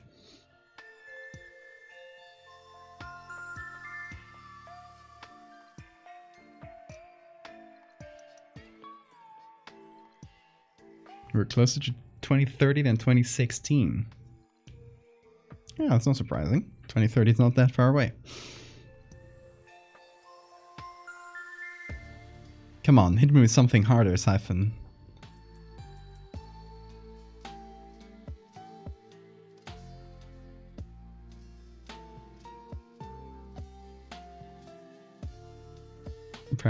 Parents were old school.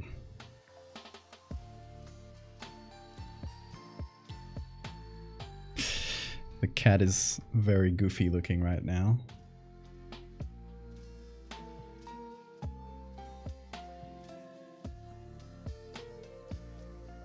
Okay, let's wait for that to render. It's what happens when you move or transform a bunch of layers that have their own filters on top. Is that, yeah, it takes a while to just render all of this.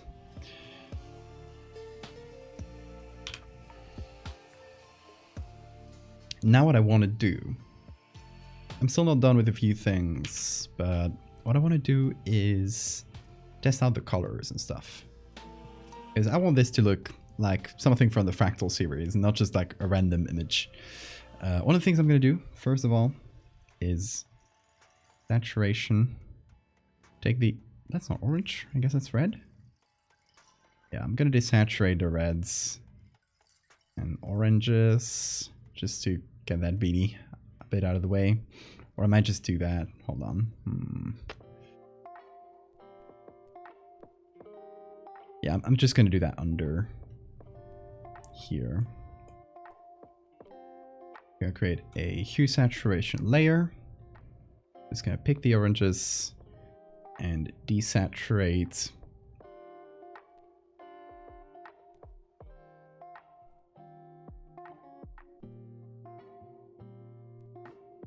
And then I'm just going to apply that to the beanie. Not talking about being the cat, by the way. That's another beanie.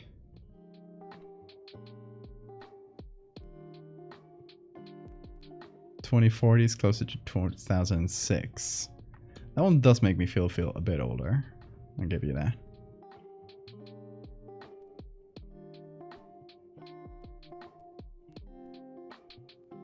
Oh, it's a soft pink. Much closer to the aesthetic.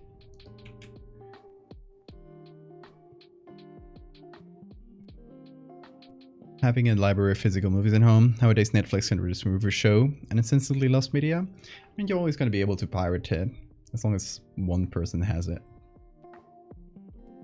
But that's true. I hate the fact that streaming platforms can just like make shows disappear.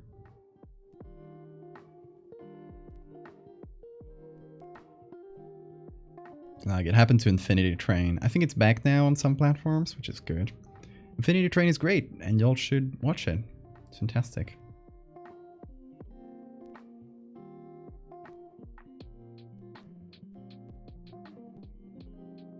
Oh, this is a bit dark. And it's...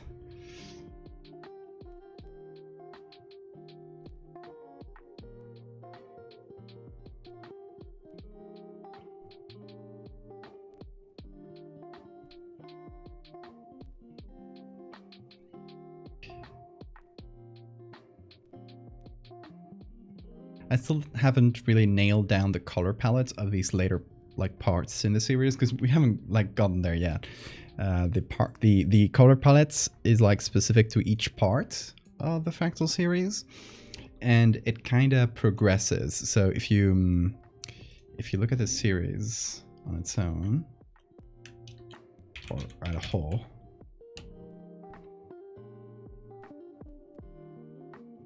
oh, hi ₑᵧₑeyeᵉȳeₑᵧₑ. Yeah, if you look at the series as a whole, it goes from blue, then gets into pinks, then that blue pink gets stronger and stronger until like as the violence kind of gets heightened, and the contrast gets higher and higher, and it's gonna keep happening until that kind of that war part of it is over, and then I think it's gonna like tamper down a little bit, but kind of change the palette slightly. So yeah, we'll see, depending on what 3 images we got for this specific part, we'll see the specific palette we go for, but now we're just kind of setting up what it might look like. Because this you're seeing right now, it's not going to be out for a while still, so it's we're kind of like preparing the homework before time. Fractalized bisexual lighting. Oh yeah, absolutely. The Fractal series absolutely has bisexual lighting.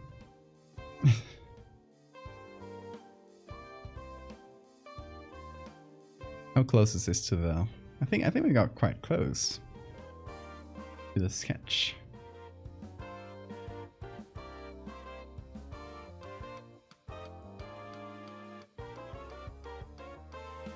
I'm still like not entirely 100% on board with the eye itself, you know? I like the shape of it.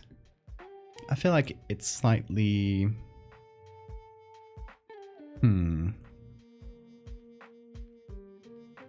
Like it pops out of the face. It looks a bit too flat as it kind of pops out. So I don't know exactly how to fix that. It's gonna take some more iteration to get that right.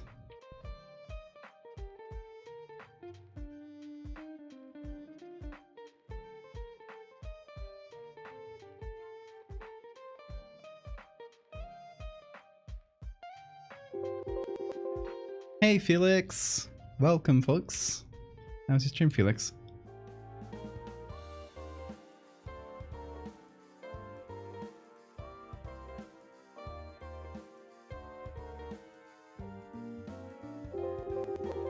And thank you for the resub. Otto! Hey Vash! Playing Alan Wake, nice.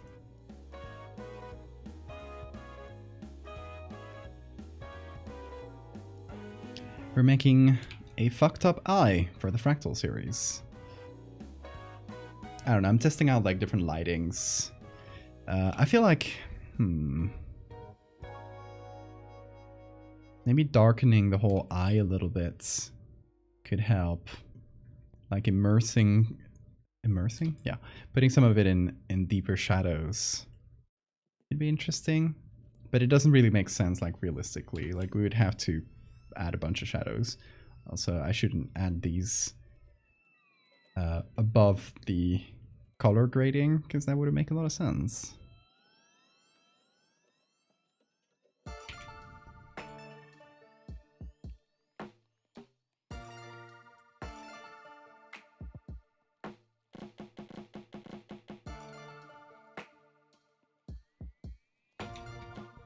Yeah, if we change the lighting of the photos so that it's coming a little bit more from the left. So this is the area that's being lit. I'm just doing it a bit roughly right now, but I just kind of want to get an idea.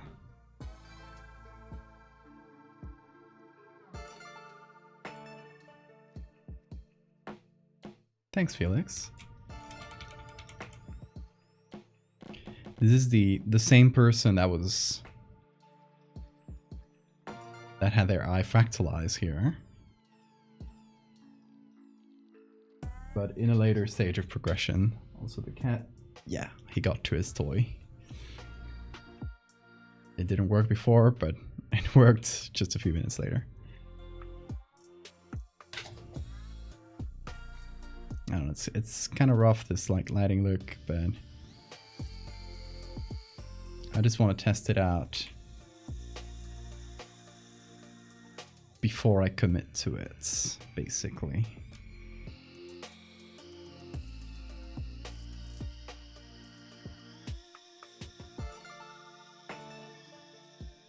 Blurry Val? Did I get blurry?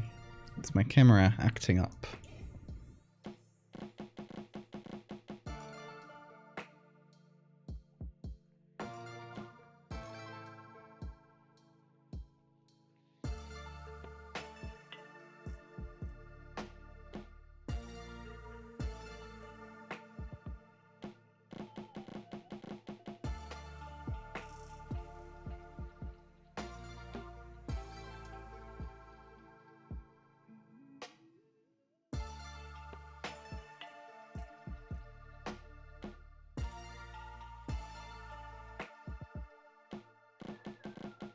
Okay.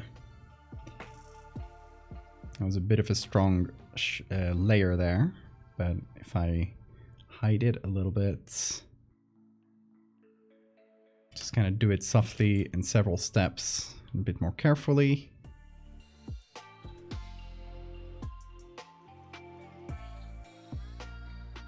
Hopefully we can get to a better stage.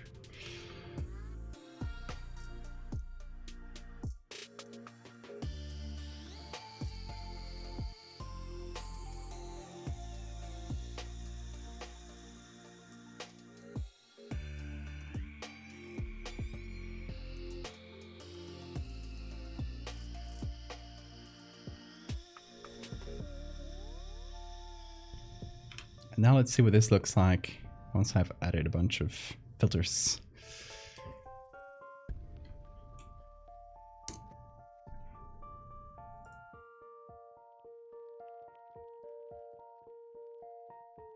Yeah, I think we kind of managed to move the lighting a bit. The question is, does it look better? What's the cat doing? I'm just playing around with the string. As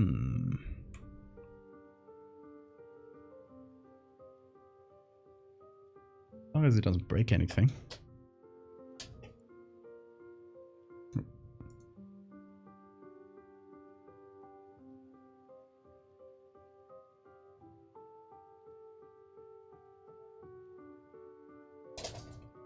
Don't know if you can hear the cat. If you can hear like scratching in the background, that's the cat playing. It's not doing anything bad. Worry not. It's just playing around, being goofy.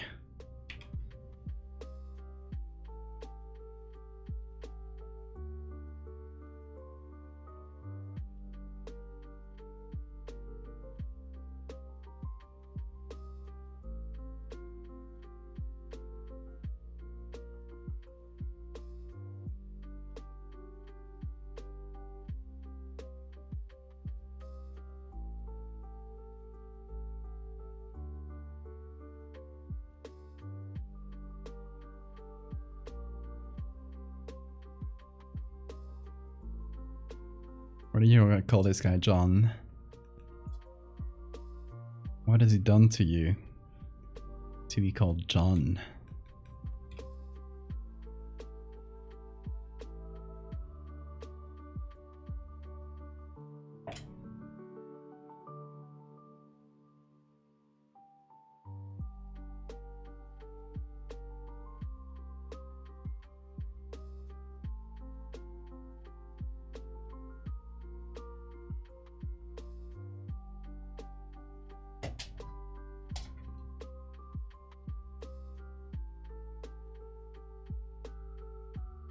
What's up, dude? Come up here.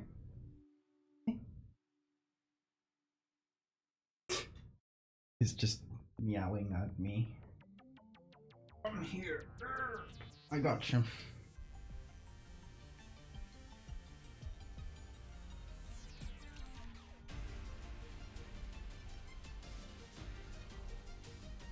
He wanted attention. You get beard scratches. There you go. Give us a purr. Give us a good purr.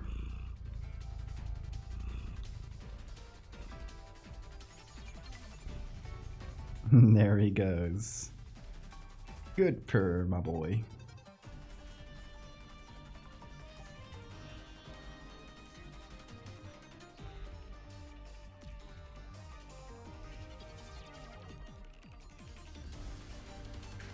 What do you want? Attention is what he wants.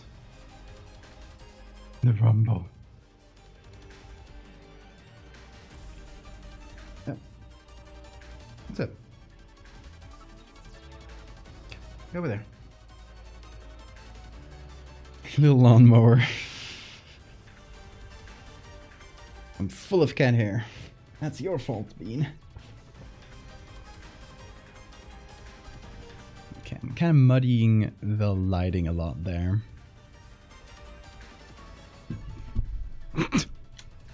That was a very awkward jump, Bean. You need to work on that. He nearly tripped. And now he is once again... Oh!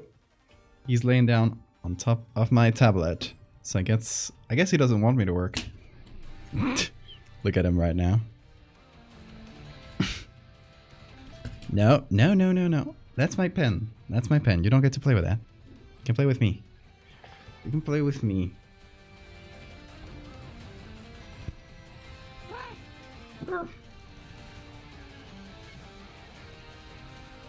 What's up? What do you want, silly man? What's up, you silly man? Oh.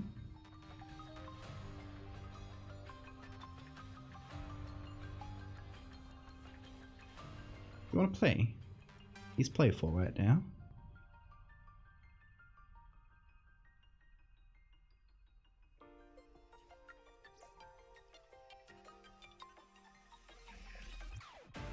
He's giving us a good purr. Oh, he wants to go into the mic. Oh, he's scratching himself against the mic.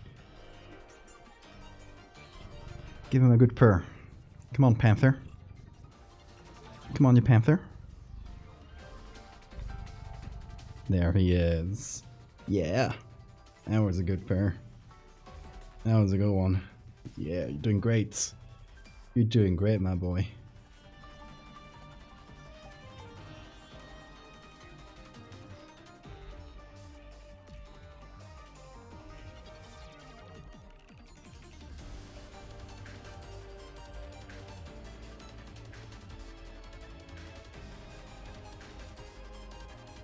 There he is.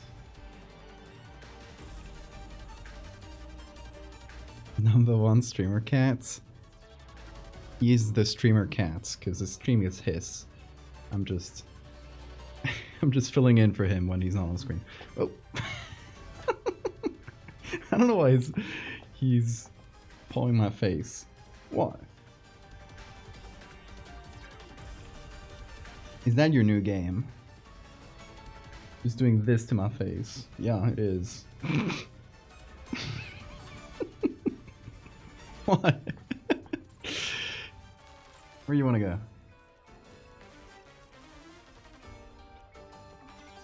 Okay.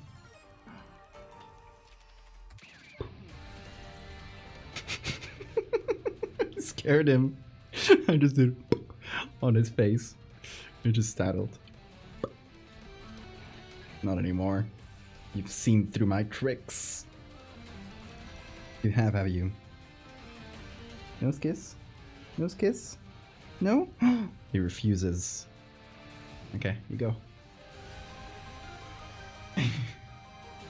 Bapping me is his new game. He is. It is.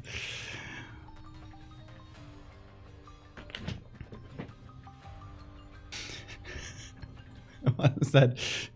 New wheel? Oh my god, it's a saw. Does it make saw sounds? Close enough. Oh boy.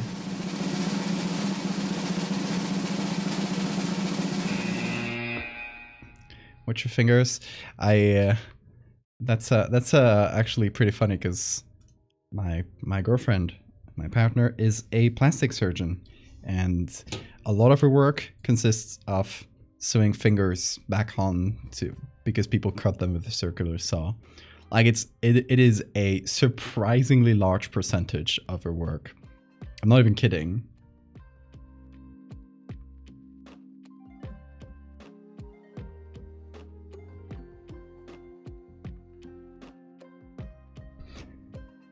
Siphon is an expert in the wheel program. We don't know how he does it. He's a warlock, a wheel warlock.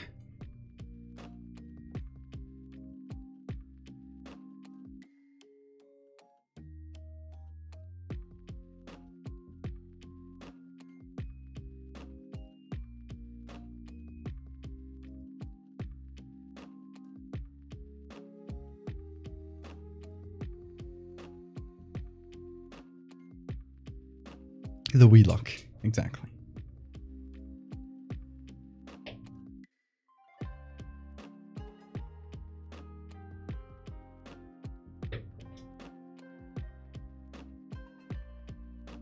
If you hear noises in the background, it's just the cat playing with this rat toy. I guess he woke up and chose to be playful this time. You never know.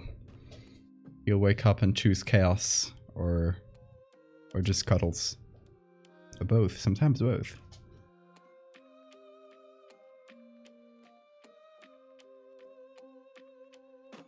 Very common for the circular saw to saw fingers off. Yeah. What did he just do? I think he ran out of the room. He bumped the door on his way out. Oh no, he's back in.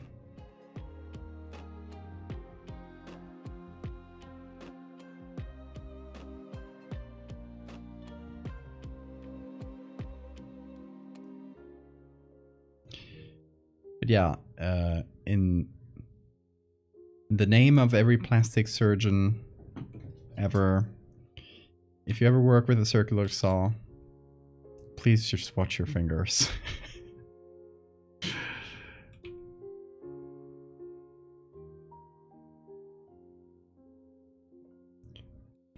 Because accidents happen constantly.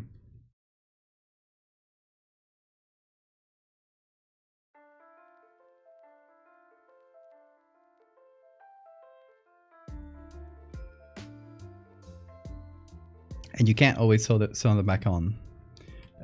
Just today, my partner told me she had someone come in with 4 fingers sliced off, and the fingers were not reattachable.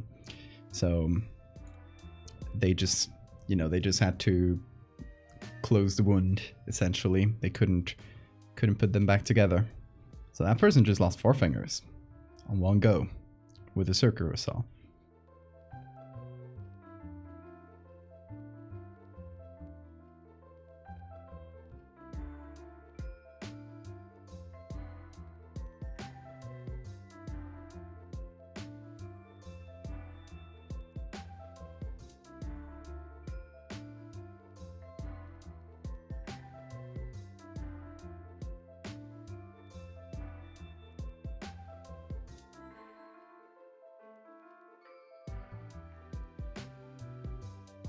Okay, I'm gonna do...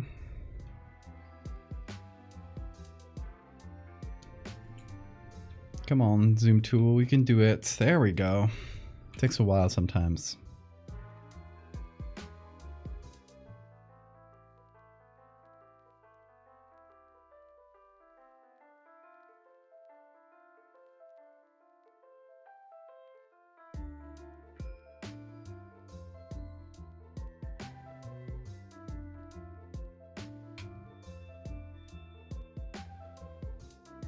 What you doing, Bean?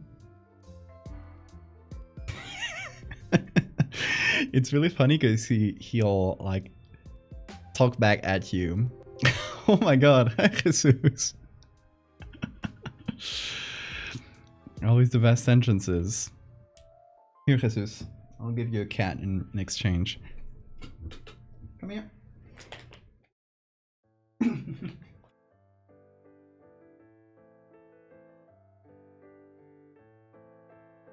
Here's a bean. For you. Bean, say hi to chats. Say hi to them. Hey, he's the streamer now.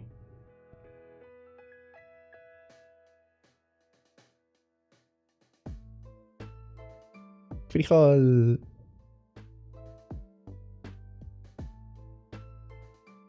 Don't worry, I won't give you away ever.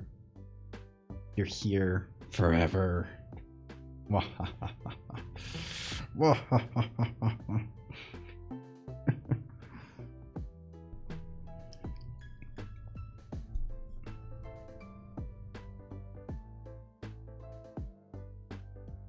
Nope, nope. He loves this. Okay, he's currently demanding attention, so I'll keep him here for a while because he's currently on my tablet once again. Oh my god, I'm so full of cat hair, it's impossible. Thankfully the camera doesn't seem to pick it up that much. But yeah, I got one of those lint rollers thingies. It doesn't work very well, unfortunately, so I'll need to get a new one. But it's good enough to remove some hair. So I'll have to use it after the stream, thanks to you, baby. Yeah. He doesn't want me to keep working. He's like, it's late, dude. You should rest up. Don't worry, Bean. We're nearly done. We're so close. Whoa, whoa, whoa, whoa, whoa, whoa. He's going wild. He's currently going absolutely bananas. What's up? What's up? What's up? He loves this.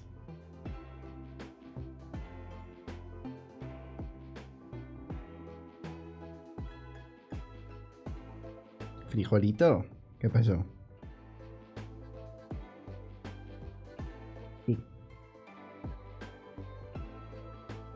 Air purifier to help with the cat hair floating. Does that help?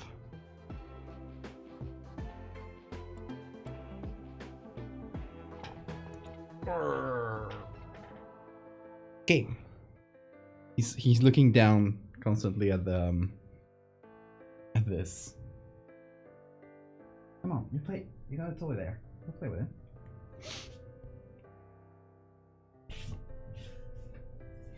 Yeah, the amount of cat hair is wild. That comes with the territory. Can't complain.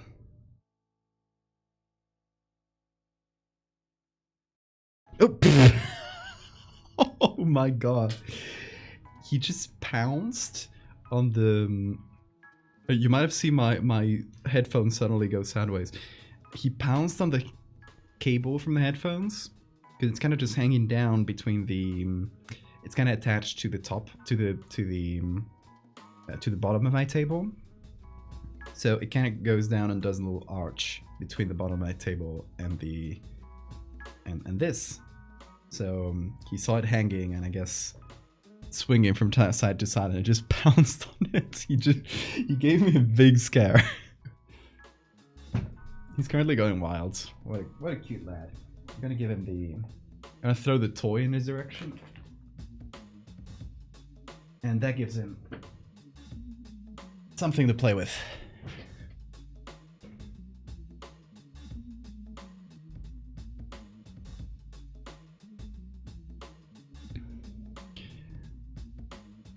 The air purifier thing is a good one. I didn't know about that.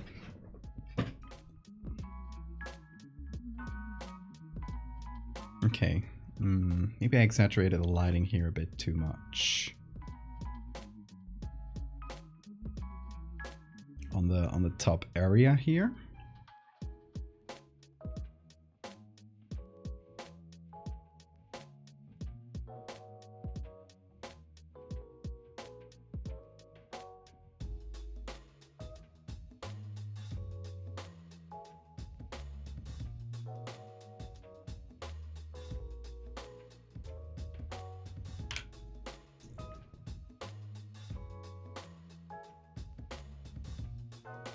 I don't know. Let's see.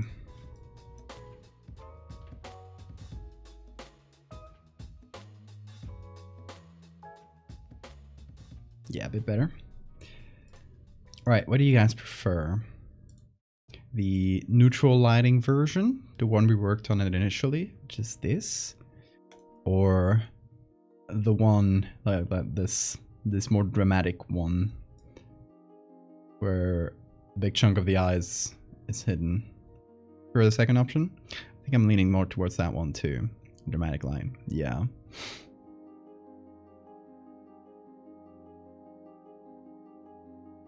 Like dramatic, yeah. Okay, I think we'll mostly agree. I'll keep this lighting, because you know it hides a bit more of the fractal eye in shadow and leaves a bit more up to the imagination, which is always good.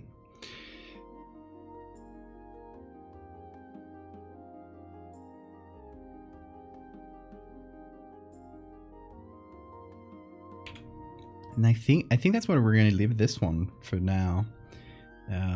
I might just come back to it and do more when we get to that part in the series. There's definitely like, okay, there's two things that I'm kind of leaving for that moment. And it's the signature and the reflections. Because right now, the reflections are a bit all over the place. Like this is different to this, it's different to this, it's different to this, etc. And then they should be coming from here, because that's where the lighting is. So there should be a reflection that's similar, and that's in every eye. The same here, and here, and here, and here, and here, and here, etc. That sort of thing. So those are the two like main things to take care of, but it's fairly minor. We got the main effect taken care of. Hey, chocolate.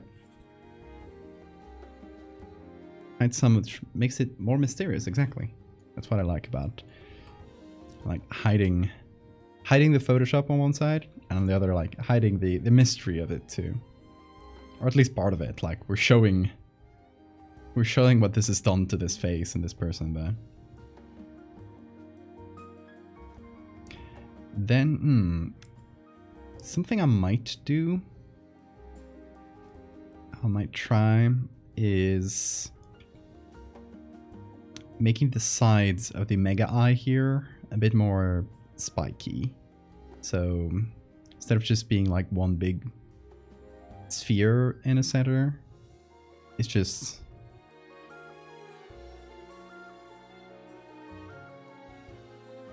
it's a bit more irregular. I don't know, still not sure about that, but those are the three things to do.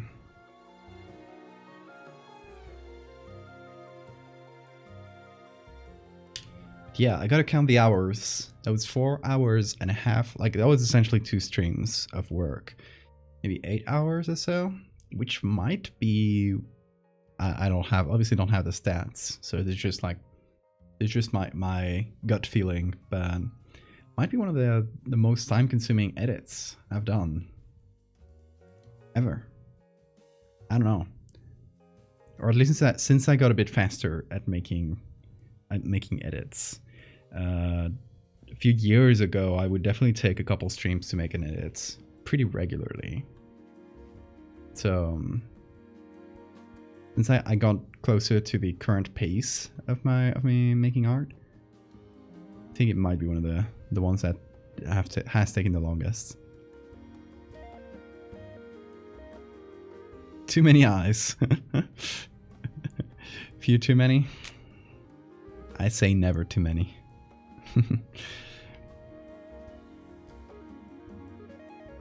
Yeah, you guys won't see this edits pop up in the series in months, probably.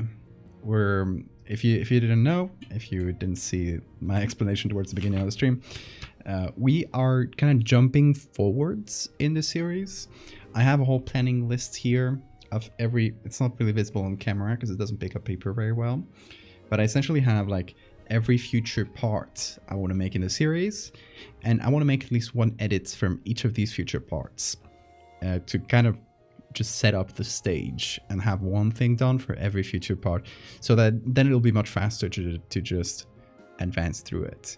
Because the fractal series is something where I have the idea of what I want to do for the rest of the timeline.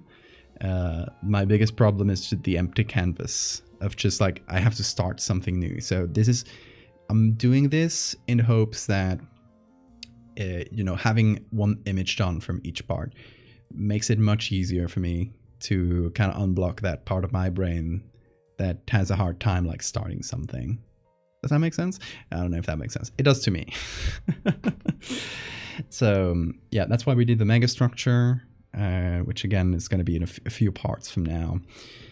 We did this one, and I want to do at least a couple more, and then we can kind of continue the series sequentially. So yeah, I don't know, probably over the next couple of weeks, I want to say. We'll see.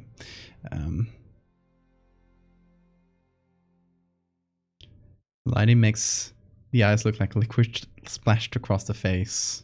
I like that. It's kind of like the Nickelodeon splats. A little bit. So yeah, that's the intention for the Fractal series. Do first kind of work on it vertically, just get like the main timeline done, and then fill that in. Because each part in the series usually has like its main photo, and the other two are just kind of show other things, but it usually has like one like more interesting image per part, and that's kind of the ones we want to do. We want to do the interesting ones, so that the only thing left to do will be like the secondary ones, and that's much faster, much easier once you have that first one. Thank you, Decorect. How many series do you have in mind? Millions? I don't know. I have way too many ideas for what I can actually get to. So for now, I just want to like focus on the two series I got going on. I want to focus on Fractal. I want to focus on Megalomorpha. Hopefully get the Fractal series done this year, and Megalomorpha at least get the two parts that I'm working on, get those done, and then we'll see the others. We'll see the rest, but get those two done. That's the intention. So yeah, I mean, big words. I don't know if we'll get to do the whole series in a year, but at least we'll get the important parts in. Like a ziggurat. Yeah, ziggurat will happen eventually, but it still needs a bit of work, unfortunately. But yeah, that is where we're gonna leave it for tonight. We're gonna right after stay here after I say goodbye, because right after we're gonna go raid Beastole Art. I think is live. Checked before. Yeah, we're gonna raid Beastole. Who's a really cool streamer and really cool artist as well. So yeah, that'll happen right after we go into the ending soon screen. Well, thank you so much for that resub, right on time. 3 months, hell yeah. All right, so we're gonna raid Beastole. Get your night crawlers ready. Get your little crawler emotes and spam them once we get there. Okay, that's our strategy. Spam them. Don't spam them too much. Be nice, but get a little message with a bunch of night crawlers and. Yeah, with that, thank you guys so much for sticking here with me for 2 streams as we make this really, really complicated image. It's been a long one, but I hope you like it. I like it quite a lot. So we'll see each other again on Wednesday. I don't know exactly what we'll do, possibly more fractals. So have a fantastic time zone, everybody. I'll see you over at Beastole stream.